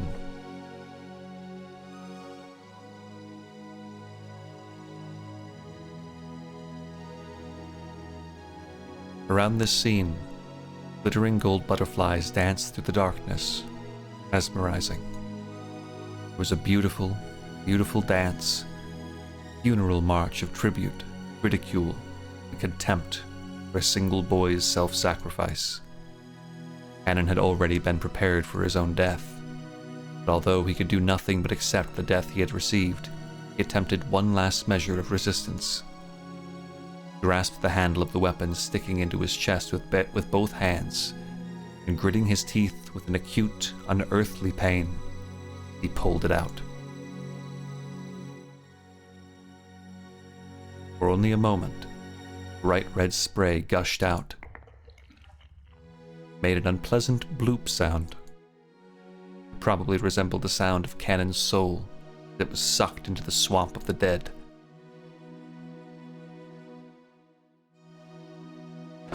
Cannon-san?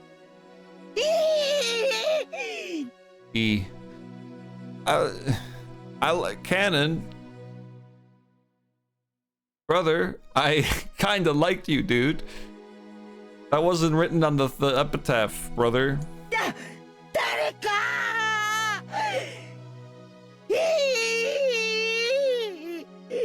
Kumasawa screamed at the incomprehensible sight in front of her. Cannon was lying in a pool of blood. Kumasawa's heart was a complete mess. But a horrible fate. He wouldn't have been killed if I had been with him. Ah, what incredible luck. If I'd been with him, I might have been killed too. As she screamed, her expression was filled with complete confusion, and all the muscles of her face were pulled up, almost as though she was smiling while crying. No one could have made fun of an expression like this.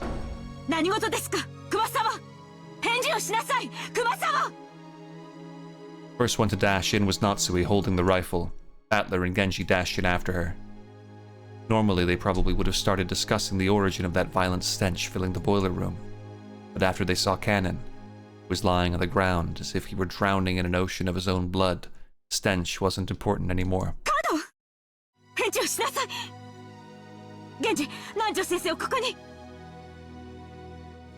Natsui realized that even though Cannon was on the verge of death, he was still conscious. He sent Genji to get the doctor. Natsui, holding the rifle aloft, faced the darkness in the center of the boiler room and shouted.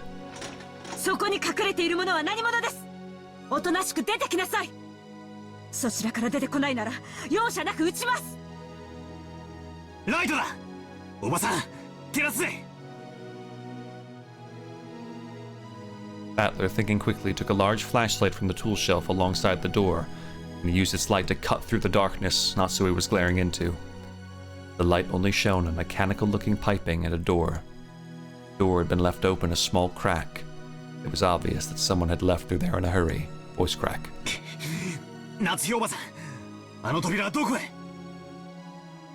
Genji, あの扉はどこに通じているのですか? 中庭です。逃がすかよ。くそこの野郎。Battler let out a war cry as he slammed into the door.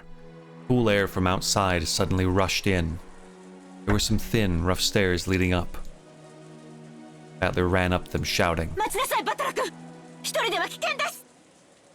Natsui was also rushing up the stairs, chasing after Battler. They were in the courtyard. The courtyard of the mansion had been built strictly for lighting purposes, so it wasn't a very elegant place.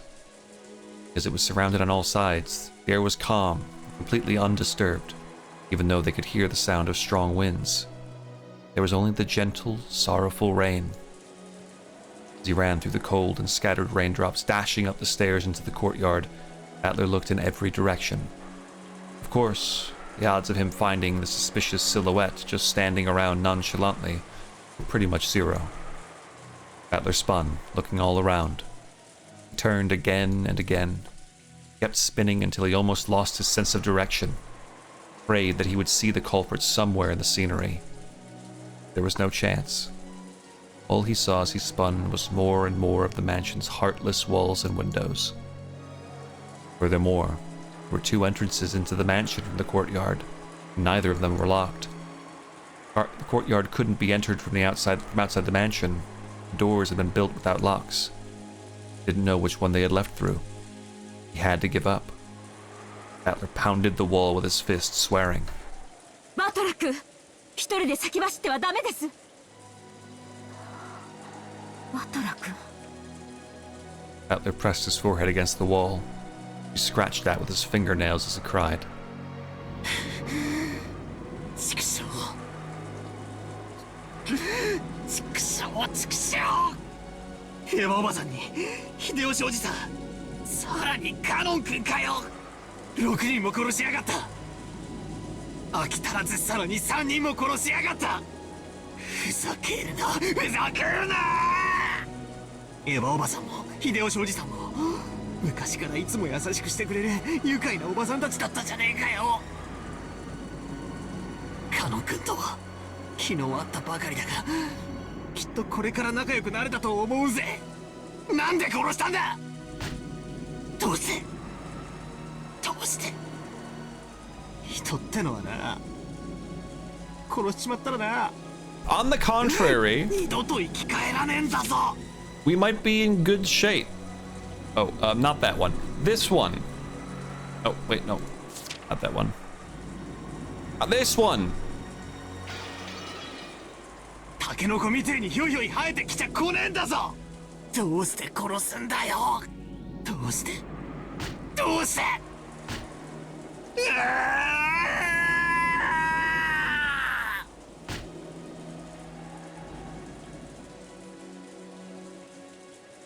Battler was a boy who could understand the feelings of pain and regret in a person's heart, so he cried with all his strength. Natsui, who had always thought of Battler as a frank person, was a little surprised to find he had this delicate side. At the same time, she understood how easily hurt the heart of a young person could be, so she held him. 大丈夫です。あなたもジョージ君もマリアちゃんもジェシカも私が絶対に守ります。母として、そして後宮家の代表として。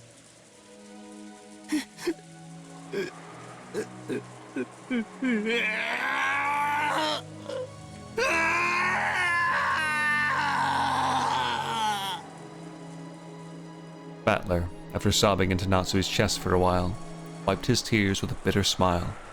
Though he'd been like that the whole time, tried to appear as though he'd cried more than enough already.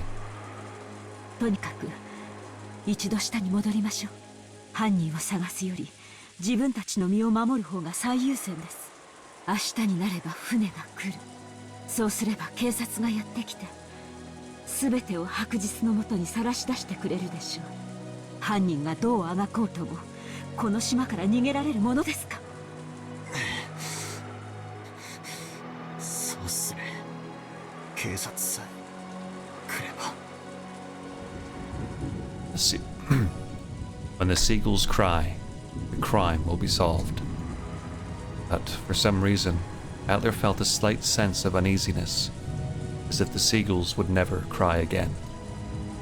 That couldn't be true. When the typhoon passes, surely the lively seagulls will return to the harbor again.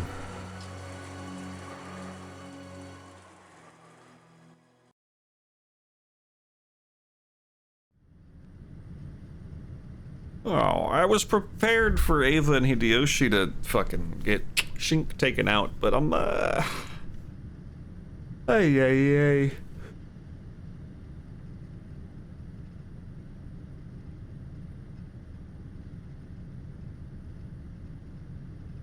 Hold on a second, I'm catching up on, DMs real quick, hold on.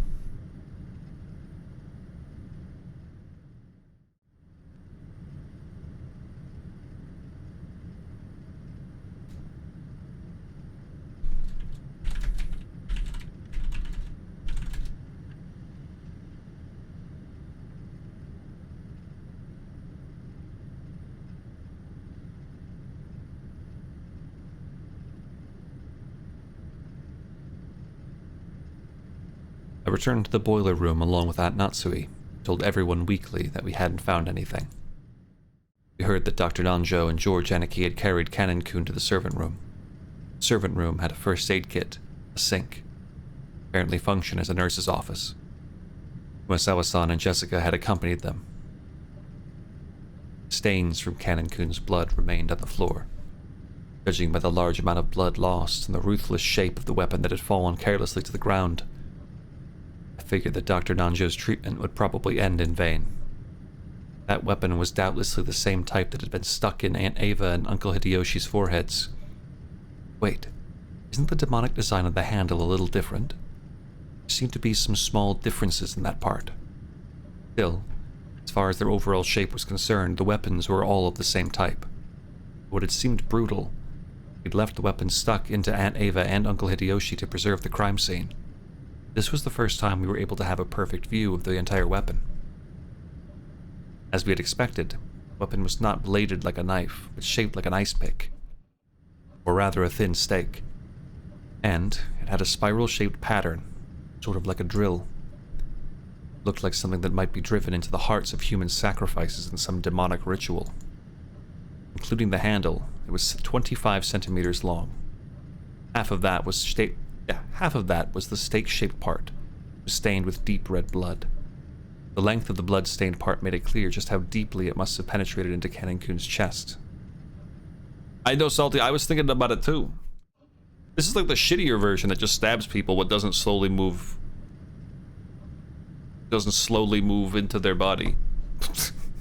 House of Spider ones is meaner.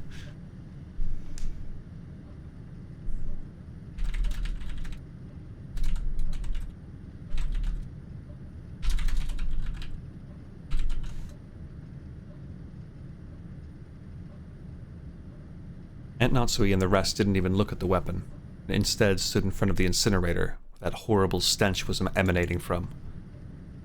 They must have dragged out that thing which had been burning in the furnace. It was still smoldering, kept sending out dense waves of that awfully unpleasant smell. Genji-san and Maria stared down at it.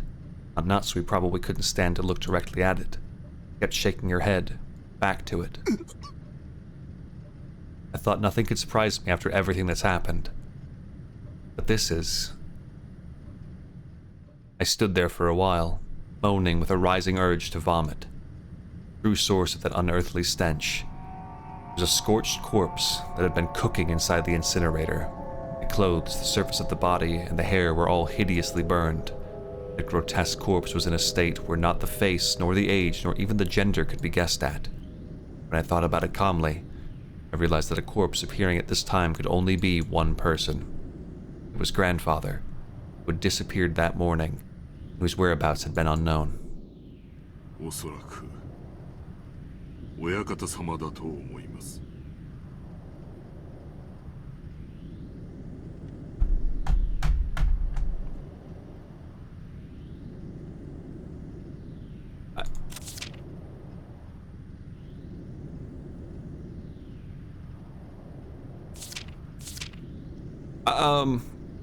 Okay, so,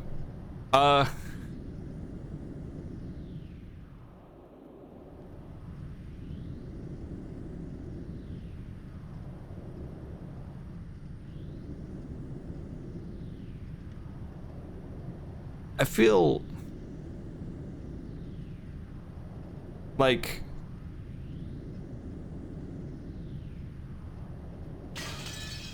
something's not right here. Um,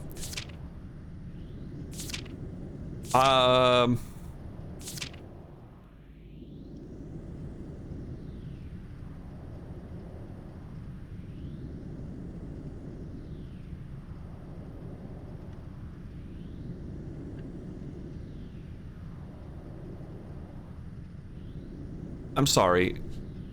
6 chosen as sacrifice? Those who remain shall tear apart the 2 who are close. I mean... does that really count? But then we've also gouged several heads and killed. We just gouged a chest? Is that gonna kill? No stomach, knees, or legs have been gouged yet. And there's no mention of burning a corpse. Or burning a... And also, we're getting a lot of bonuses. I thought this was a nightly ordeal, but the typhoon's ending tomorrow, or is it maybe not ending tomorrow? And... what?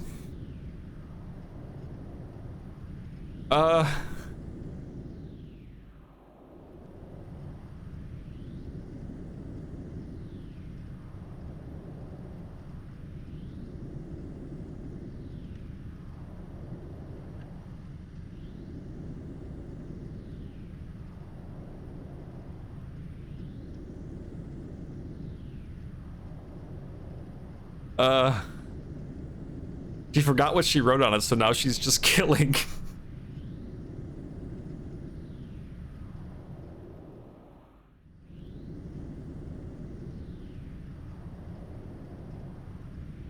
I don't know what's happening, man. I have questions.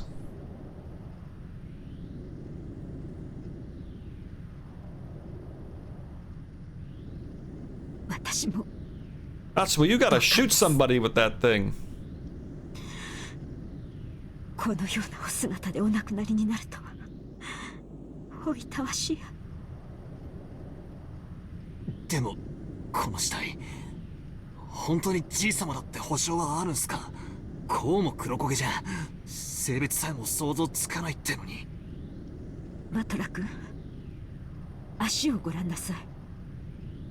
And Natsui, with her handkerchief over her mouth and her eyes averted, pointed and told me to look at the burnt corpse's feet. 両足の指が6本あるのがお分かりになりませんか？ What?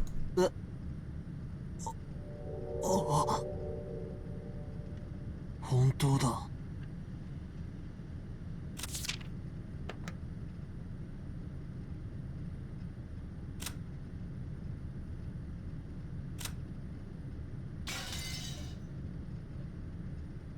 Just as Genji-san had said, there were 6 toes on each foot. Each individual toe had looked so normal in its line that I hadn't noticed. 親方様はお生まれの時から両足の指がそれぞれ6本でした。Okay, sure. そして、故に親方様は後ろ宮家の再興を託されたのです。Can you elaborate on what the fuck that means? Why? 後ろ宮家には昔から生まれつき多子症の方が多かったそうです。Ah, so he was seen as a legit OG. 多分遺伝的なものでしょう。Polydactyly, if that's how you say that, literally means many fingers. Because of a little mistake by God, when the person is born, one of their toes or fingers splits into 2. The total number increases. Big deal isn't usually made of polydactyly in the world at large, because it isn't a disease, just something people are born with. Trust me, people make a big deal out of those things too. While they're still babies, at about the time they turn 1 year old, they could be taken to the hospital and given surgery to make them normal. Even a child with polydactyly can be treated before they become aware, so they might not even remember it themselves. By the way, it seems that there's a possibility for this to occur in 1 out of every 2,000 babies. Even though it's not usually seen, it isn't that rare at all. Thanks for the fucking author's note. By the way, fun fact, Speaking of which, I think Uncle Hideyoshi mentioned something to me long ago.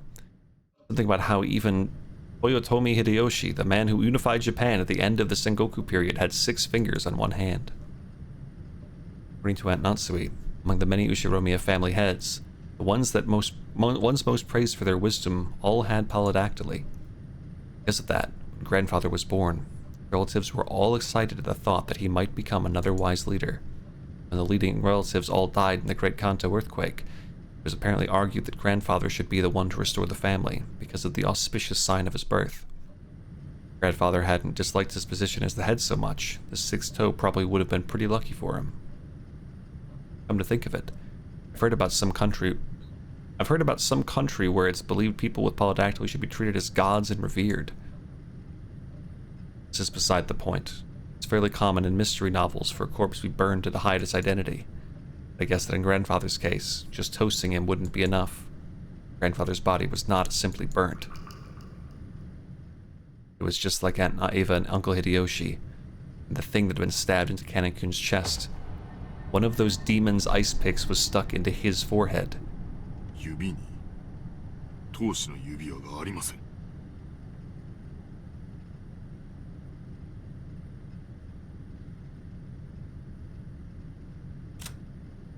Oh! Ah, fuck. Burned in the incinerator, with a weapon resembling an ice pick sticking out of his forehead. The old sorcerer's wish vanished before it could be granted. He always knew that this was one possible result of his risky gamble.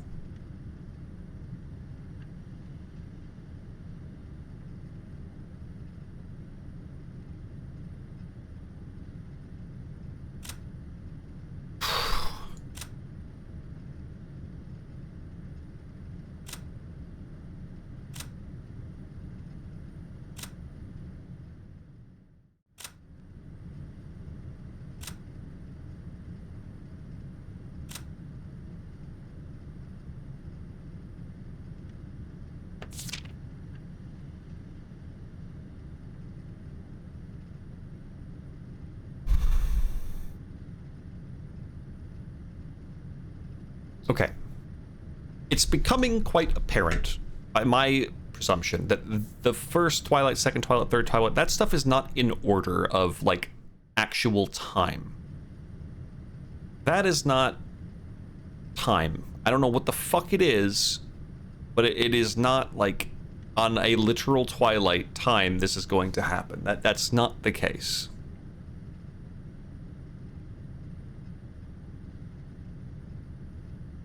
Something else must be attributed to Twilight and the number.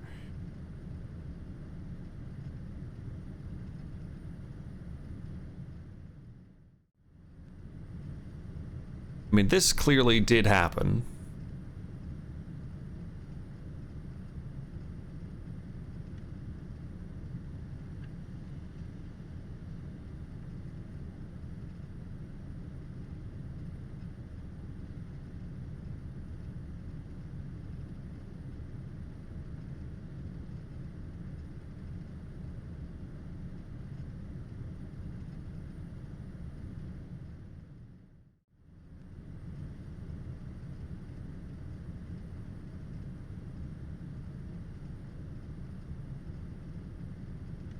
Okay.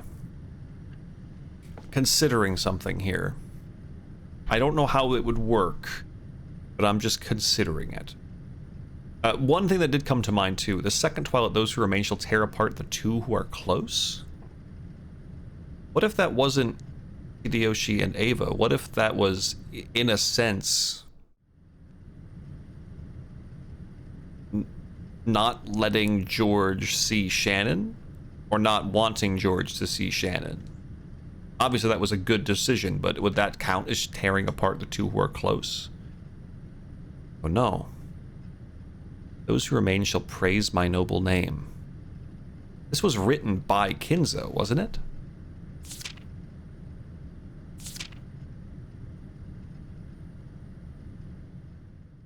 I mean, you could argue that when they were debating how things went down, they did talk like about Kinzo being really great and not crawling on the floor like a weird baby.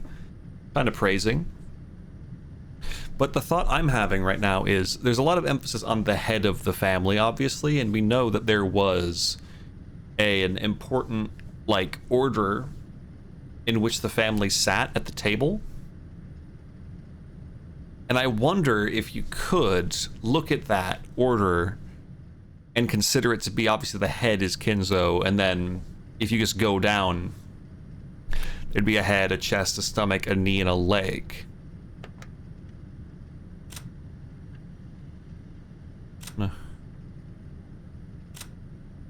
2,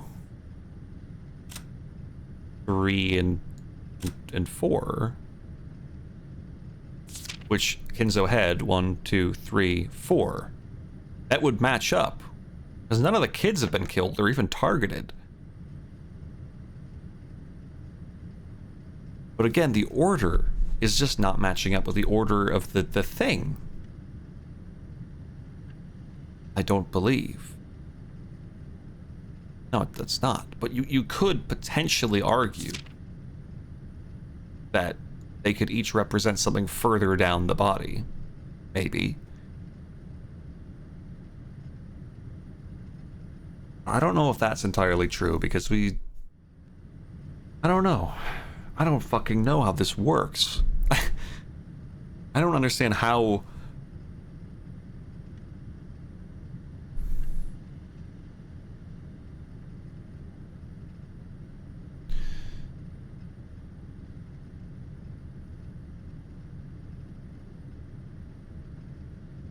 Also, why would we...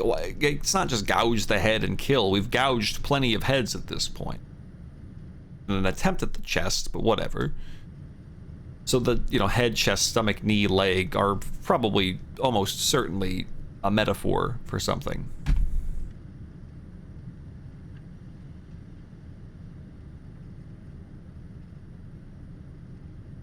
But we're running out of people. Like, quickly. And we're not even technically done with a second Twilight, and I don't think we're going to be stuck here for 10 days trying to figure this shit out. There's so much emphasis on the boat coming tomorrow. So something else is... something else must be a Twilight.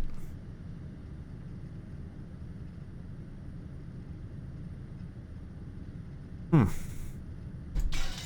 haven't saved in a while.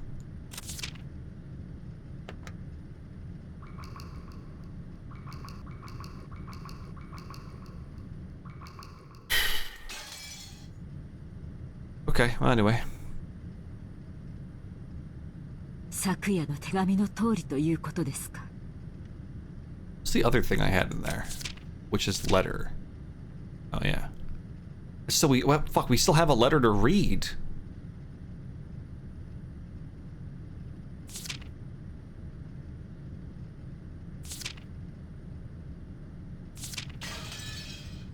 Oto-sama. さぞやご無念でしょう。 Unless by some insane logic, this epitaph shit hasn't even started yet.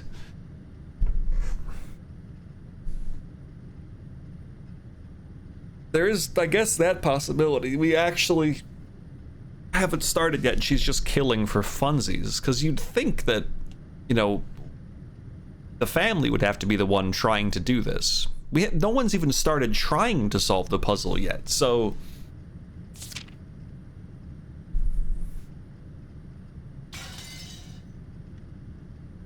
I don't even know, man. Natsui-san let her head droop and closed her eyes tightly.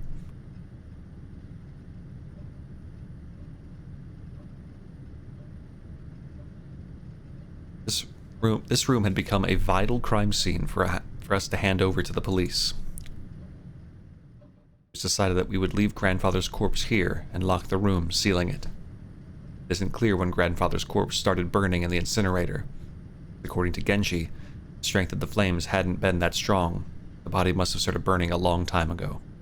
So that stench could slowly creep out of the furnace and fill the room bit by bit, eventually pouring out and climbing up the staircase. Putting aside whether he was rare or well done, Adler! Adler! What the fuck, dude? What the hell? So tasty. Grandfather had been brought out, killed, and burned, even though he had started out locked away in the closed room created by his auto-lock. Probably no doubting this.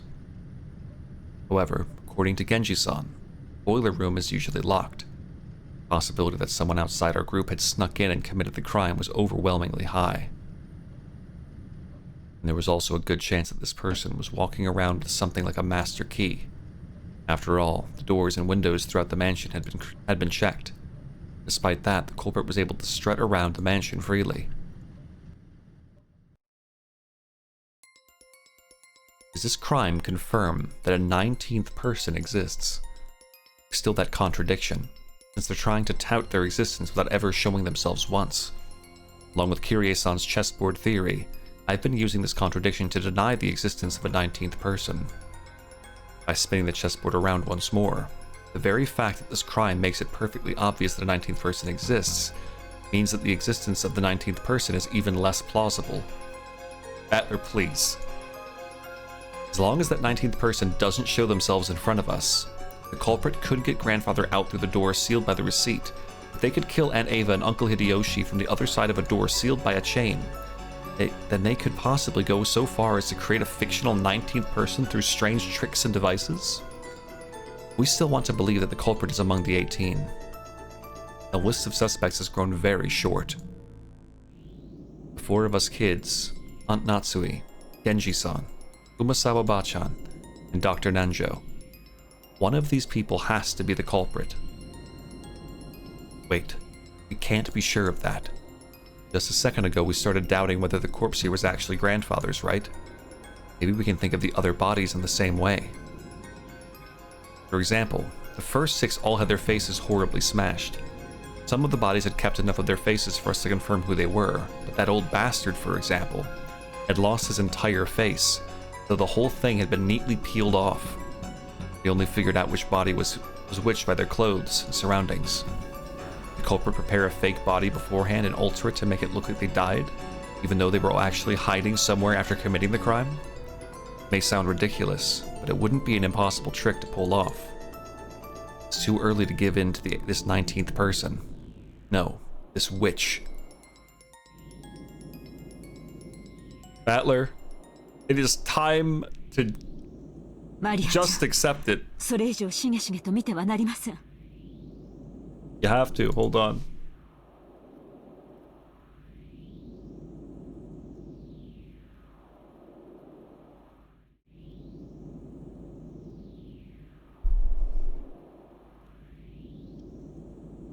Hold on.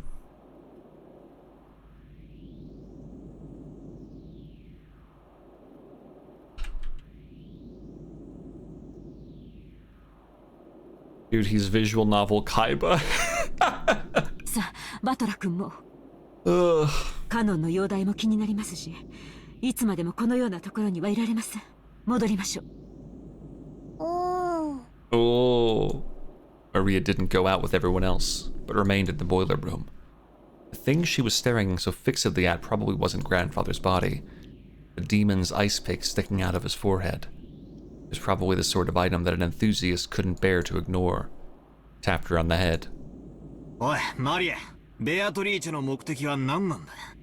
俺たち全員の命か？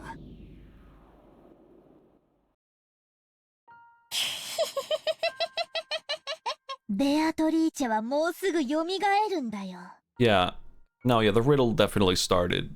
その時、誰も生き残れはしない。Yeah. よくも笑えるもんだぜ。自分だけ蚊帳の外だと思ってるのか？どうして自分の身に危機が迫っていると感じない？どうして怯えない？ベアトリーチェは約束してくれたもん。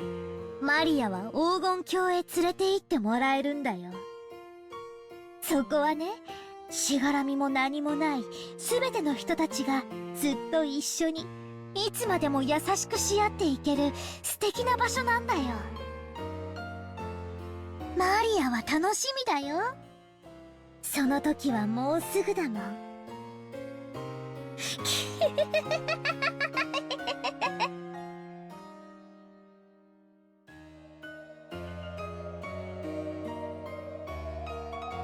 Just what kind of person is Maria? I only know what Maria was like 6 years ago, when she was 3. She was once pure and obedient, good kid. This new Maria 6 years later, and the Maria I knew, didn't seem to fit together. Just who is she? This witch who calls herself Maria. Maria who obstinately believes in the witch. This series of unsolvable crimes is proof that the witch actually exists. Every time something occurs that would be difficult for a human, it becomes a little harder for the rest of us not to believe in Beatrice. Must be an intense pleasure for Maria to see her relatives, who once firmly denied the witch's existence, start acknowledging that witch's existence one by one. Is that why she's in high spirits? マリア、もう一遍だけ聞く。どうせ答えは同じだろうが、もう一遍だけ聞く。お前は昨日バラ庭園で手紙をもらった。そいつは誰なんだ？おお、だからベアトリーチェ。バトラがまだ信じない。おお。Maria only repeated what she had already said. Maria met with the 19th person. Which? Was that really a 19th person? Did one of the 18 just get her to say that? All that's certain is that Maria has been with the rest of us constantly, has always had an alibi and hasn't done anything suspicious. Simply overjoyed at being made Beatrice's messenger, certainly isn't the 19th person. Supposedly. That's right. Wonder what's written in the letter we picked up in Aunt Eva and Uncle Hideyoshi's room. Natsui should still have it with her.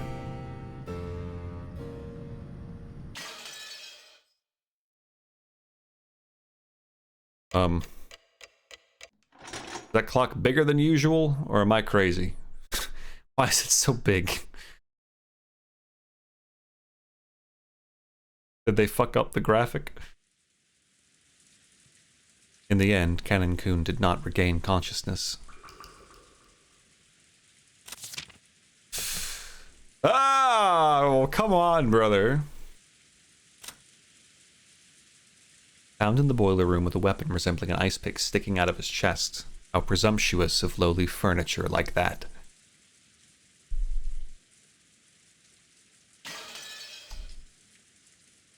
Even though Dr. Nanjo and the rest did all they could to heal him. Of course, there was very little that could be done on an island like this without medicine or proper facilities.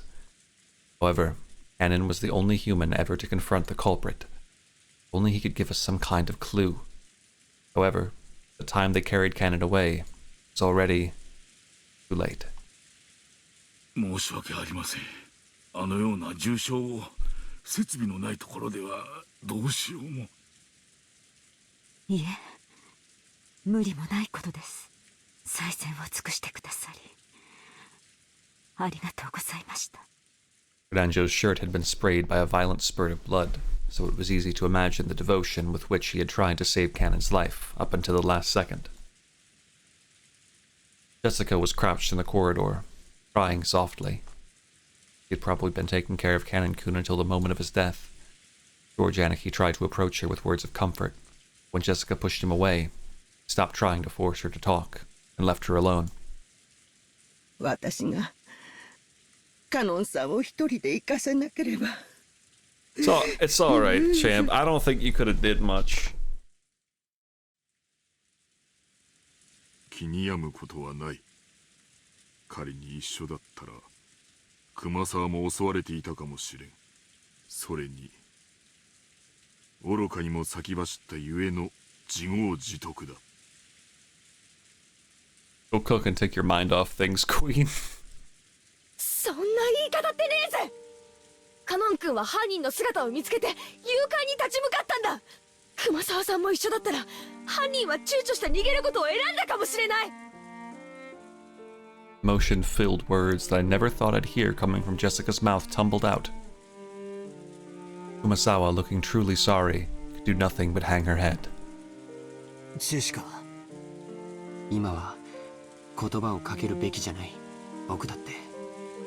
そしてバトラ君もだろう。もう何が何だかわからなくて心が張り裂けそうだよ。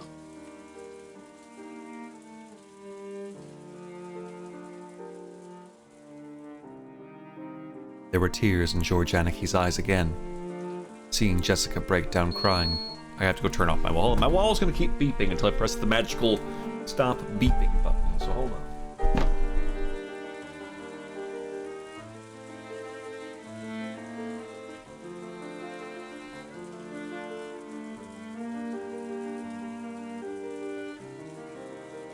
Okay, I pressed the button. That makes my wall stop beeping. We can focus up. I'd done my crying all at once. Didn't feel like crying anymore. Well, that's not true. You cried on multiple occasions. I understood how great the pain in their hearts was. 大丈夫だよ、ジェシカ。カノンにだってまたすぐ会えるよ。よしてくれよ。そういう慰めはいらねえぜ。ベアトリーチェは死者も失った愛すらも蘇らせる。だからきっとすぐに会えるよ。そしてきっとみんなで穏やかに過ごせるから。カノン君を殺したのがマリアに昨日手紙を渡したっていうベアトリーチェなのか。そいつはどこにいるんだよ。どこに隠れてるんだよ。私が見つけて引き裂いてやる。言えよ。知ってるんだろ、犯人の正体を。お前は何を知っていて何を隠してるんだ。話しやがれ。お嬢様、おやめください。ベアトリーチェはいる。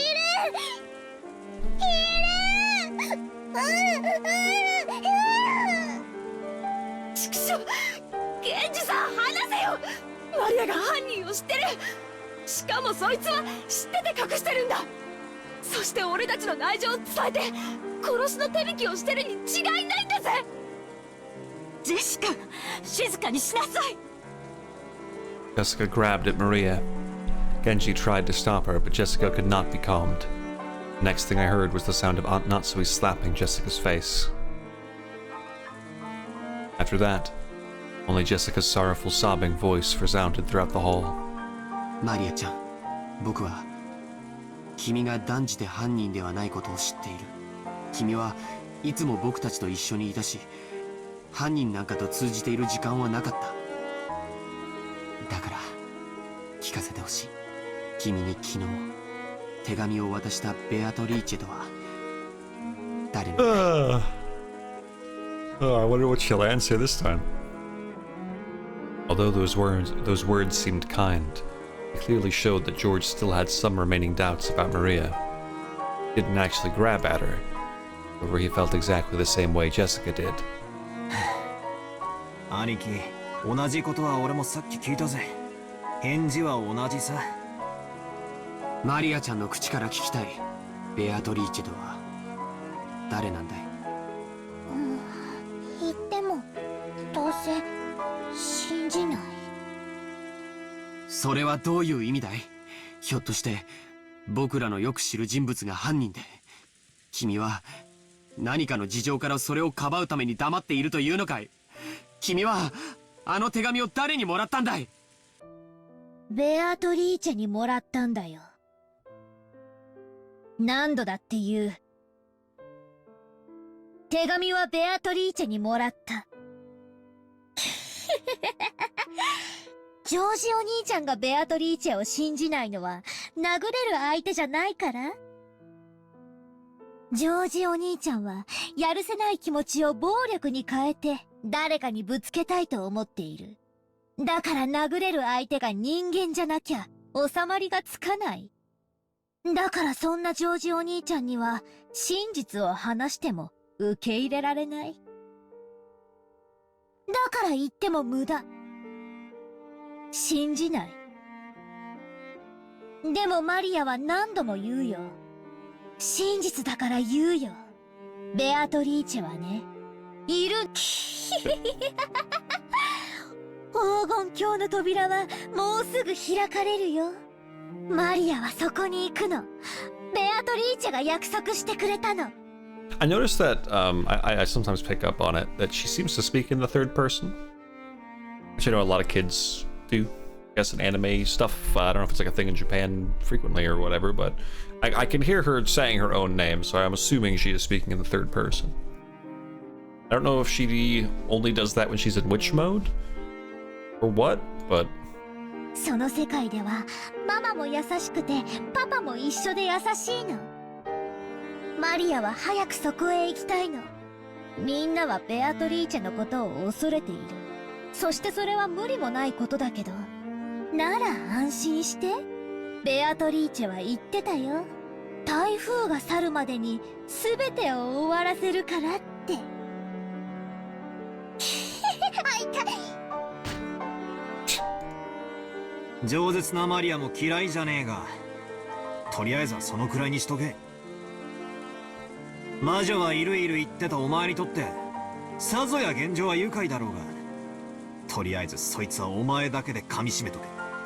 他人にまで押し付けるんじゃねえ。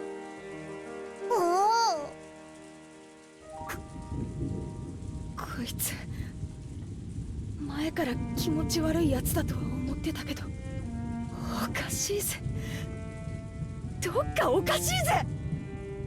バトラは思わねえのかよ。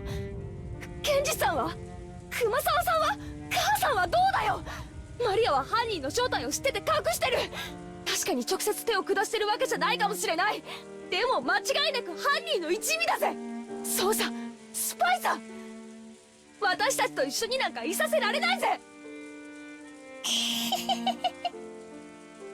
マリアちゃん、不謹慎な話を慎むべき時もあることを知りなさい。これ以上混乱に油を注ぐような真似が過ぎれば。Aunt Natsui glared at Maria with frightening eyes. Maria was used to Aunt Rosa's loud style of scolding.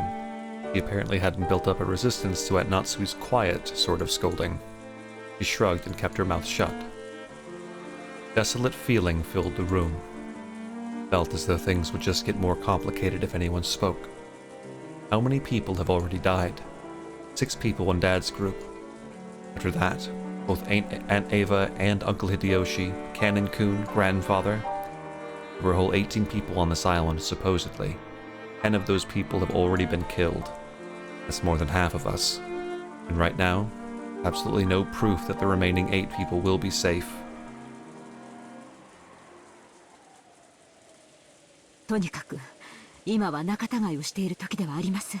犯人が神出鬼没に屋敷内を出入りしていることが間違いなくなった今、私たちは明日まで身を守ることだけに専念しなくてはなりません。夏日おばさんに極めて同感だぜ。犯人探しは今夜ゆっくりできるさ。今はどこで籠城するかを考えた方がいい。As I said this, I pointed out the clock to everyone. It was already 8 p.m. We'd been receiving shocks over and over again since the early morning. Our bodies and minds were both completely tired out. There's still a long, long time until tomorrow.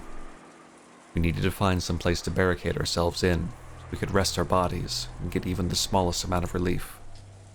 私も同感ですな。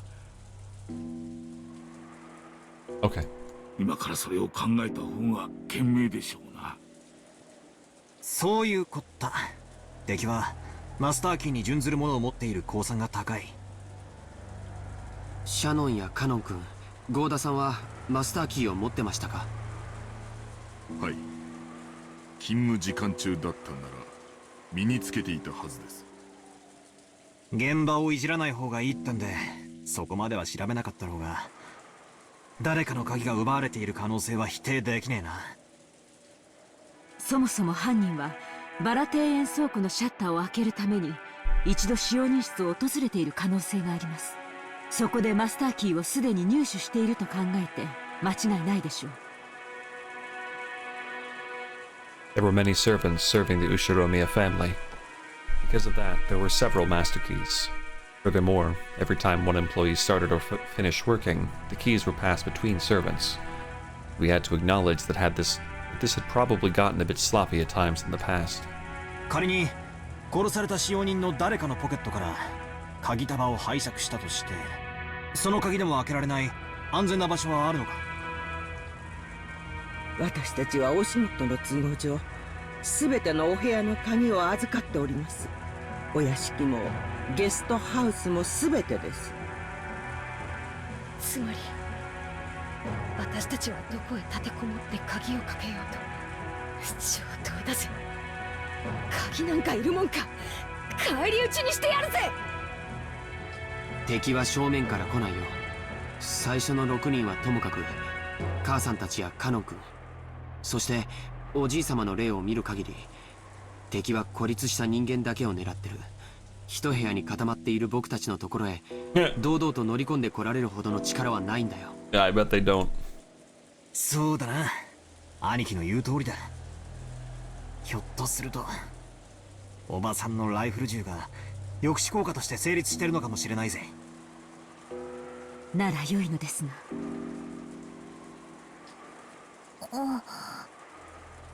マリア、言いたいことがあるんだろうが、そいつは飲み込んでしばらく黙ってろ。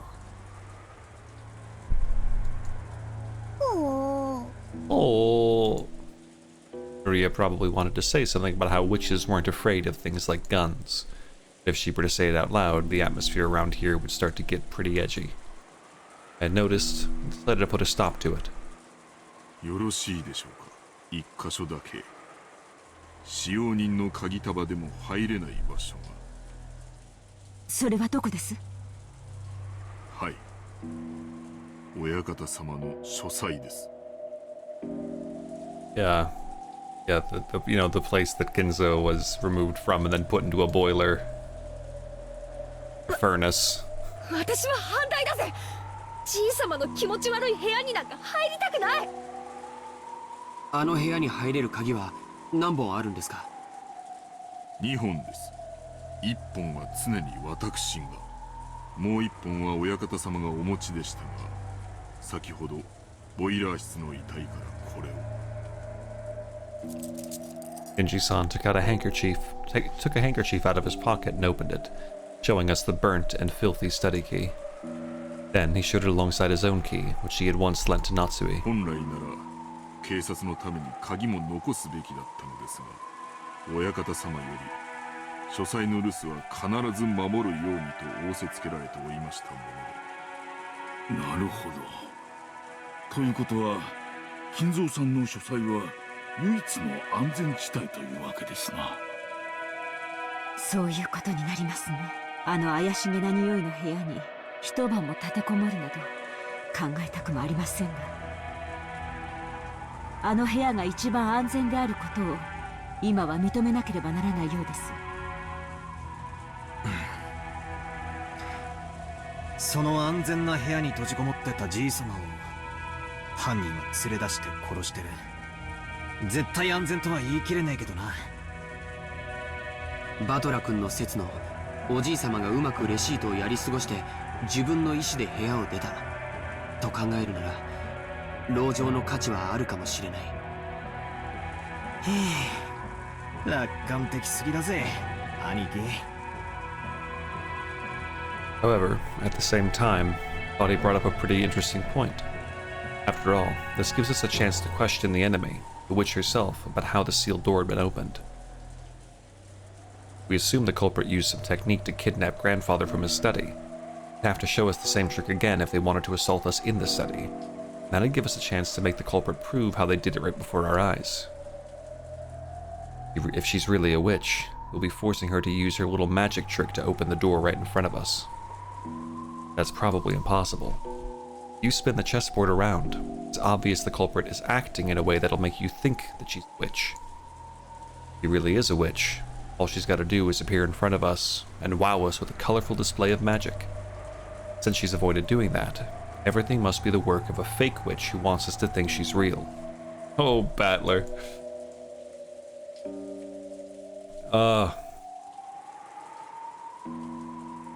Aiba. Therefore, a culprit who used a technique other than magic to defeat the closed room couldn't open the door before our eyes. じいさんの部屋ってのは8人で押しかけても大丈夫なくらいの広さな Yeah, んで it's す like か？ a fucking house in there. はい、ベッドにソファー、毛布類もありますので、流しにご不浄、冷蔵庫に酒棚もあります。 It's been a rough night, everyone. Let's take the edge off. ひゅー、そいつはすげえぜ。しかしおかしなもんだな。自分の家の中にさらに自分の家を作ったってのか？島を丸ごと買って自分の夢を全て実現しきったじい様の最後の家にしちゃ随分手狭なんだな。そうですね。いつの頃からかお父様にとっては屋敷内ですら心を許せる場所ではなくなってしまったのでしょう。そこに引きこもっていたのを私たちは嘲笑い、そして今度は私たちがそこに立てこもろうってわけだ。Jessica spat the words out. ジェシカちゃんは立てこもるより犯人を探しに行きたいという感じだね。もちろんこっちから探しに行って見つけられるなんて思っちゃいないぜ。結局は待つしかない。ならどこで待ったって同じだろ。逃げも隠れもしない。 Then it doesn't matter. Okay. 客までテレビでも見ながらのんびり現れるのを待とうじゃねえかよ、ベアトリーチェ様をよ。現れなければ現れないで十分です。犯人を暴くのは私たちである必要がないからです。正論ですが、警察が来るまで危険を冒すべきではありません。ありがとう南條先生。私はお父様の書斎に移るべきだと思います。確かにお父様が連れ出された可能性があり、絶対の安全がしかしバトラ君の推理のお父様が何らかの方法で自ら書斎を出て外で襲われた可能性も否定できません。A while back, I proposed that strange theory is a stopgap measure.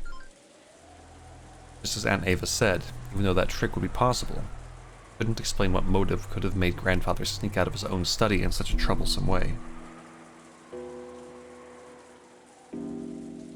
Hold on one second, sorry.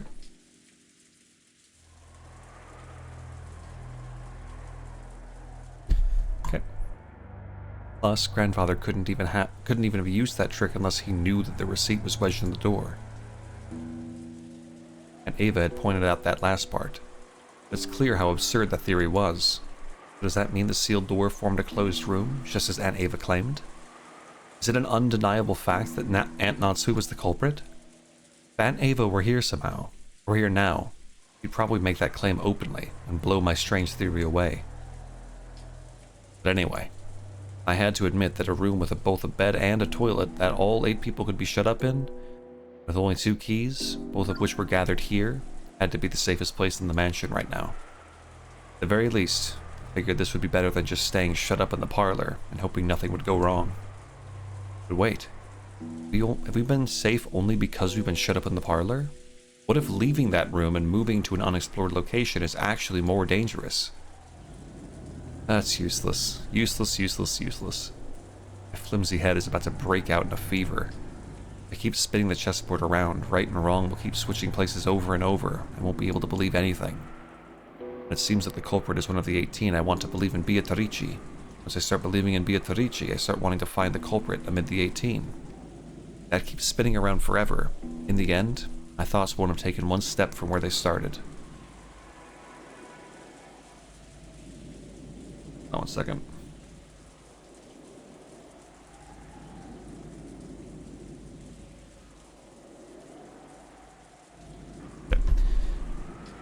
How far back in the past was it that Kyrie-san taught me about chessboard thinking?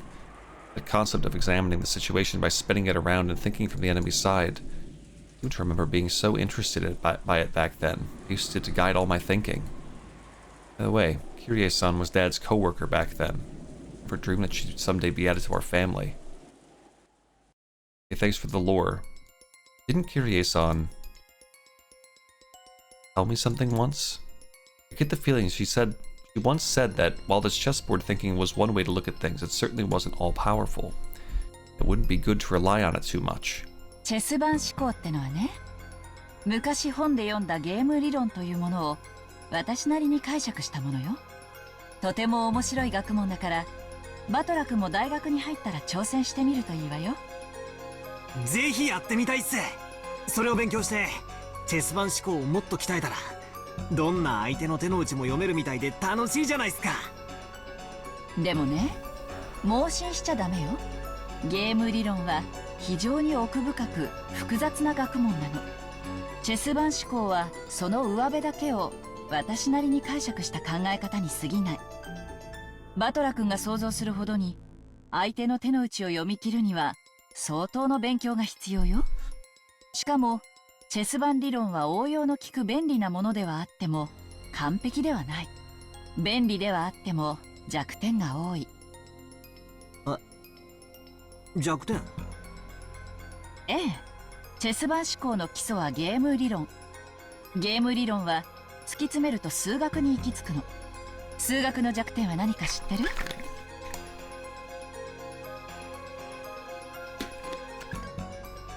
Probably the weak point of math is that it is based purely and solely on logic. Am I correct, Kyrie? ノイズよ。 Guess not. In math, when you write 1 plus 1 equal 2, that process will always result in 1 plus 1 equal 2, no matter how many billions of years pass, nothing more, nothing less. That's because there's absolutely no noise mixed in. But for example, unlike math, the Japanese language has noise mixed in. Kanji are good examples. Old kanji and new kanji are slightly different. It represents an introduction of noise created by the changes between time periods. Isn't history the same? Dozens of politics that seem foolish in the modern era, but were meaningful at some point in the past. Because the rules of chess are fixed, when a pair of experts are discussing one particular layout, it's possible they could reach the same conclusions, whether they're from 100 years in the past or 100 years in the future. However, if the rules of chess had gone through massive changes over time, it's possible that a discussion about the same layout would have changed as well. その通り。人の世の事象は本来ノイズだらけなのよ。人の感情だってそうでしょ？ Okay, I was actually right then. I said logic, and they're talking about it in the way that I meant, which was that it's strict. It has to follow the existing logic, but there is context that can greatly affect things. Or in this case, noise. 全く同じことが起こったからといって、人は必ず決められた反応を示すとは限らない。それを数学の理論で当てはめ、相手の行動を読もうとする時点で、すでに理論には弱点と限界があることを知らなければならない。手っ取り早く言うと、チェス盤思考はノイズや気まぐれ、そして誤解、認識ミスに非常に弱いの。That's right. Kyrie-san definitely said that. Chess has always been a game where both sides play by the same rules and fight with the same conditions for victory. That's why it's possible for both sides to predict the other's moves. It's possible to read your opponent because you can always suppose they'll make the best moves they can find. What if your opponent is fickle or a bit tired and makes a move that can hardly be called the best? Or what if this game actually has a special rule? Some unknown thing that only the enemy knows about and can use. In fact, what if the opponent actually has some goal other than victory? Think from your enemy's perspective. That's the basis of chessboard thinking. It means, if you misread your enemy, the answer you draw from this process will be complete rubbish, useless. So far, I've used chessboard theory to guess several vague bits of information about the culprit hiding behind this case, or so I think. However, I don't know anything about the culprit. Am I just playing around in a labyrinth of thought?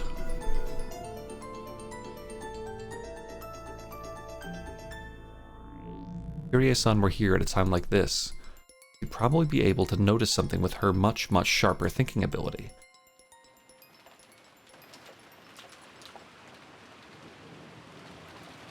Till the very last moment, Jessica resisted moving into grandfather's study. But in the end, Aunt Natsui persisted, and we decided to move there. Everyone was completely wrapped in paranoia by now. Kumasawa-san had prepared dinner at one point, but during the time we were discovering the deaths of George Anaki's parents, both the kitchen and the parlor had been left empty. Someone suggested that the food might have been poisoned while we were gone. Because of that, we were unable to even touch the food that Kumasawa-san had taken the trouble to make for us. The manner in which the first 6 were killed was still unknown. It certainly could have been poison. Certainly that would allow even a single person to carry out the murder of 6 large adults. Furthermore, this idea made it easy to imagine there being only a single culprit, one who'd be afraid of Aunt Natsui's rifle. This was very good for our emotional stability. The fatigue and hunger were even harsher than we'd imagined. Then, Kumasawa-san made a proposal. We all went together to the kitchen. There, we gathered some canned food and other things that'd be hard to poison to take with us. All of Kumasawa-san's efforts to reward us with just a little dinner on this savage day incredibly came to nothing. The food piled up on the serving cart looked just a little sad. Making me hungry, just thinking about all this food. I want to eat it. I don't care if it's poison, I'll eat it. We all started climbing the stairs. Aunt Natsui, who was in the lead, warily stared into the darkness with both eyes and the barrel of the gun. Once we dragged ourselves up to the 3rd floor, just as Aunt Natsui had warned us of beforehand, a mixture of chemical smell and a sickly sweet aroma, a stench hanging in the air that felt like it was eating into our heads. なるほど。こりゃ一晩もこもったら頭痛にでもなりそうな匂いだな。今更ながらじい様の書斎に反対したジェシカに賛成だぜ。It felt like the stench was floating out from this magnificent door. It was the door to the forbidden study. It should defend against anyone who would enter. While Genji-san unlocked the door, Maria stared at the door and the doorknob with great interest. すごいドア。古くいかめしくて冗談の通じなさそうな、いかにもじい様の書斎にふさわしい扉だよな。霊的な悪意を退ける力がとても強く込められている。Oh? 多分ベアトリーチェはこの扉を開けられないね。What? What do you mean? それどういうことだよ。 Hey, Krusty. Maria pointed at the doorknob. Oh, shit! Look at that, yeah! Was that mentioned earlier that the doorknobs had scorpions on them? Scorpion crest. No, a design like a magic circle, arranged around a scorpion was described there. That design. That's right. Isn't it just like those keychain charms Maria gave Jessica and me yesterday? 火星の5の魔法陣は強力な魔除け。しかもこの魔法陣は相当丹念に作られていて力がよく満ちている。魔の者であるベアトリーチェにとってこの魔法陣はとても厄介だろうね。それは心強いじゃねえか。この部屋ならベアトリーチェの魔種から逃げられるってことだろ。うちの魔女様は実に頼もしいぜ。But then what happened to Kinzo? Hold on. Oh. Maybe bro really did crawl out. Or consider that when the door was opened, at that exact moment, Beatrice teleported with the power of the 33rd demon, or whatever the fuck, teleported Kinzo out of the room. Maybe that happened. So maybe Battler was kind of correct. We're always playing the most obscure shit. This is not obscure. This is a extremely well-regarded VN. I'd say one of the most well-regarded VNs that I've heard of, at least.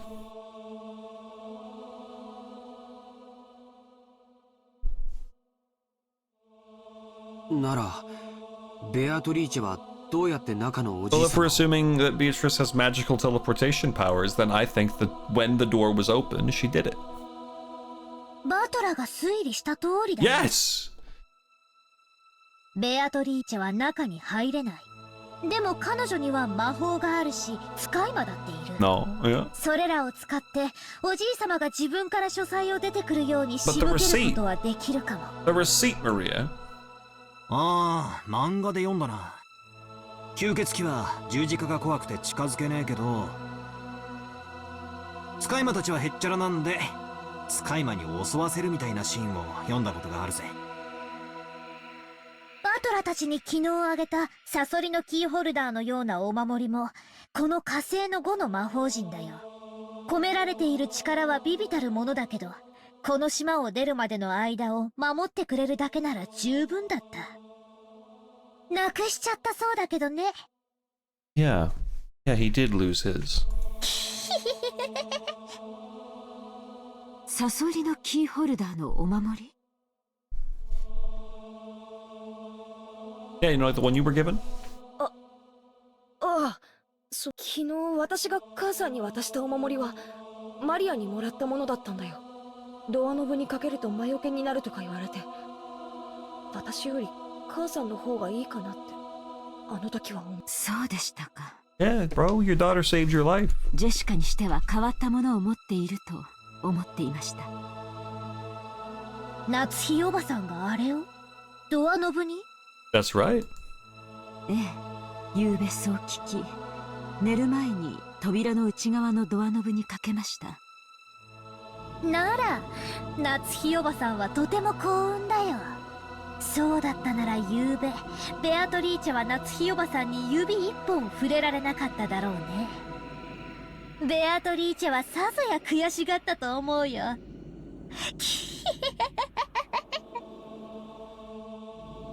Beatrice, annoyed, couldn't lay one finger. Not so we thought back on that eerie scribble she'd seen that morning. Someone had been tearing at the outside of her door with blood-soaked hands, and gasped in surprise. Could it be? This witch who called herself Beatrice tried to enter through the door to Natsui's own room? The magic repelling charm had been hanging from the inside. She couldn't break through the door. But she was annoyed. She scratched at it. よせよ、そういう話。魔女なんかいないぜ。いるのは犯人。それも私たちと同じ人間だ。それを確かめる必要があるってなら、八つ先にして血が赤いかも確認してやろうじゃねえか。Okay, okay, Jessica.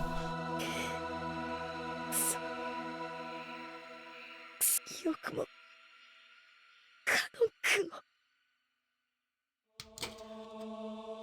Genji unlocked the door. 8 people entered Kenzo's study.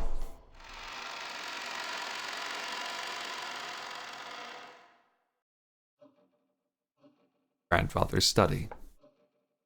I'd heard rumors about it beforehand, so I wasn't that shocked. He'd done nothing more than fortify it thoroughly with his occult hobbies. Grandfather's hobby had been chasing after pop idols. These walls might be buried underneath idol posters. Even if I didn't understand it, I did realize that this room was a bundle of all his pastimes. And so, I couldn't help but remain dumbfounded by the smell of his creepy medicine, a sweet stench that seemed to melt my head.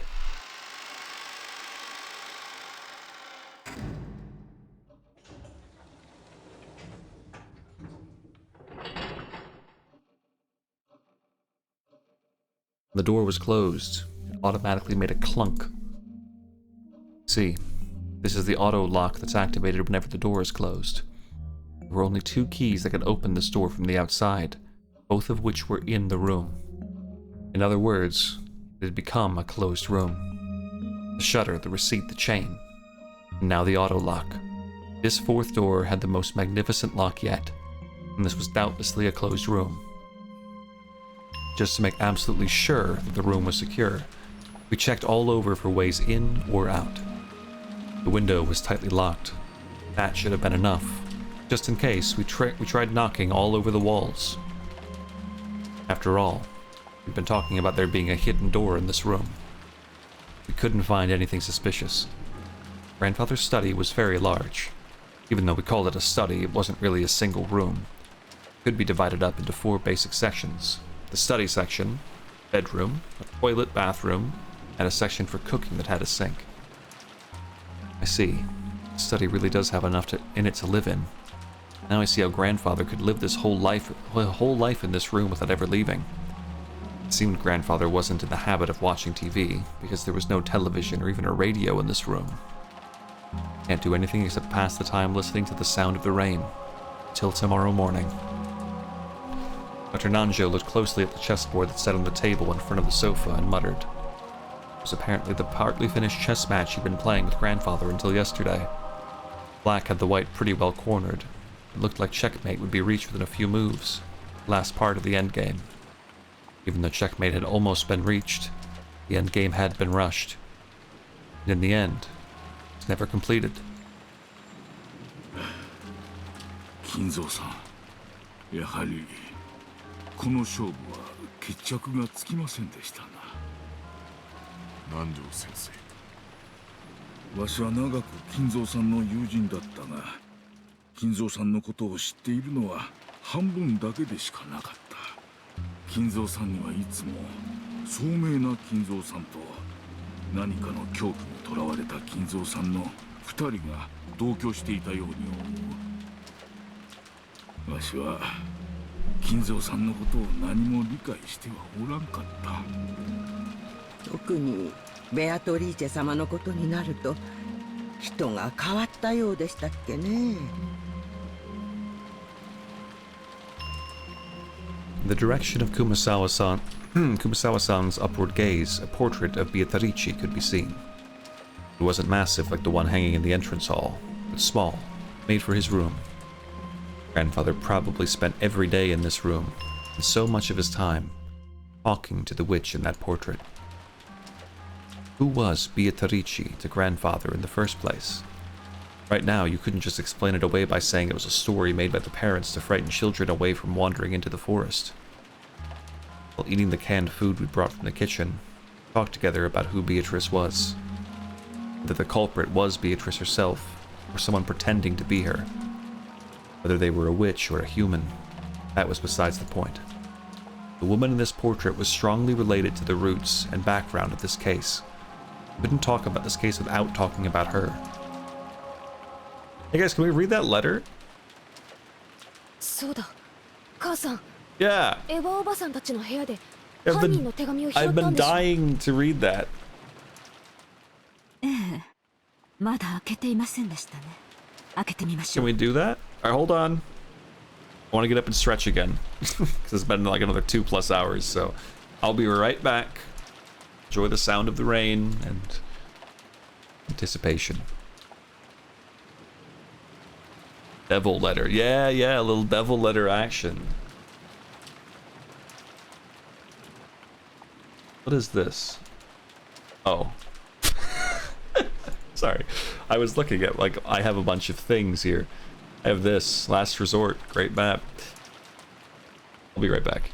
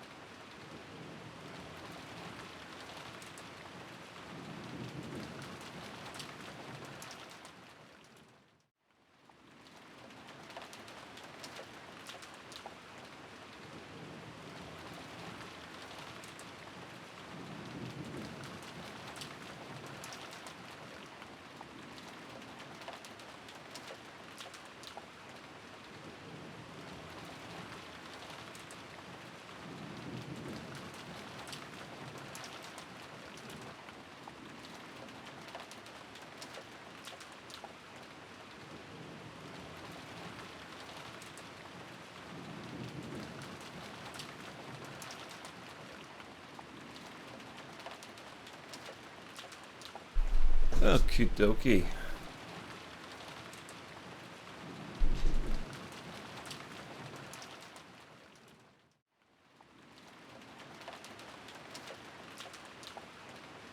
Let us continue. And Natsui took out that western envelope. Genji-san pulled a paper knife out of a drawer in the study desk and handed it to her. While watching her open it, George Aniki grimaced slightly. After all, it was a letter left at the site where his parents had been murdered. There was a good chance its contents would say something unbearable to Aniki. Aunt Natsui also seemed to realize that. She glanced over the contents first without reading it aloud. We were a little frightened that she might grimace after reading something shocking, but she just frowned unhappily. 内容は何と？不愉快な一文があります。私たちを挑発するつもりなのでしょう。Natsui, after deciding that the contents could be shown to the children, set it openly on the table. Everyone stared at it at the same time. Okay, well, we've reached Praise My Noble Name, which oddly does come after this. Wait a minute.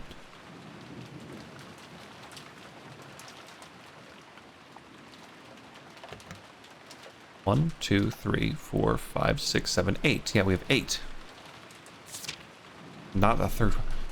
1, 2, 3, 4, 5. There's 5. That would be killed, which could leave 3.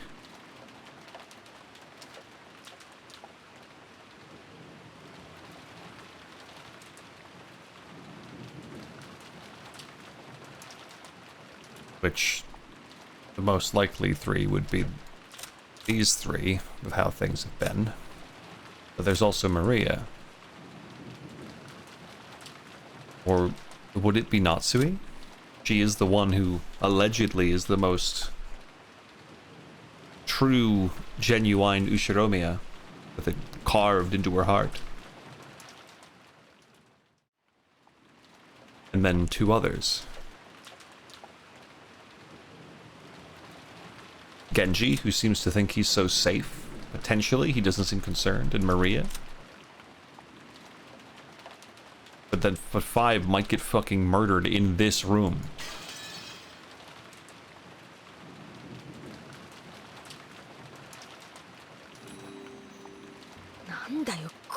What was that? Oh, was that the full letter? Which is letter 2? Praise my name. Oh. That's scary. Are you gonna update me with the rest of it, or is it just gonna be that? ベアトリーチェの勝ち名乗りみたいなものだろうね。くそ。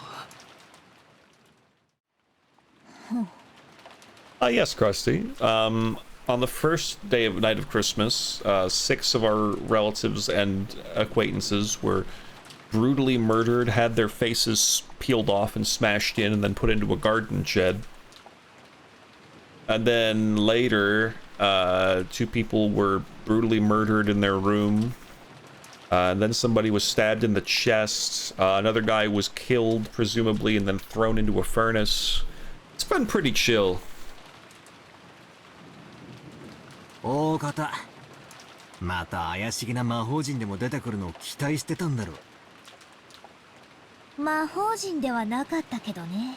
想像は裏切られなかったよ。どういう意味でしょう。自分の存在を誇示したいのでしょうか。Casual time on a rich person island. Yeah, pretty much. そう考えるのが妥当でしょう。この手紙で初めて私たちは昨夜の手紙の主が犯人であると理解できる。ここに書かれている内容よりも昨夜と同じ封筒でというところに意味があるものと思います。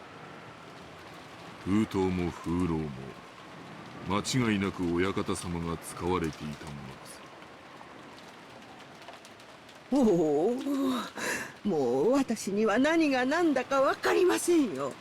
こんなことは後宮のお家にお仕えして以来初めてのことです。Yeah, I would think, yeah. Probably doesn't happen too often. Considering it involves murdering most of the family. 昨日の手紙の言う通りなら、ベアトリーチェは自称じい様の最古の腹心だ。じい様も常々そう口にしてたんですよね。Spoke to Genji-san and Kumasawa-san, who nodded together. ってことは、じい様の次に詳しいのは源氏さんと熊沢さんってことになる。話してくれないっすか？私は長いことわざと耳にしなかった話です。ですがこの後に及んではそうも言っていられません。源氏、知っている限りを話しなさい。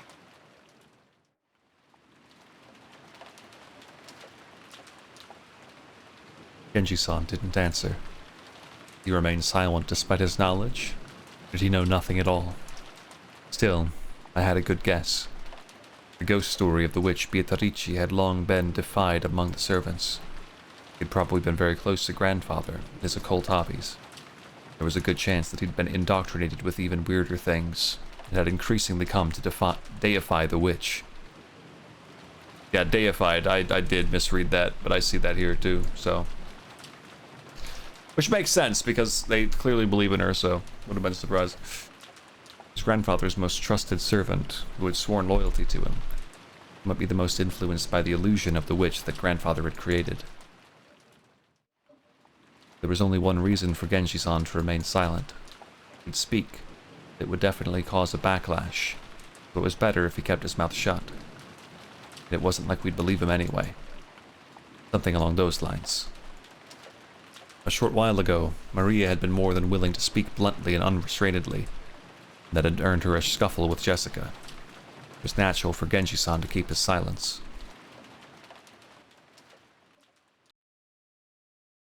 お父様の愛人ですか？ His concubine. Could be possible. Ordinary poor people, polygamy isn't only viewed negatively from a moral perspective, it's also an unmaintainable financial situation. That isn't the case for the very rich. It's possible for them to have another lover in addition to their real wife. Can't deny the possibility that grandfather had another woman in his life besides grandmother. かもな。ばあ様は生きてた頃、よく疑ってたらしいぜ。浮気相手がいるってな。俺はてっきりそれは、じい様の想像の中の魔女のことを指してるんだとばかり思ってたんだが。そりゃなんとも面白い話になってきたぜ。源氏さんは俺に言ったよな。ベアトリーチェはこの屋敷ができる以前からじい様に仕えてたって。お屋敷が竣工したのは昭和27年と聞いています。ってことはベアトリーチェという人は30年以上も昔からおじい様と連れ添っていたということになるね。その30年前の愛人、もしくはその縁者や隠し子が何かの恨みがあって何らかの復讐を企んだか。なるほど。洋館ミステリーっぽいありがちなストーリーになってきたじゃねえか。 Yes, but they're very funny. 汚らわしい話ですが、一番納得できる筋書きです。どうですか、源氏。おそらく親方様に恋愛の感情は終わりになられたでしょう。亡くなられた奥様より愛しておられたに違いありません。ベアトリーチェってのは何者なんだよ。そして今はどうしてるんだ。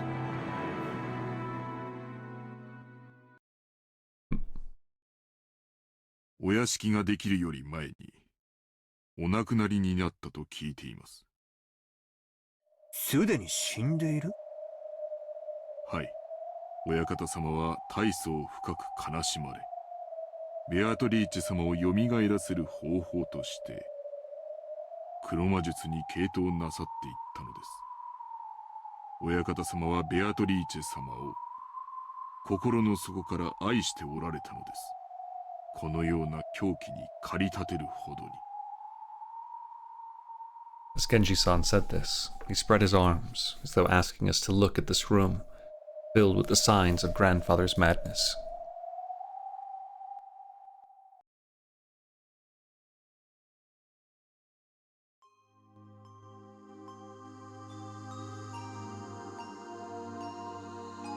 We were all at a loss for words.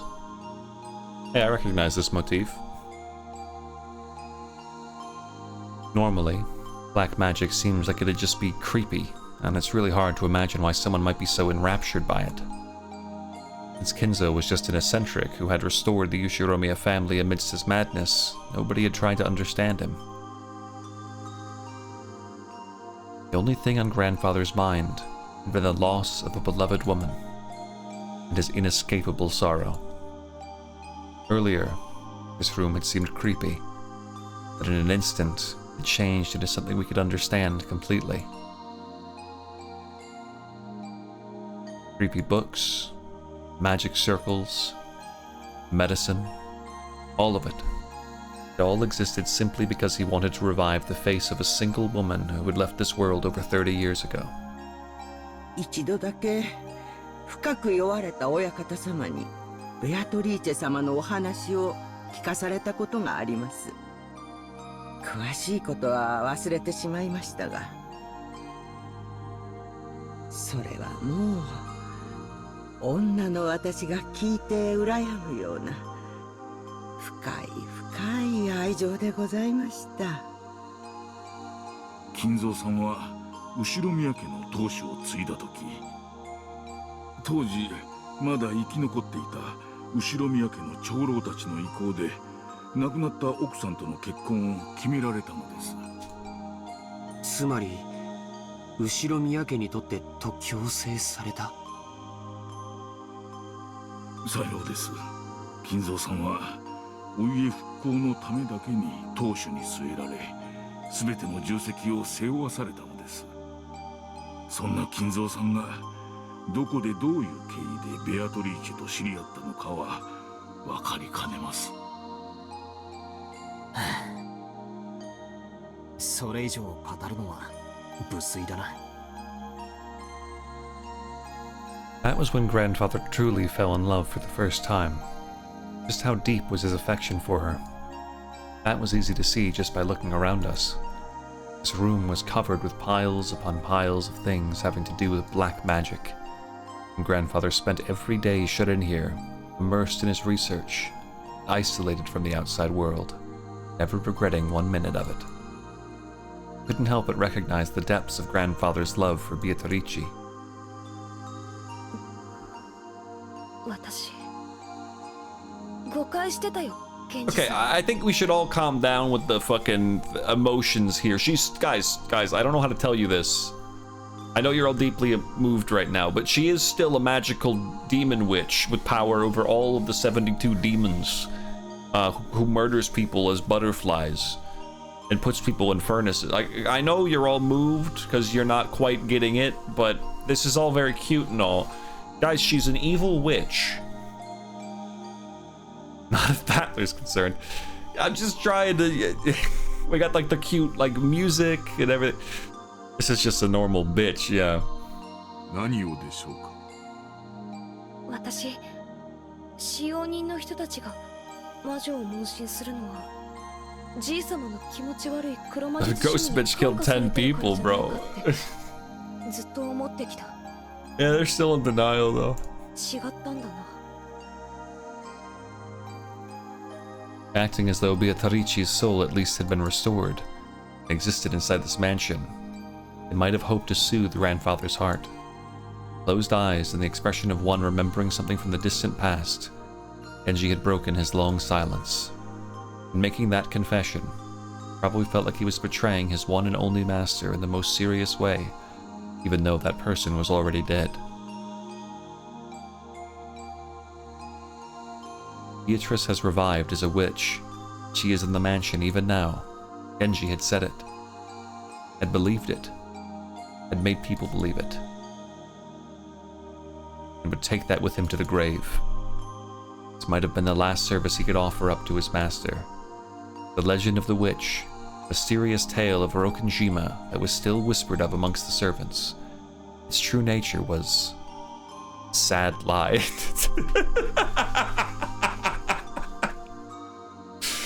I love this, dude. I love how much they just insist upon this. Like they give this the same like grandeur of a big reveal as if it was true. Like they present this as if it's the truth, because in Battler's head, like, yeah, this is it. We've solved the mystery of Beatrice the witch. Now we have to find out who's pretending to be her. But no, it's dude, it's not real, man. I've seen the butterflies, bro. I have seen the butterflies. I'm aware.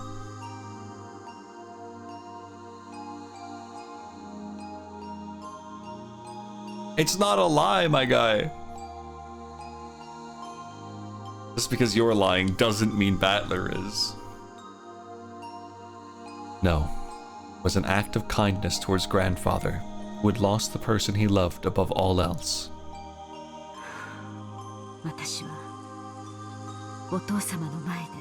You're just hallucinating, you crazy bastard.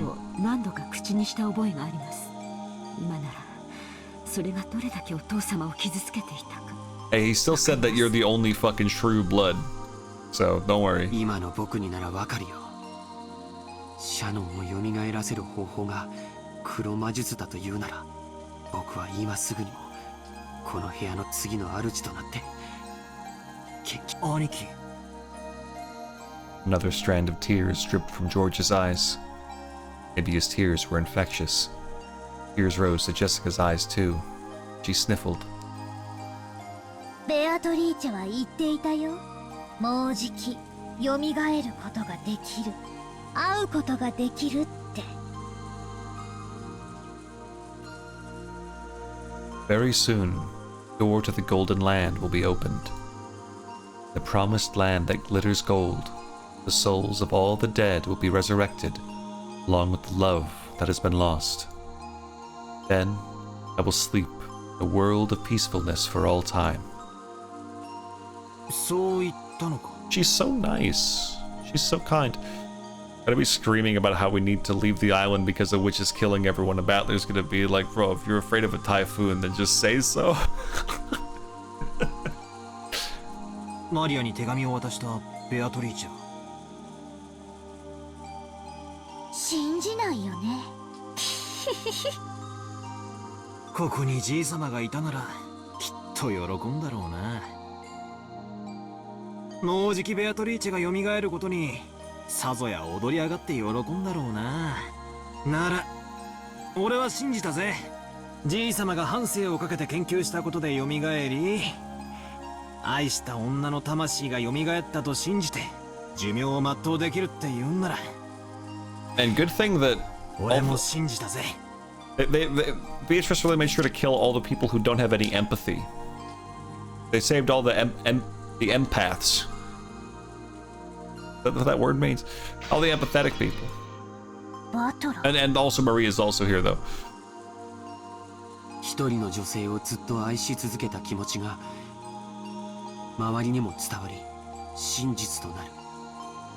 それを気遣いと呼べばそれまでだろうけれど、今の僕はあえてそれを魔法。気遣いじゃないよ。本当に魔法だよ。魔女だよ。やっぱり誰にもベアトリーチェの姿は見えないんだね。Yeah, Genji, do you want to like... You're making it sound like you don't believe, but you were literally looking at her allegedly earlier. Whatever. Hold on. What the heck?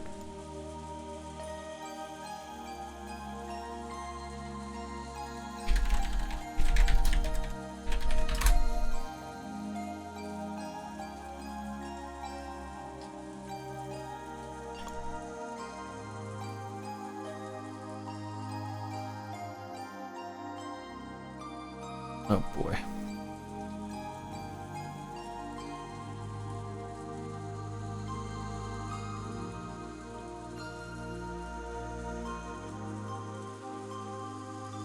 Yep, sorry, I was reading something.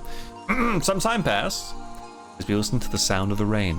Considered what kind of love and madness must have possessed the owner of this room as he spent half of his life here. And then Beatrice breaks down the door and kills everybody. 女の私から聞けば、お父様の純愛の気持ちも少しは理解したいところですが、それではお母様の立つ瀬がありません。同感だぜ。浮気は浮気。綺麗事にされちゃかなわねえよな。それもそうだな。ばあ様が気の毒になっちまうぜ。それでベアトリーチェとおじい様の間に子供がいたなんて話はある？ Keyword Beatrice has been hidden in every corner of this case, so it's natural to suspect some relative of hers. いえ、そのような話は聞いたことがありません。仮にいたとしたら最愛の人の忘れがたみとしてきっと全ての愛情を注ぎ込んだだろうね。それがなく黒魔術に没頭していったなら子供はいなかったと考えるべきなのかな。そういえばこんな噂を聞いたことがあるぜ。知ってるだろ？じい様が福音の家っていう孤児院に莫大な援助をしてるって話。Yeah, I'm aware of this. Hello. Hi, I know about this. よしなさい。それはお父様を冒涜する中傷に過ぎません。Now let's talk about it. 教えてくれよ。夏隠し事はなしなのはおばさんもだと思うっすよ。くだらない話です。お父様はその施設に莫大な援助をし、社会勉強の一環として当家の使用人雇用枠を開放していました。それをお父様に汚らわしい趣味があると吹聴する愚か者がいたというだけの話です。一時期それが黒魔術の生贄にするためだみたいな噂になってさ。実際いつもこの部屋で怪しげな実験や儀式を繰り返してたわけで、私も半分は信じてたところがあったぜ。その福音の家出身の使用人ってのは？何人かいますが、親族会議中のシフトではシャノンとカノンの2人でした。Resurrect Beatrice. Brought in servants from an orphanage as human sacrifices? 確かにじい様が使用人として選ぶのはいつもシャノンやカノン君くらいの若い子ばかり。私だってじい様には妙な趣味があるに違いないって信じてたぜ。ジェシカ、言葉を慎みなさい。 Not us who scolded her. The atmosphere instantly went sour, and everyone fell quiet. However, something was tugging at the back of my mind. Sacrifices. Sacrifices. Human sacrifices brought over from an orphanage. What is it? Freaky words like sacrifices don't pop up often. And yet I've seen... buddy! No way you're just thinking about it now. Some part of my memory's tugging at me. Hey, Beatrice, what do you know? It arrived in front of the portrait of Beatrice. It wasn't as massive as the one at the entrance hall. That portrait must have been drawn by some famous painter. It was still just as intimidating in the smaller size. Below it, just like in the entrance hall, was the epitaph. It supposedly hinted at the location of the hidden gold.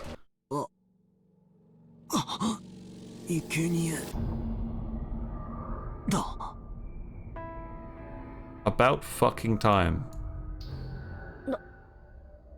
なんだよパトラ、急に気持ち悪いこと言うなよ。生贄を6人。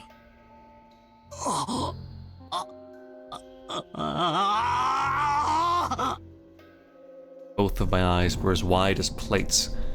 Everything's been predicted right there from the very beginning. Everyone crowded around. The same expression of shock rose to all of our faces. That's right. Right there in the epitaph. And the first twilight offered the 6 chosen by the key as sacrifices. 間違いない。最初に死んだのは6人だ。そしてシャッターに書かれた魔法陣じゃねえ、ヘブライ語でも生贄を捧げると書いてあった。私は最初からそう言ってる。 Yes, I know, Maria, I'm with you. That's right, Maria said it right at the start. Right after we found the 6 bodies, when Maria was in the parlor watching TV, she said it. Ooh, the culprit isn't human.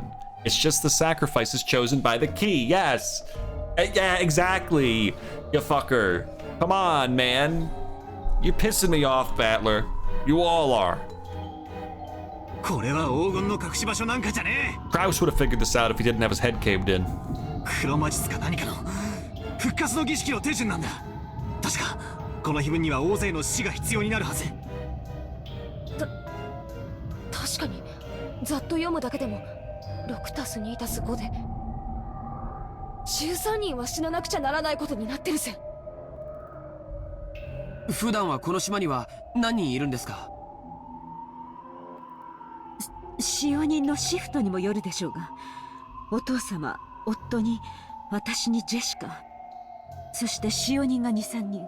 昨日今日は5人いてもらってますが、普段はそこまでいません。Yep, they brought the exact necessary amount to also have whatever they want left over at the end available. 実行しようとしたら、普段、いや、じい様は福音の家から不気味な儀式の生贄にするために使用人を取ったという噂。つまりなんだよ、生贄の人数を増やすために使用人を増やし、さらに人数が集まる年に一度の親族会議は Now that's love. この儀式を執り行える年にたった一度唯一のタイミングだったってことじゃねえか。 And Jessica screamed this. Maria broke out in that creepy laugh, looking truly pleased. 人は運気を試すためにある種の確率に願掛けをすることがない？ Like throwing a sandal and saying that it lands right side up. Tomorrow will be sunny, if it. Or saying that tomorrow will be a good day if a coin lands heads up. There are many little superstitions like that. What a caring family, man. Yeah. Sometimes, when your luck is down and you get bored, you roll the dice and get 3 6s. You want to believe it's a portent of some miracle or tint. In flipping a sandal, you have at worst a 50% chance. Even if you get it right side up, it's not worth much. But if you carelessly roll 3 dice and they all come up 6, you might think that a small miracle. 魔術にもそういう考えはあるんだよ。限りなくありえない出目を期待してひたすらに祈祷を続ける。そうして蓄えられた祈祷の念は奇跡の出目が現れた時魔力をもって具現化される。おじいさまがしようとした魔術は多分そういうもの。鍵が無作為に選ぶ生贄の抽選。それに万が一自分が当たることがないようにこの島に最も人が多くなる日を選んで儀式を実行した。バカバカしい。これらが全て怪しげな魔法の儀式の過程で起こった事件だと言い出すのですか。 That's so he yelled. He couldn't quell the fear that a scorpion charm might be the only reason she was still safe.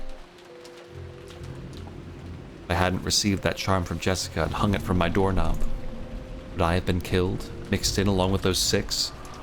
The strangest part is, even though I hung the charm from the inside of my door, it couldn't get through that door. The culprit noticed the charm from outside the door and gave up trying to open it. A human couldn't have perceived that. The charm meant to stop something that was not human, had done exactly that. Impossible. Impossible. だが夏日さん、確かに碑文の内容はその後をなぞっとる。第二の晩に残されし者は寄り添う二人を引き裂き、we tore them apart, not like physically, but これは or this them getting エヴァ murdered. 様たちのことを指しているのでしょうか。悔しいけどそうだと判断せざるを得ない。そして母さんたちを殺した犯人は続く第三の晩の言葉を手紙に書き、その場に残したんだからね。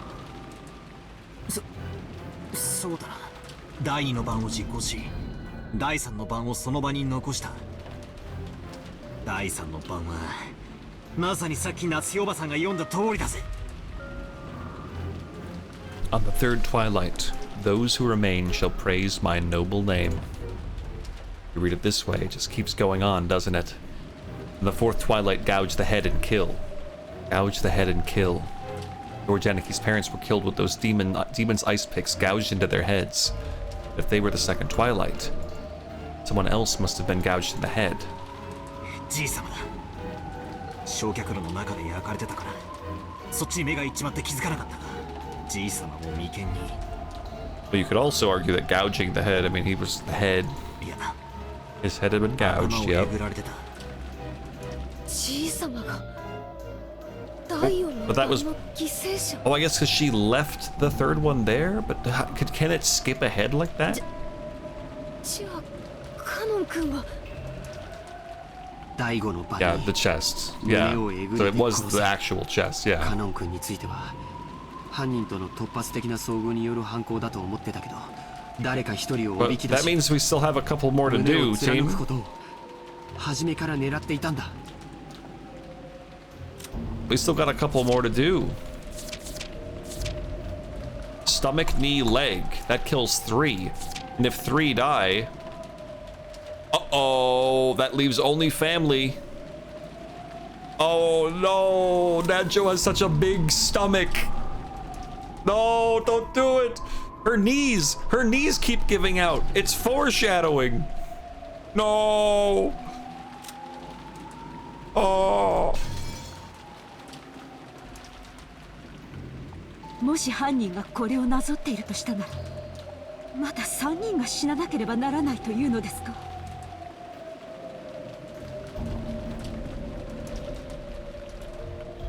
The sixth twilight, gouge the stomach and kill. On the seventh, gouge the knee and kill. On the eighth, gouge the leg and kill. 確かにそう読み取れますけど。Alright, we gotta kill her just so she stops saying eep. Sorry, Kumasawa.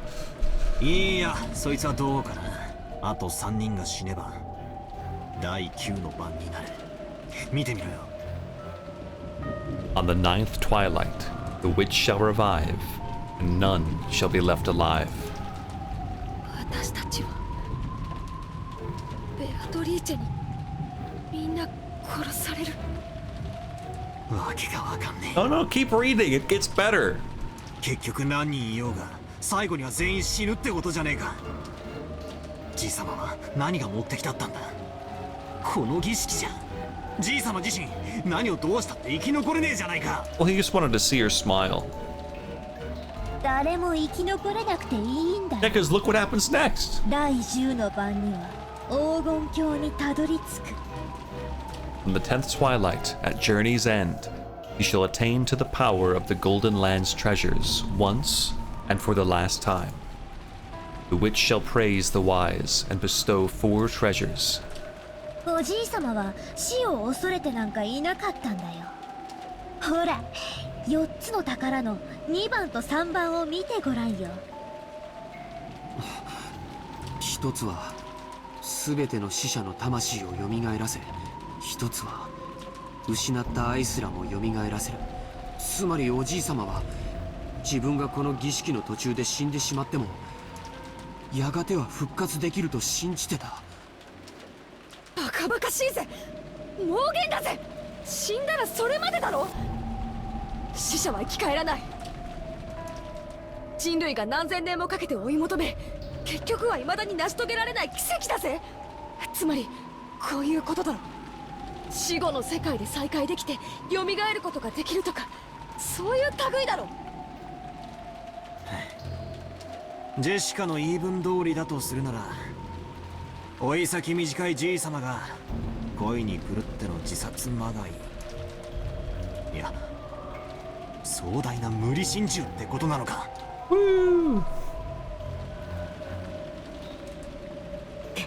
Genji? その可能性は考えられわかりません。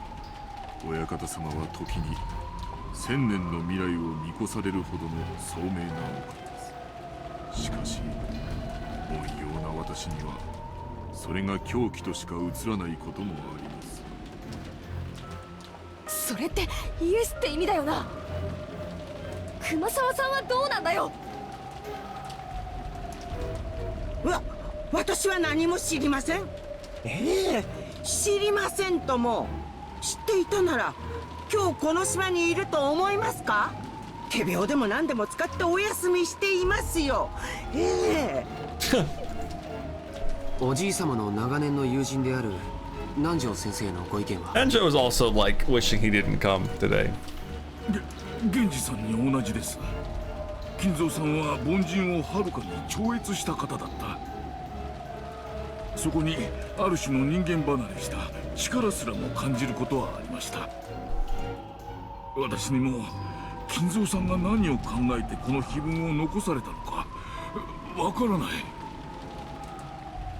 一つだけ言えるのは、仮にこの筋書きを作ったのがお父様であっても、確かに少なくともじい様とカノン君を襲った犯人は他にいる。しかもそいつはこの碑文通りまだ事件を続けようとしている。僕たちが深く考えなかった最初の手紙、あれにはなんて書いてあっただろう。 He thought back to the recitation of the letter last night. Beatrice had proclaimed something inside it. He had proclaimed that according to her contract with Kinzo, she would collect everything of the Ushiromiya family as interest. Then, he had also revealed a special clause. If someone discovered the location of the gold grandfather had hidden, that right would be lost. The letter was read. Grandfather was still alive. But at that time, it had already been sealed with wax by the head's ring, which meant grandfather had handed the ring over to Beatrice while he was still alive. We take a straightforward approach. Maybe we should assume Beatrice is carrying out that strange contract, with grandfather guaranteeing her that right. In other words, this was the same as saying grandfather knew of and approved of the contents of that letter. In other words, basically a joint message from Beatrice and grandfather, telling us that Beatrice will start collecting interest if we don't solve the riddle. In other words, grandfather and Beatrice were demanding that we try and solve the riddle of the epitaph. And if we couldn't, we're saying that the massacre would be carried out according to the epitaph. What does that mean? What do they want? I don't have a clue what it means. ほら、ベアトリーチェからまた手紙だよ。What? なんだって？ Uri was pointing at the top of the table. The canned food everyone had been eating just now still lay. The Western envelope from Beatrice certainly was sitting there. So what?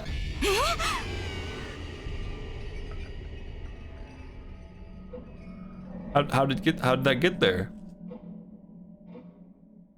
Oh, sorry. Natsu let out a hysterical cry, looking between her own hand to the table because the envelope she just opened was still grasped in her hand. So why is there still an envelope on the table? なんだよ、どういうことだよ、マリア。その封筒はどこから出てきたんだ。今見たら置いてあった。私は何も知りませんよ。何も。冗談じゃねえ。ここには俺たち8人しかいねえんだぞ。9人目がこっそり忍び込んでいたなんてこともあるわけがねえ。俺たちがちょいと肖像画の前に集まっていたわずかの隙しかないんだぞ。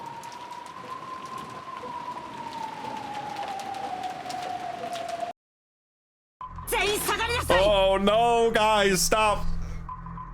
Yeah. Guys, we gotta chill. We gotta chill. 壁へ下がりなさい。 And Natsui was pointing the rifle at Genji and the others, bellowing at them. Genji-san was overpowered. Oh shit. Oh fuck. Oh no, oh no. His face looking like he didn't have a clue what was going on. Of course, I felt the same. But a few moments later, I reached the same conclusion Natsui had. Oh shit. Until just a few seconds ago, there had been no letter like this on the table. And nobody entered this room. That means someone among us placed it there during the few seconds when everyone was looking away, preoccupied with the portrait. バトラ君、この封筒を開けて中身を読んで。 Shit!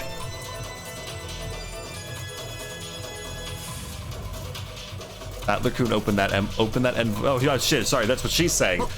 Sure, get to it. I picked it up. It was still sealed with wax. Even without distributing its contents, I realized that this was an as-yet unopened envelope. An unknown envelope.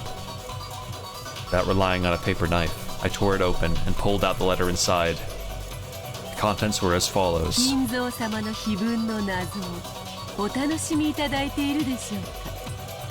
すでにご存知と思いますが、皆様方には時間が多くは残されてはおりません。どうか嵐が過ぎ去れば逃げ出すことができるという甘えをお捨てくださいませ。 Oh fuck, dude. このゲームには私と皆様方のどちらが勝つかの結果しかない。時間切れは私の勝ちとなる。 Holy shit. 引き分けはあり The ません。 tunes, I'm sorry. And that is everything. そこをどうか誤解なきようお願い申し上げます。って内容だぜ。この手紙を誰が置いたかは明白ではありません。ですが疑わしき人物を絞ることはできまし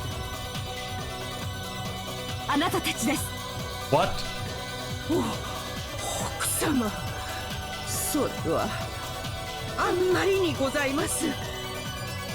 私は肖像画の前に行く直前、ここに缶詰を置きました。その時このような怪しげな手紙は決して置かれていなかったことを確認しています。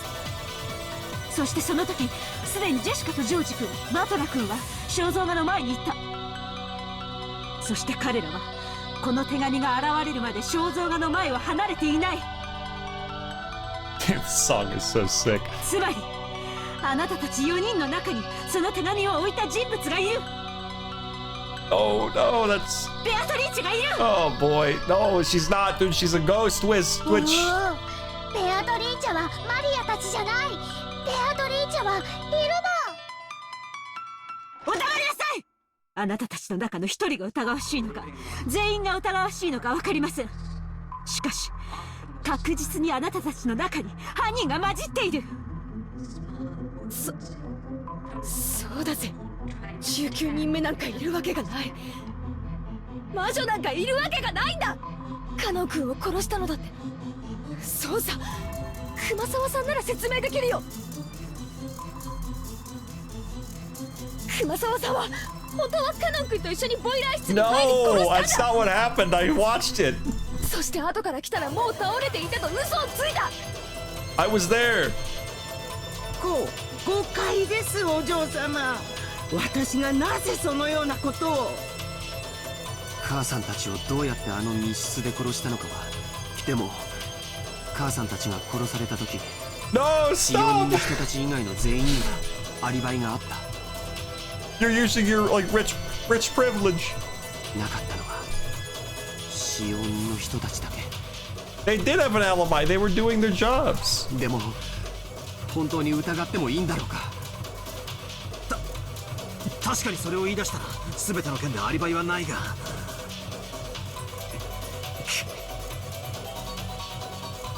Would we really be so quick to make that judgment? But this time, in this room, in this place, in this moment, in this minimally small bit of time and space, it's obvious. Only one of the four of them could have set the letter there in our blind spot. We can't tell who put it there, but it's obvious that one of the four did it. 夏井さん、どうか落ち着きなさい。今日一日いろいろなことがあった。 You're not pointing that gun at Nanjo, are you? Bro has been fucking seated for 95% of his stay here. 心が参っているのはよくわかります。南條先生をお疑い申し上げるのは非常に心苦しいです。 That's so please don't shoot him in his very large stomach, whatever you do. お父様の主治医として唯一無二の親友として長くベアトリーチェのことも知っているかもしれない。何かの古いしがらみを知っていて隠しているのではありませんか？そんなはずはない。落ち着きなさい。 It was pitiful to watch Dr. Nanjo frantically pleading his innocence. It was probably a normal reaction that anyone would give if they were suspected. Kumasawa was the same. Ever since Jessica voiced her suspicions of Kumasawa murdering Kanon, Kumasawa had been totally flustered. That was why Genji's still calm appearance looked so bold. Natsui pointed the barrel of the gun. Genji, あなたはお父様の一番の部下です。ベアトリーチェとはあなたがお父様に見せた幻想で、あなたこそがその実行者だったのではないのですか？そうお疑いいただけるのはこのような場ではありますが、とても名誉なことだと存じま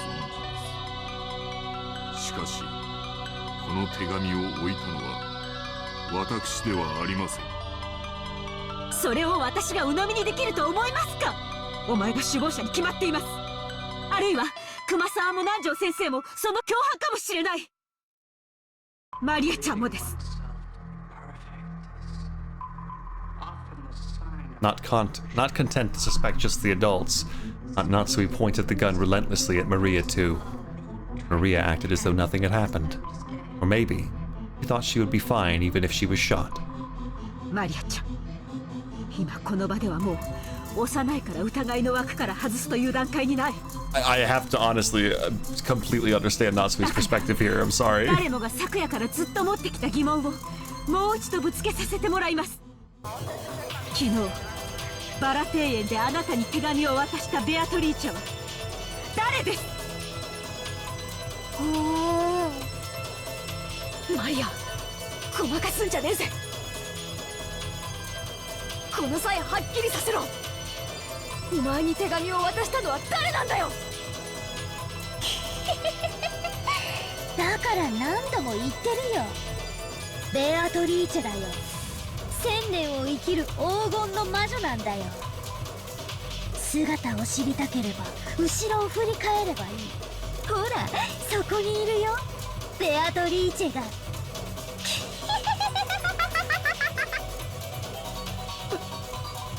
バカにしてんのかってね。よせジェシカ、マリアもよせ。状況が分かってんのか。そんなこと言って何になるってんだ。無意味な挑発はよしやがるってんだ。マリアには分かんないよ。バトラたちは誰が犯人ならいいの？自分たちの中に犯人がいると信じたくない時だけベアトリーチェを信じて、親しい人を殺された恨みを晴らしたい時だけ暴力をぶつけられる人間の犯人を信じたがってベアトリーチェを否定する。 Maria's right though. だから見えないんだよ。ベアトリーチェはいる。お前たちには見えない。黙りなさい。あなたが犯人だと決めつけたくはありませんが、この状況を不愉快にさせて楽しんでいる利的行為者であることはもはや疑いの余地もありません。ならどうするの？マリアを撃つ？別にいいよ。もうすぐ黄金鏡の扉が開かれる。そして全ての死者がよみがえる。今や死は恐れるべきことではないんだよ。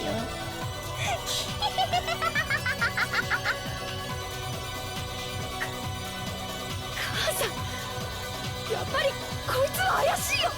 一緒になんかいられないよ。 Oh fuck. でも夏日おばさん、どうか落ち着いて。マリアちゃんを撃つ理由は何もない。どうか冷静に。手紙は挑発するけど何も恐れることはない。犯人だって明日が怖いんだ。警察が怖いんだ。 You're from the reach of the law, but this one because it's isolated by typhoon. 台風が過ぎれば秩序が戻ってくる。だからおばさん、撃っちゃいけない。なんでジョージ兄さんはそんなにも冷静なんだよ。この4人の中に犯人がいる。いや、あるいは4人が全員来るかもしれない。この中にエヴァおばさんたちを殺した犯人がいるかもしれないってのに、なんでそんなに冷静なんだよ。僕だって犯人を見つけて殺してやりたい気持ちはあるさ。でもそれは単なる蛮行だ。僕は罪の裁きを秩序に任せる。 That's very big of you. だからどんなに疑わしくても引き金を引いてはいけないんだ。ジョージの兄貴に同じだ。夏日おばさん、ここはちょいと冷静になろうぜ。とにかく撃つのはまずいぜ。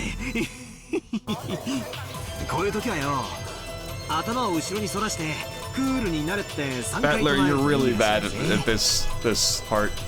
はっきりさせておきます。魔女などいない。ここは六軒島で、ここは後宮家の本家屋敷です。後宮家代表、後宮夏日として宣言します。ここには魔女などいない。I don't think you... ベアトリーチェなど認めない。何を企もうとも娘たちには指一本触れさせない。それが母としての、当家代表としての Her 務めで heart's す。 in the right place. Those words were the final words of farewell that settled everything. Protect her daughter, Natsui would regard any suspicious person as an enemy. The only reason George Aniki and I were standing on this side was because, by coincidence, we had a clear alibi regarding the letter. If I hadn't approached the portrait, I would also be at the other end of that gun barrel, treated like a criminal. But even though part of me thought that, part of me was thinking that chasing all the suspicious people from this room would finally guarantee our safety. Genji-san, Kumasawa-san, Dr. Nanjo, all of them were on grandfather's side. Maybe you could say that once Maria started blindly believing in Beatrice, she was also on grandfather's side. That's right, they're all suspicious. But is this really okay? We throw out all of the suspicious ones in such a lawless way. We still have the right to defy the lawlessness of the witch?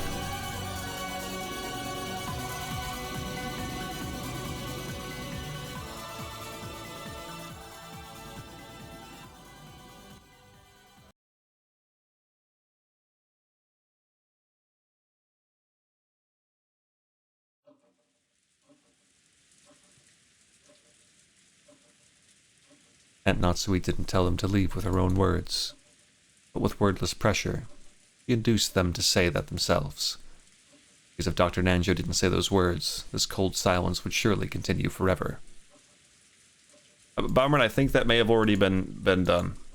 Yeah, Bonnie sent it to me already. Didn't even need me to ask. What is this?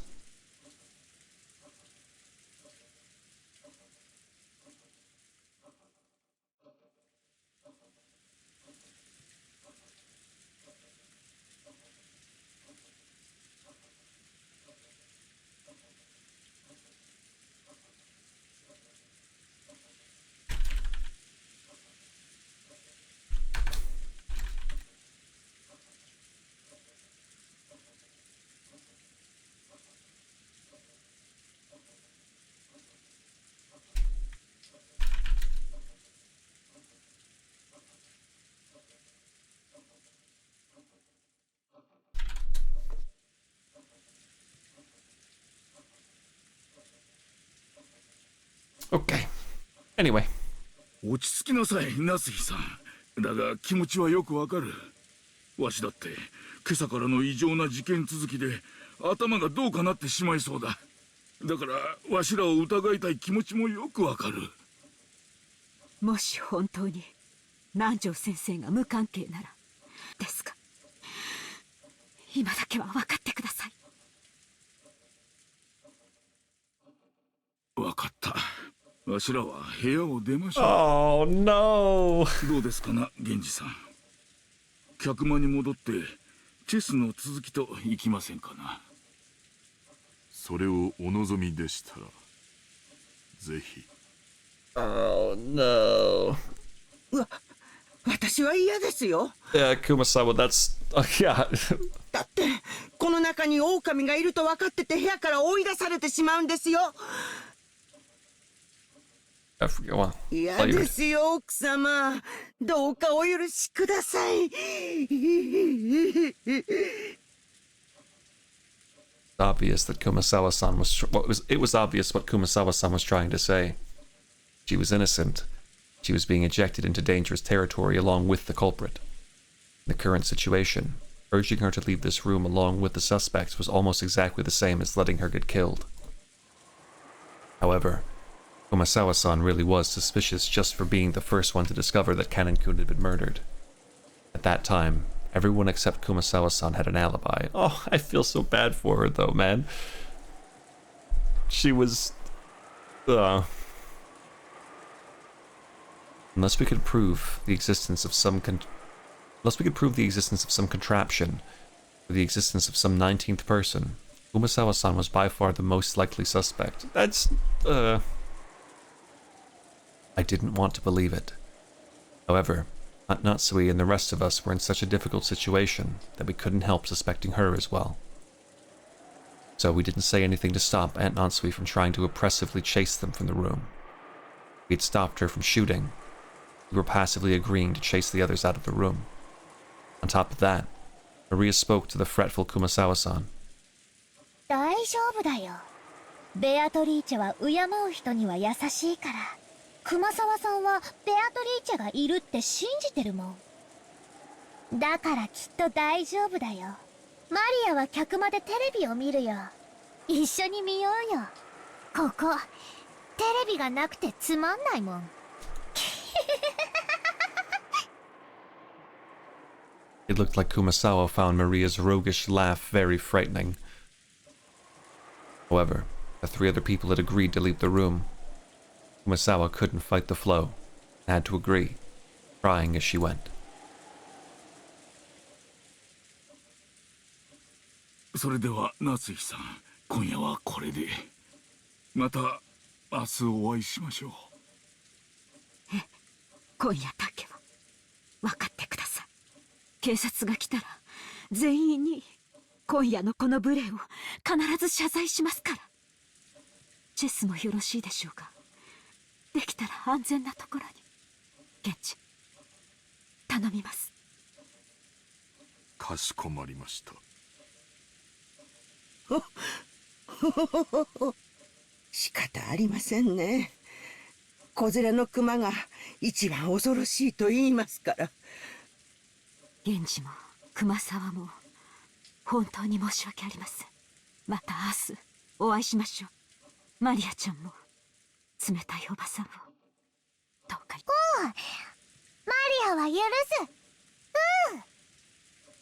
奥様、この部屋の鍵です。2本すべてをお預けします。Inju-san pulled 2 golden keys from his pocket, handed them to Aunt Natsui.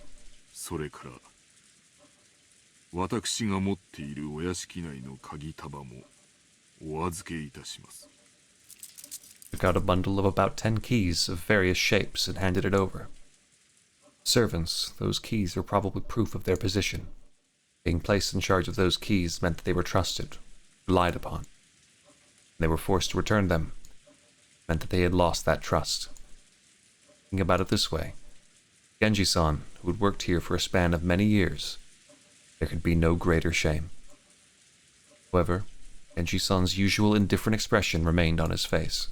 源氏、私はお前をお父様がお亡くなりになったら長年の苦労をねぎらって退職を言うなのに。Sorry.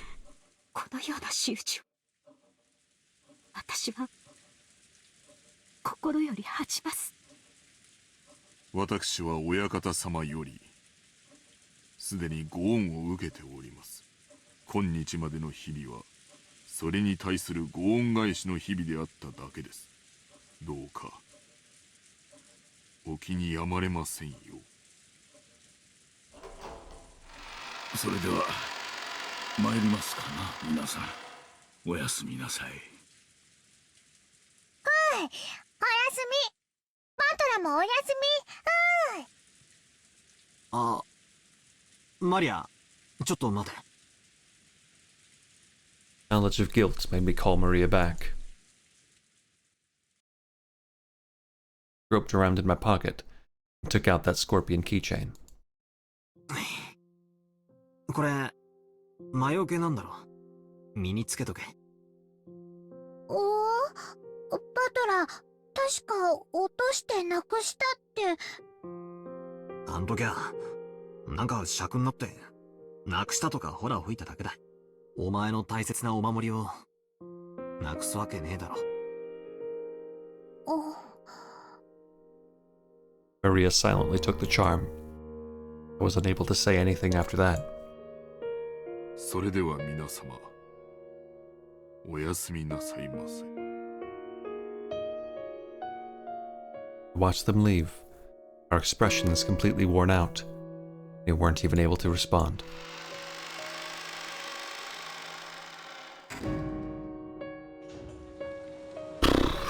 I'm like genuinely like, I don't know, I was prepared for them all to just like start killing each other in their room in the heat of the moment, and that would have been pretty bad.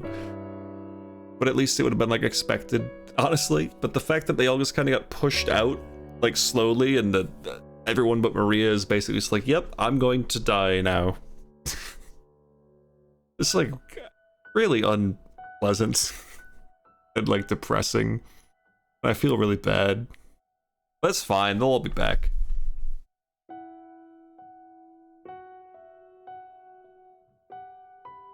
Until the door closed and we heard the auto lock, we were unable to breathe. Then, finally allowed to take a breath. After that, I noticed that Beatrice's letter, which I had been gripping the whole time and which was soaked with my sweat, actually had 2 sheets. The paper had been tightly stuck together, but had mistakenly thought that there was only one. There were no characters on the second sheet. The thing drawn there was a magic circle, written with a red ink like blood. Just like how every magic circle up until then had been different, this magic circle was one I had never laid my eyes on before. It's the Triforce. Inside the circle, a large triangle, a small triangle were fit together in a simple design. Just as before, there was writing in Hebrew, and it seemed clear that it held some kind of meaning. I wanted to know what that could be. We had just chased Maria, the only person who could understand the meaning of magic circles, out of the room. I thought of this magic circle as Beatrice's second message. What does this magic circle mean? Damn it. After chasing out all the suspicious people, all we had to do was stay barricaded here until morning, and everything would probably be over. As the typhoon has passed, when the seagulls cry, will everything be resolved? The letter, it unexpectedly appeared in the study, forced us to reject that naivety.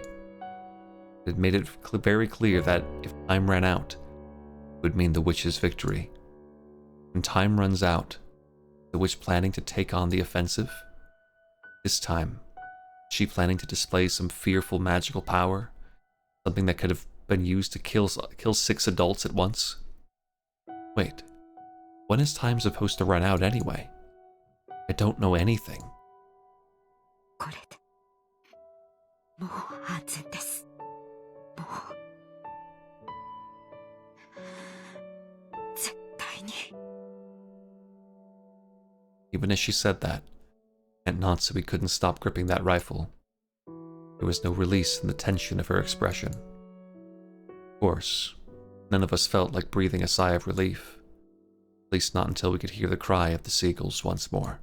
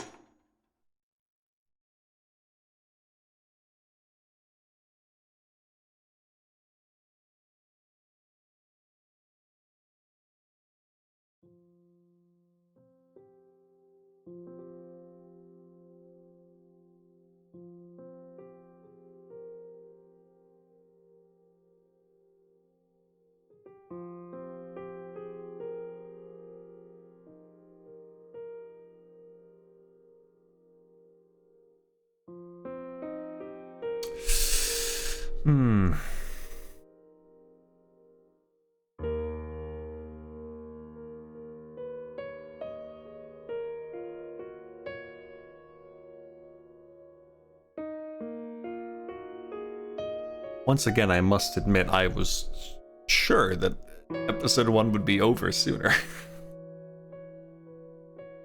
But I have a feeling I know where it's gonna end up now at this point, with how fucked up things have gotten.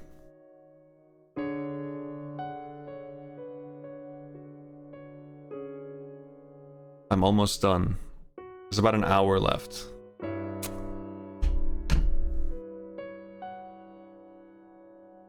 Alright. Well...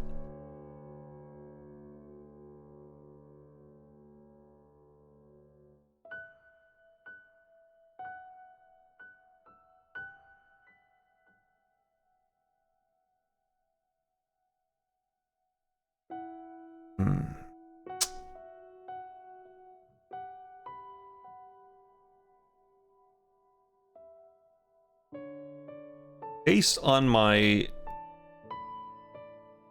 previous experiences when it comes to trusting chat with how much longer there is in something, I will decide to save it for tomorrow.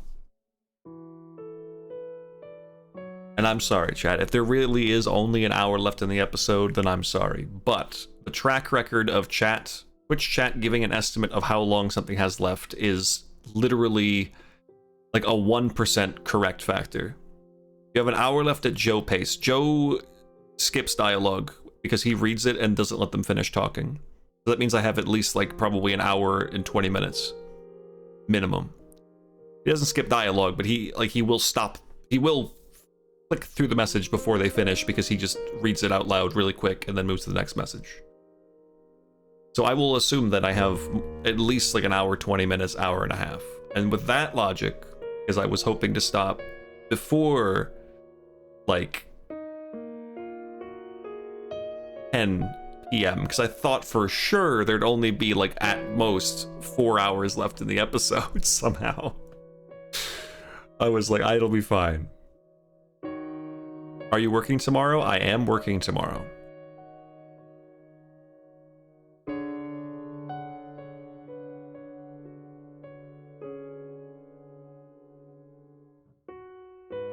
So you all need to really hope that I'm not tired. I mean, even if I am tired, I will probably go in for the kill just because I know I'm close to the end. Like, I know I'll be able to finish it in like 2 hours, so. Not gonna get done till next week, I see. Now, hold out hope, hold out hope. I'm gonna stop right here, chat. I know, I'm sorry. I'm sure that everyone who's here... Hi, Vice, by the way. Hello, Vice. When do they start crying? We're waiting for that. We're waiting for the seagulls to start crying. Though the characters have cried a lot. See you next Tuesday. Have a little faith, Arthur. Have a little faith.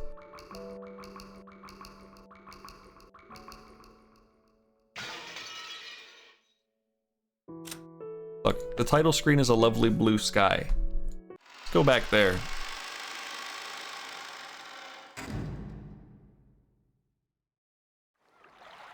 Oh, it's not a blue sky, but it's a lovely day outside.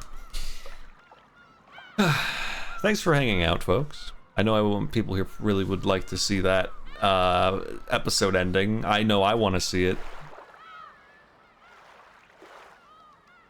I'm terribly curious.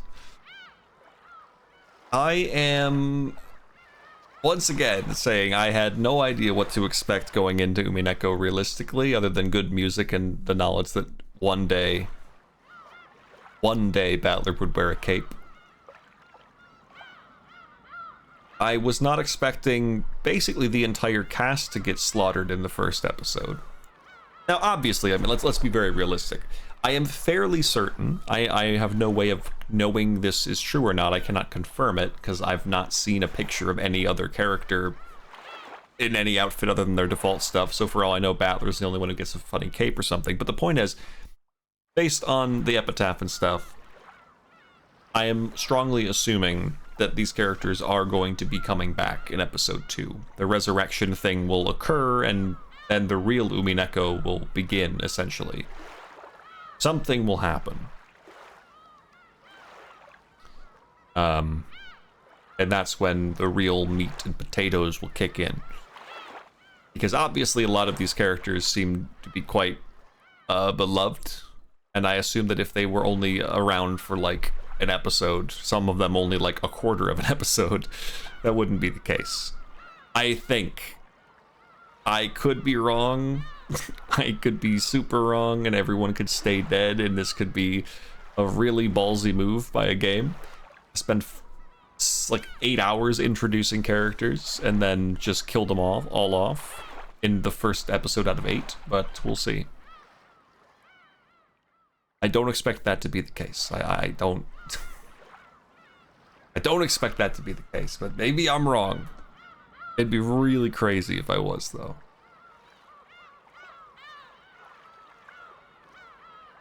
Because to some extent, at least, it definitely...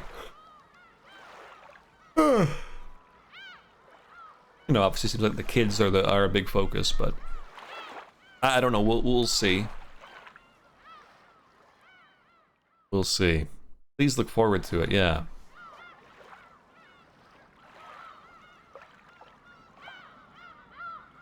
Actually, I'm thinking about it, like, I don't know.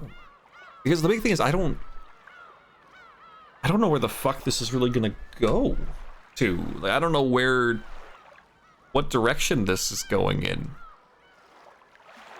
I'll be honest, I kind of assumed when we first read the epitaph, I'm like, oh, okay, this big mystery of solving this is going to be the crux of at least, like, the questions arc. But it's all happening in the first fucking episode, this madness. Maybe. Seemingly. I don't know.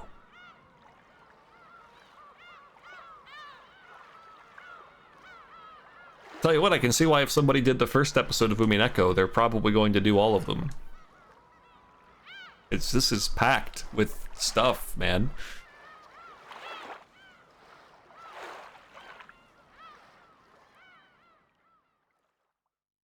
Anyway, I'm out of here. I need to go make some dinner. I am pretty fucking hungry. I had breakfast, then streamed, but now it's been 7 hours, so...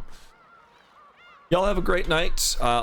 If you look down below the stream, then you will find that I am allegedly going to stream tomorrow at around 9 p.m. Eastern Time. Please look forward to that. This game's really great. Here's Dunban. Bye-bye. That's Dunban over there!